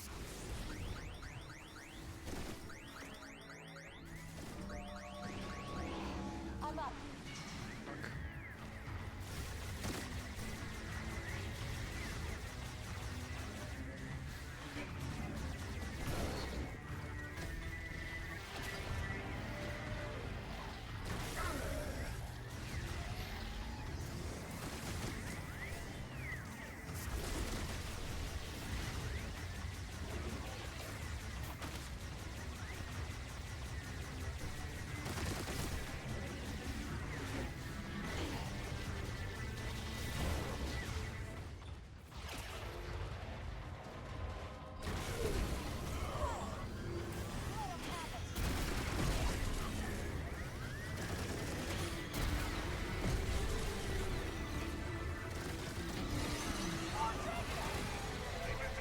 I don't know how much damage I'm able to do during that phase.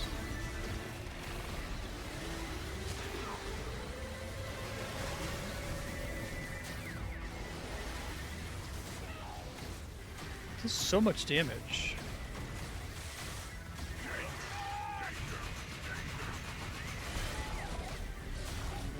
I think I need to turn on that damage reduction aura thing.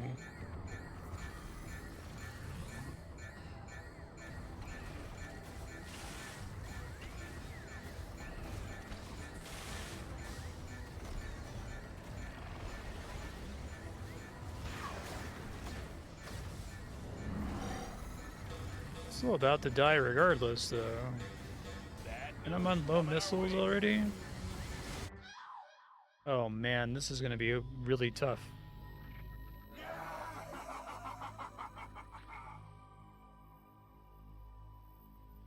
There's significantly more fight after that. Let's see what the checkpointing works, or if it puts me directly outside the fight. Oh, fuck. A lot of this stuff he does, it looks like I can't dodge. I feel like if I'm able to res my allies, they should be able to res me. Or I should be able to, like, get health from them somehow.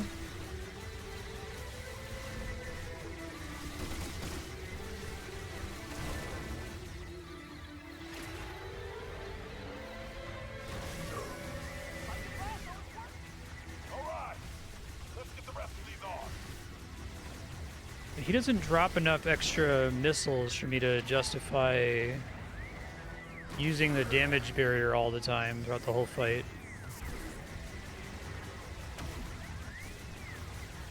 And I can't easily dash because I'm not allowed to lock on. Because lock on locks onto the center, which doesn't take damage. I just save my missiles this time and just spam shots.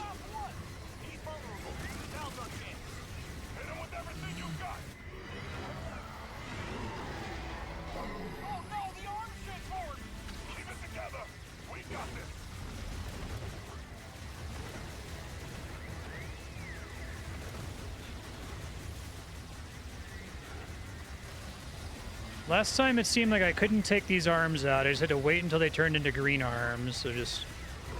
It must be like hidden damage that we're trying to deal here. To trigger a phase change. Try to stand somewhere where they're eating all the damage since I can heal them.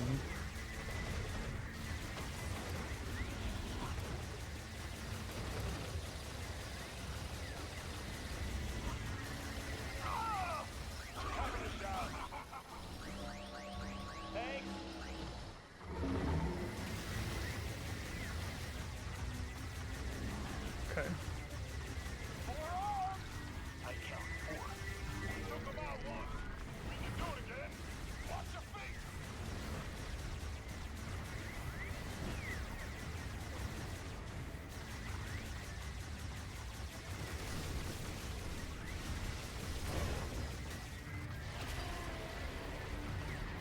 It's frustrating that any attempt to use any kind of weaponry other than just spamming the regular shot seems to be a huge waste of time and resources.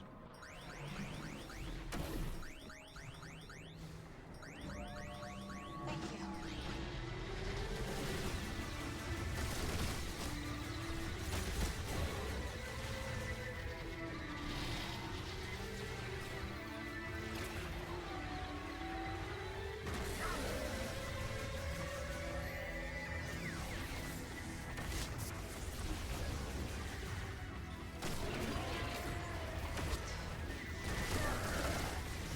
Was able to avoid that damage, annoyingly.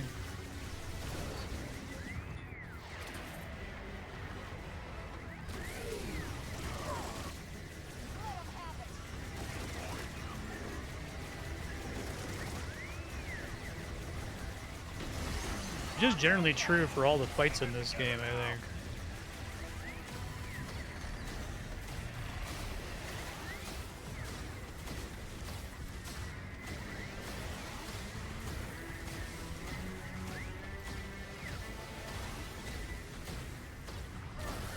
I can take some of them out, okay.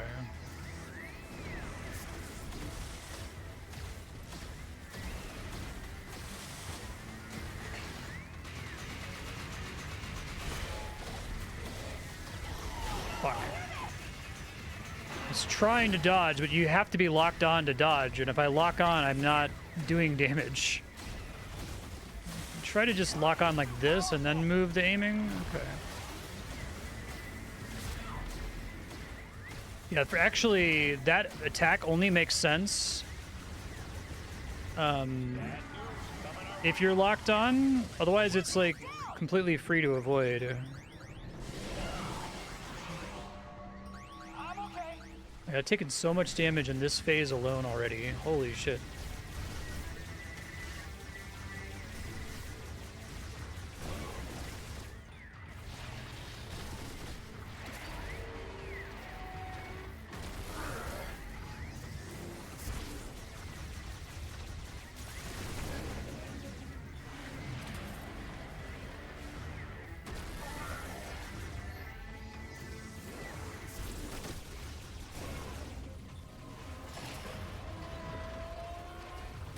I hate when he hits me with an arm while I'm grabbing. I feel like he should stop doing his arm attacks while I'm grabbing one, or only hit my allies. Not too much I can do about it. I think they just forgot about having enemies have projectiles that you can shoot out of the air to get refills. Everything seems to have a finite amount of refills associated with it.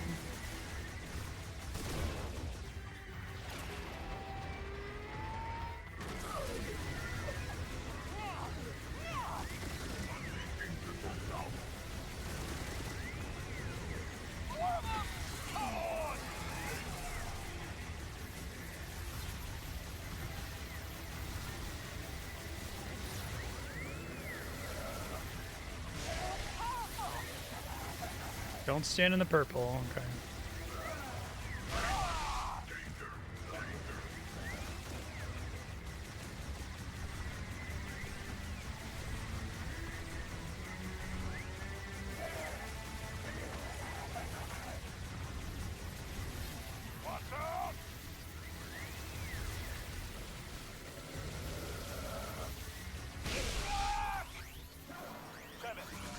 Way to stand in the bad guys. Horrible rating partners.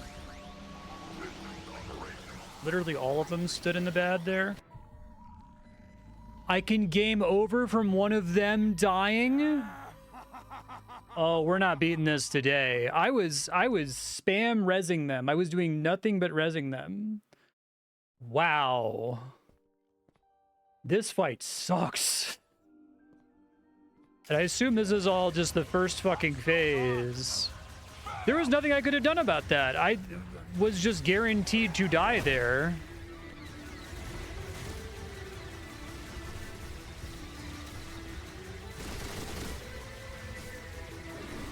Because 3 of them all went down at once from standing in the bad.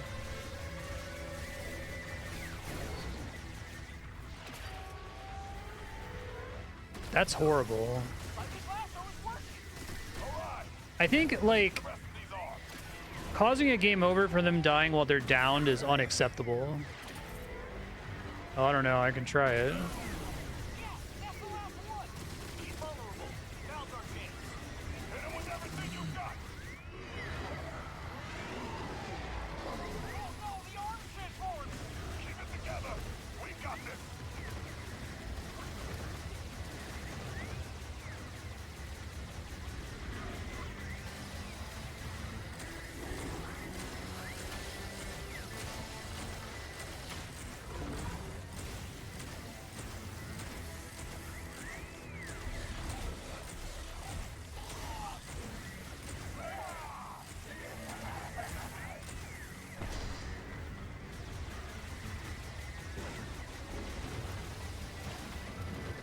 No, I can't.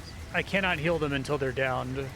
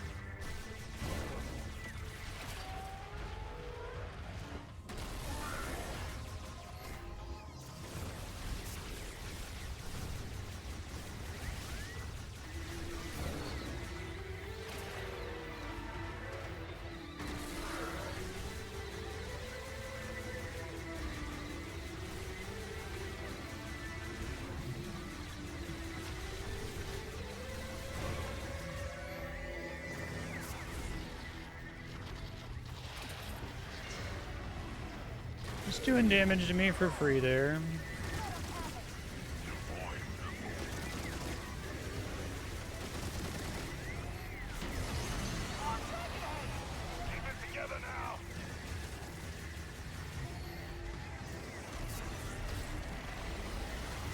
With this attack, I can just punish forever as long as I'm not locked on. If I'm locked on, I can't.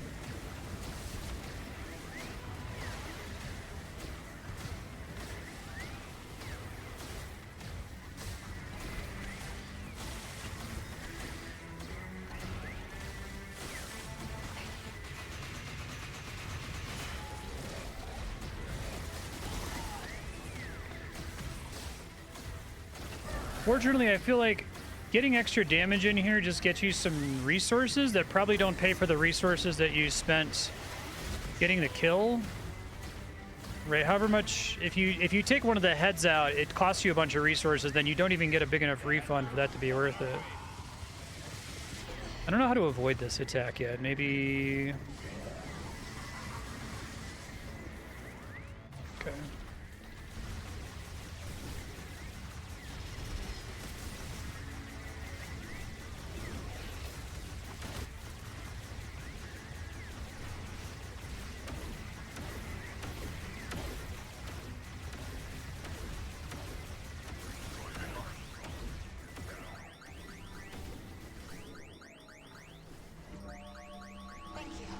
I need to be able to heal from further away, too, I think.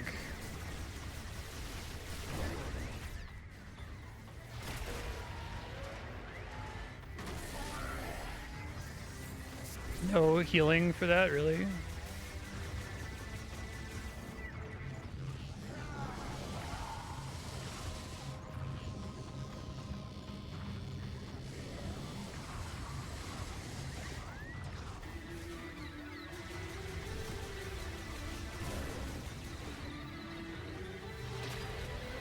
It's crazy that I can lock onto these when they're on the ground, but I can't like separately lock onto the tentacles during the rest of the fight. This is an actively bad fight, I think. I'm okay.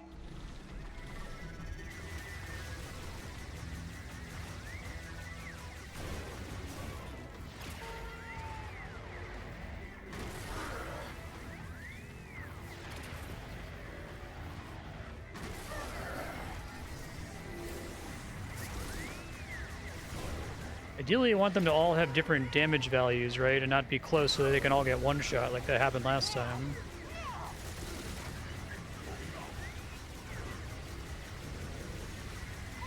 Try that. I don't know if it'll work.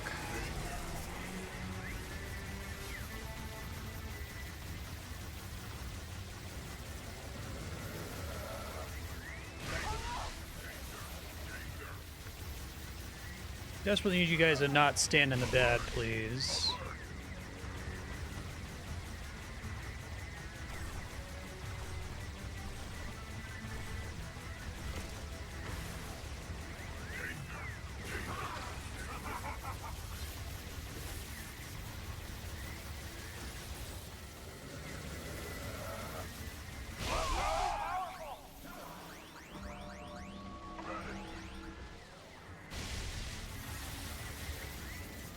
They're all gonna get hit by this one again.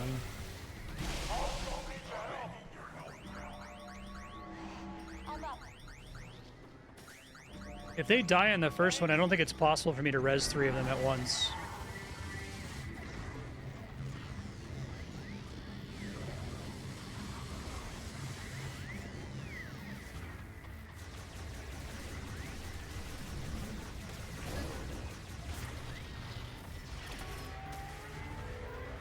Looks like we're cycling through a finite number of elemental phases, so I don't worry too much about doing damage in the phase where he takes damage, but I'll watch for it, I guess, just in case. Well, when I die here, because I'm gonna die again, I'll try the power bomb in the earlier phases and see if it really affects his health.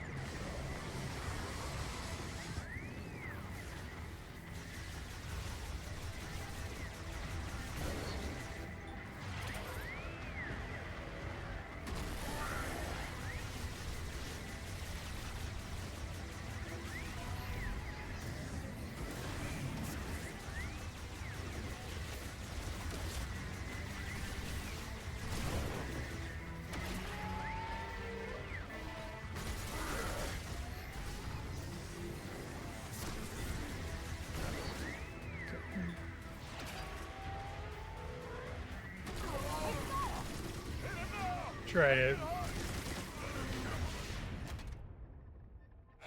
Don't think it mattered. I can't say for sure though. I'm just getting started.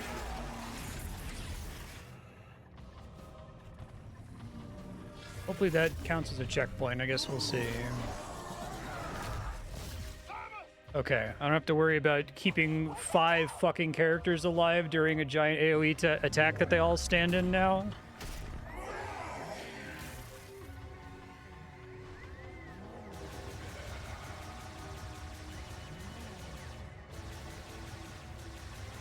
There's this rail shooter phase. I'm able to move technically. Okay.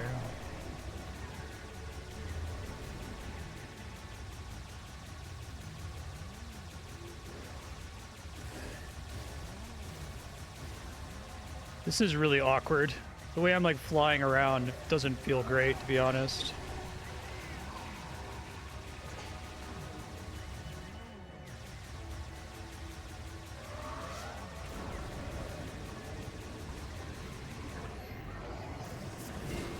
But I was supposed to shoot my little guided shot through that.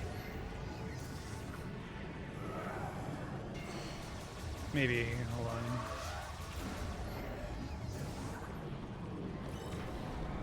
Okay, yeah, seems right.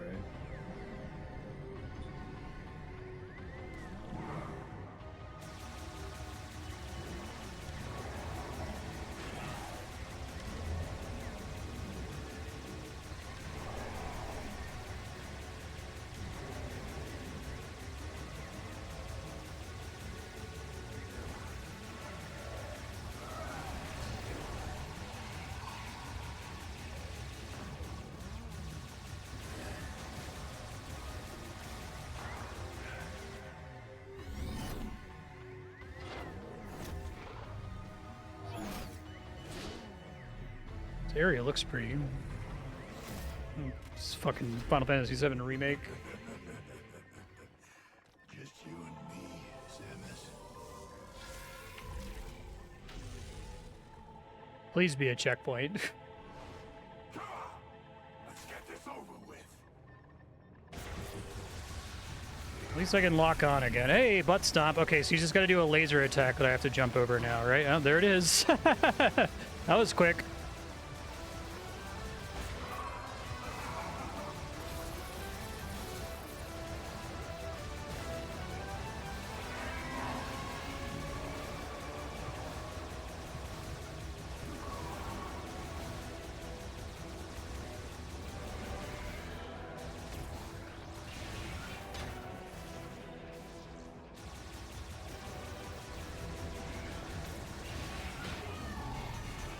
Energy tank ejected. Fuck that. Oh, fuck that shit.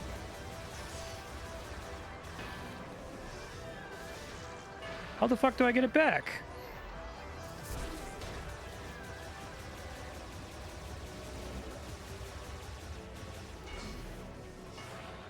Supposed to like also go into morph ball mode here. Okay. It's kind of interesting, funny.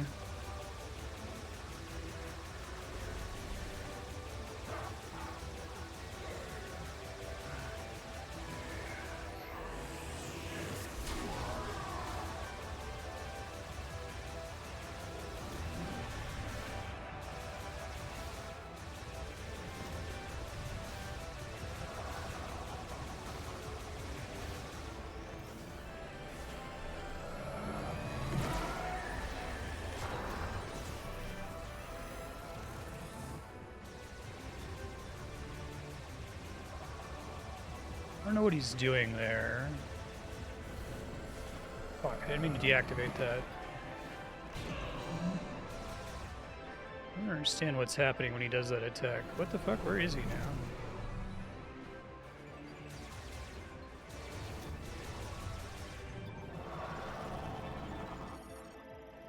Draws in firearm attacks. Only the control beam. Okay. Okay.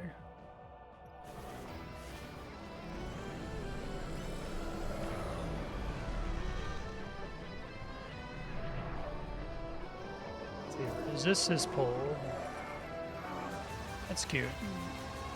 Although no reason to suspect that that's the case.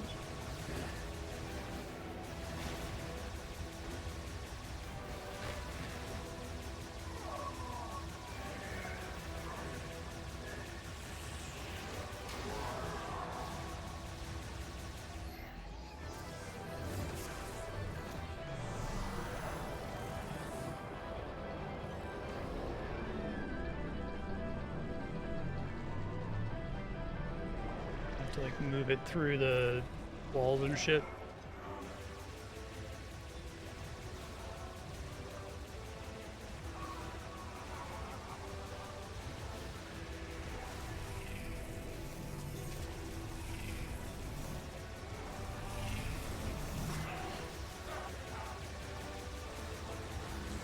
Once again, it seems like any beams and missiles are not worth using. Just spamming shot seems really good DPS.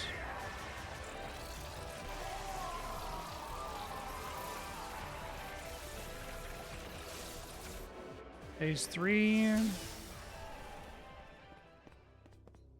I guess phase 4. Shouldn't we go after Spatial anomaly detected. Great. What now? Here we go.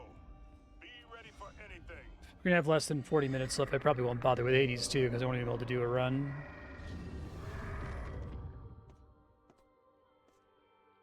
Samus! I knew you'd come back. Never doubted you for a second, boss. Glad to have you with us. Samus, does that mean Silex is good? Ready to go home? We'll be right behind you. That fight had some interesting ideas, but the idea that you have to res the allies and that you can game over during a lightning phase where 3 people can get downed at once is terrible. If you could, like, spot heal them before, then I guess that would make it a little bit better, but...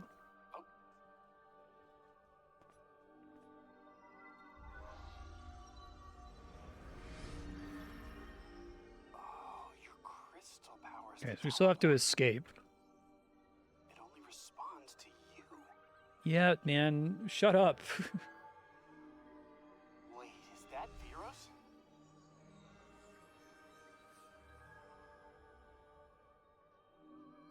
Then that Oh, must I be just Panor. noticed the stream Home bitrate sweet dropped. Has home. it been buffering at all today? Sure. Well, we're gonna find out.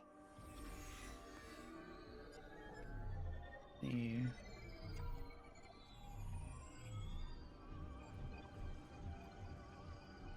did it. We're really going home.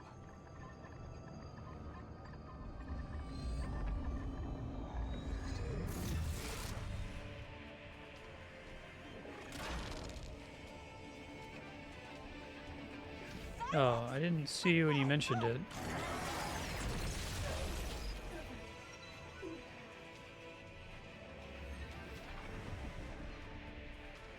Samus! No! Protect the teleporter! Samus, are you alright?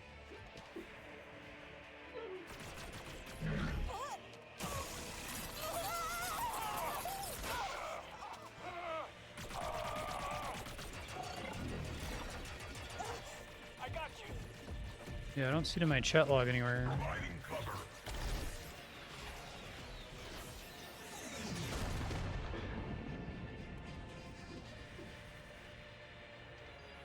Teleporter's not gonna last long. Keep an eye on it. I can email Make the jump while you still can. I'll do my best to stay my away from contact if I power. have to. Yes. Restart the sequence. We'll buy you time while it charges.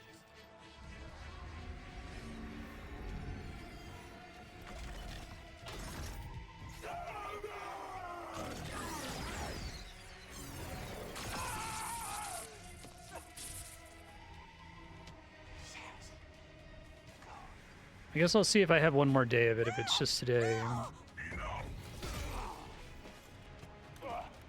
This is a long-ass cutscene.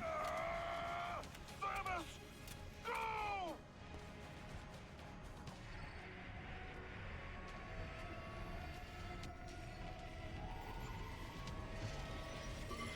Thought they were actually giving me a choice there to try to help them. What's the point of putting me in control of pressing the button?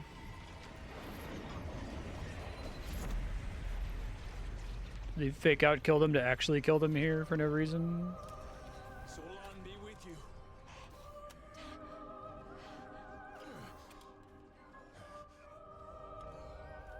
He doesn't have a face to show. It doesn't land at all. Least earned thing of all time.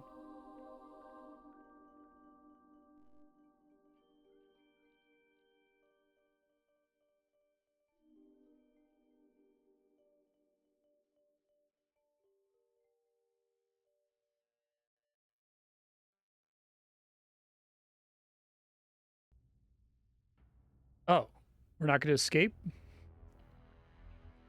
Okay. This game is aggressively mid. It's a tragedy. It's a game that I think people should study. There's a lot about it that's completely baffling and bad. The The desert is embarrassing. The green crystals are embarrassing like 3 times. It's like when you first see them, they're embarrassing. Midway through the game, they're even more embarrassing. And then you realize they actually want you to get that many of them. It's like insanely cringe. The dungeon design is mostly boring. The Metroidvania stuff, like the feel of the map is terrible. The NPC characters could have been done well, but they weren't. They shouldn't exist. To put it this way, it's like I would prefer my Metroid game to be lonely, but I'm not gonna. Maybe there's a potential Metroid game that exists that does a cast of characters, right, that are like foils for Samus, and it like works really well. But this game ain't it. All of them are bad. All of them are a waste. Every section that features them would be improved if they weren't there, which is really bad. It felt like finding secrets was almost totally a chore. Combat was almost totally a chore. I can think of like 5 parts of the game where I was like, oh, that's kind of a cool idea. A couple cute little bits during the motorcycle factory. A couple of the shrines had a neat little puzzle that kind of made sense and was cute. But it mostly felt like people going through the motions, making something they didn't really want to make. It's like someone was holding a gun to their head to make Metroid Prime. That's what this feels like. A huge team of people, none of which who wanted to make it, being told that they had to. And it makes me sad. It could be that Nintendo's lost the sauce and that they should have just seen what Bandai Namco put together and said, cut it. We regret to inform everyone that Metroid Prime 4, the title screen for which we've released a couple times, is not going to be released. It's never going to happen. Too bad.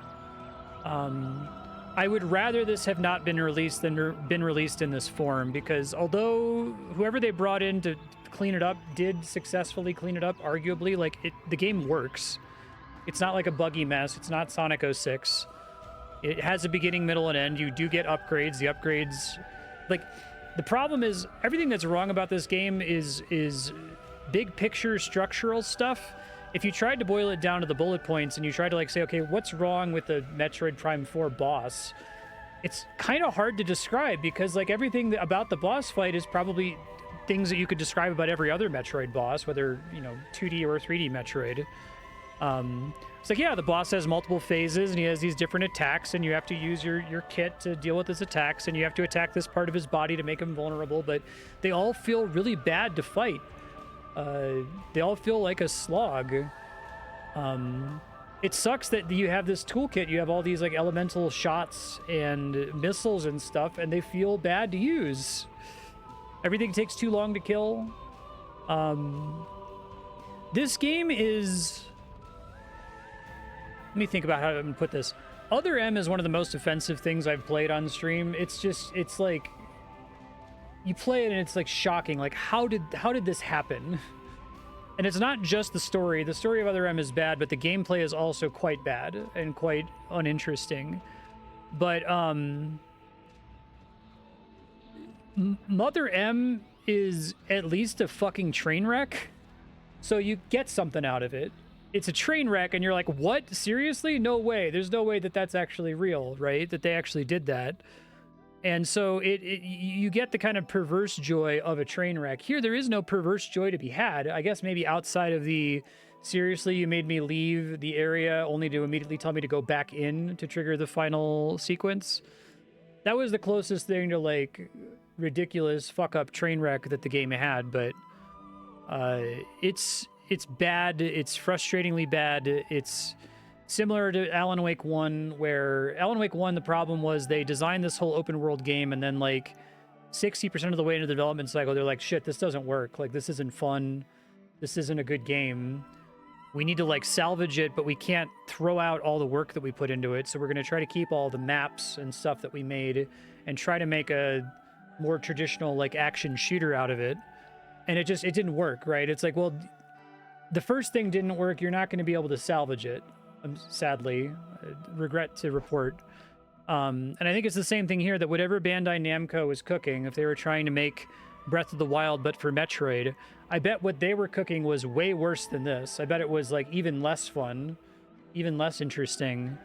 But what Nintendo should have done one of two things. They should have either said, throw all that in the garbage, take it as a loss, oh well, it's gone. Like literally throw out all of it because none of it is salvageable. Or we're just not going to make Metroid Prime 4. It's just not going to happen. It's a cursed project. We're not going to do it. And unfortunately, they did the worst thing, which was keep all of that and try to salvage a game out of it. And there was nothing to salvage, I think.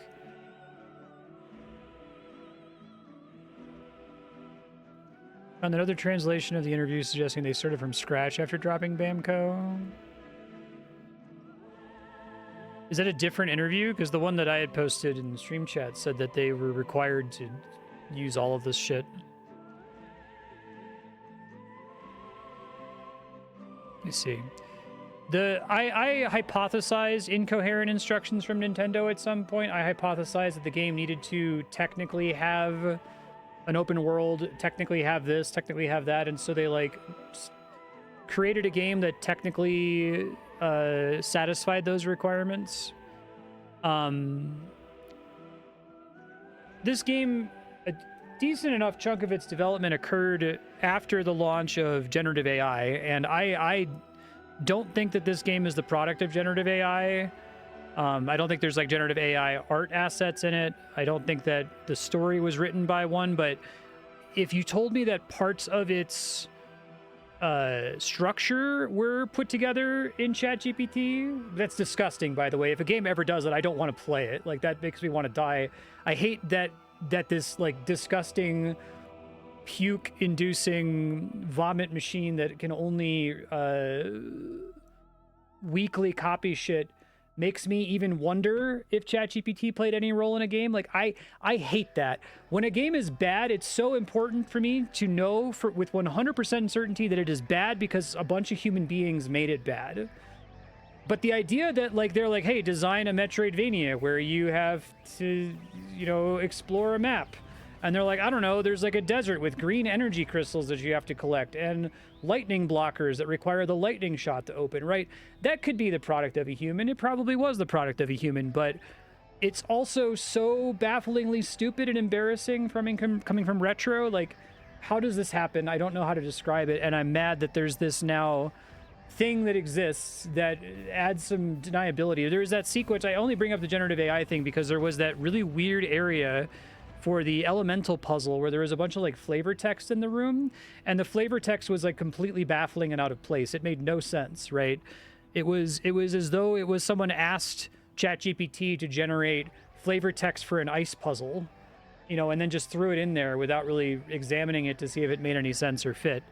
But I can't prove that that's the case. That isn't my reason for disliking the game. It's just I wanted to add that I hate that maybe that's part of why it sucks. And I can't be sure.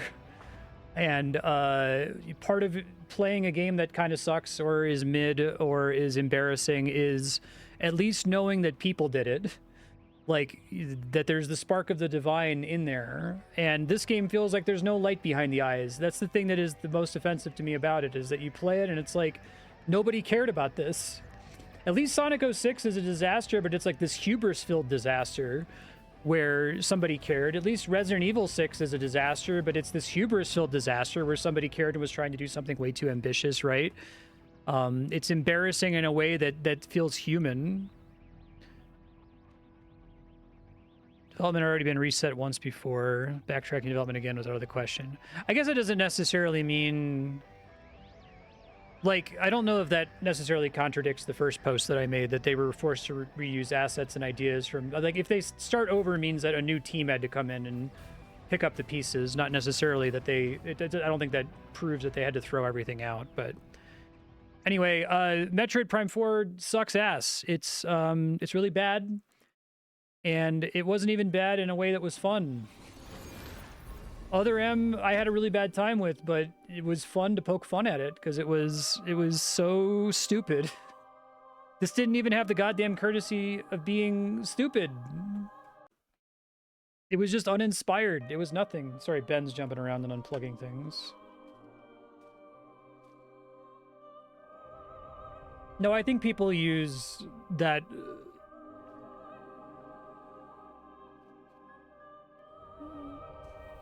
I would use that colloquially to say that I had to start over from scratch on my new voting system that I had to rewrite when I lost Deepbot and had to start on Firebot. But I mean, I didn't. I had I was able to copy my old code over, right? I didn't like delete all of my old voting system text files. I don't know why they would have lied in the other interview and said that they had to use the previous material. The Occam's razor to me says that they're just mean that we had to start over, right? Not that they lied in one interview and told the truth in the other one.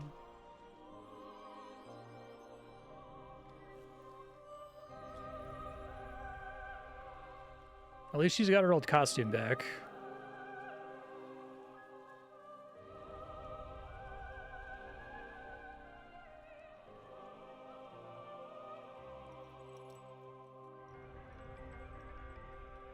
How unearned.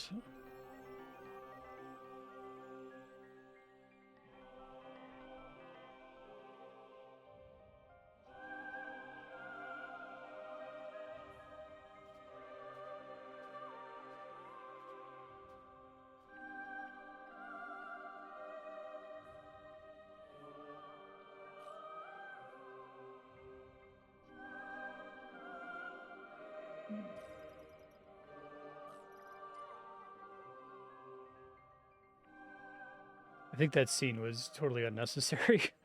It would have been nice if the game had earned it, but it didn't earn it at all, so it felt stupid. And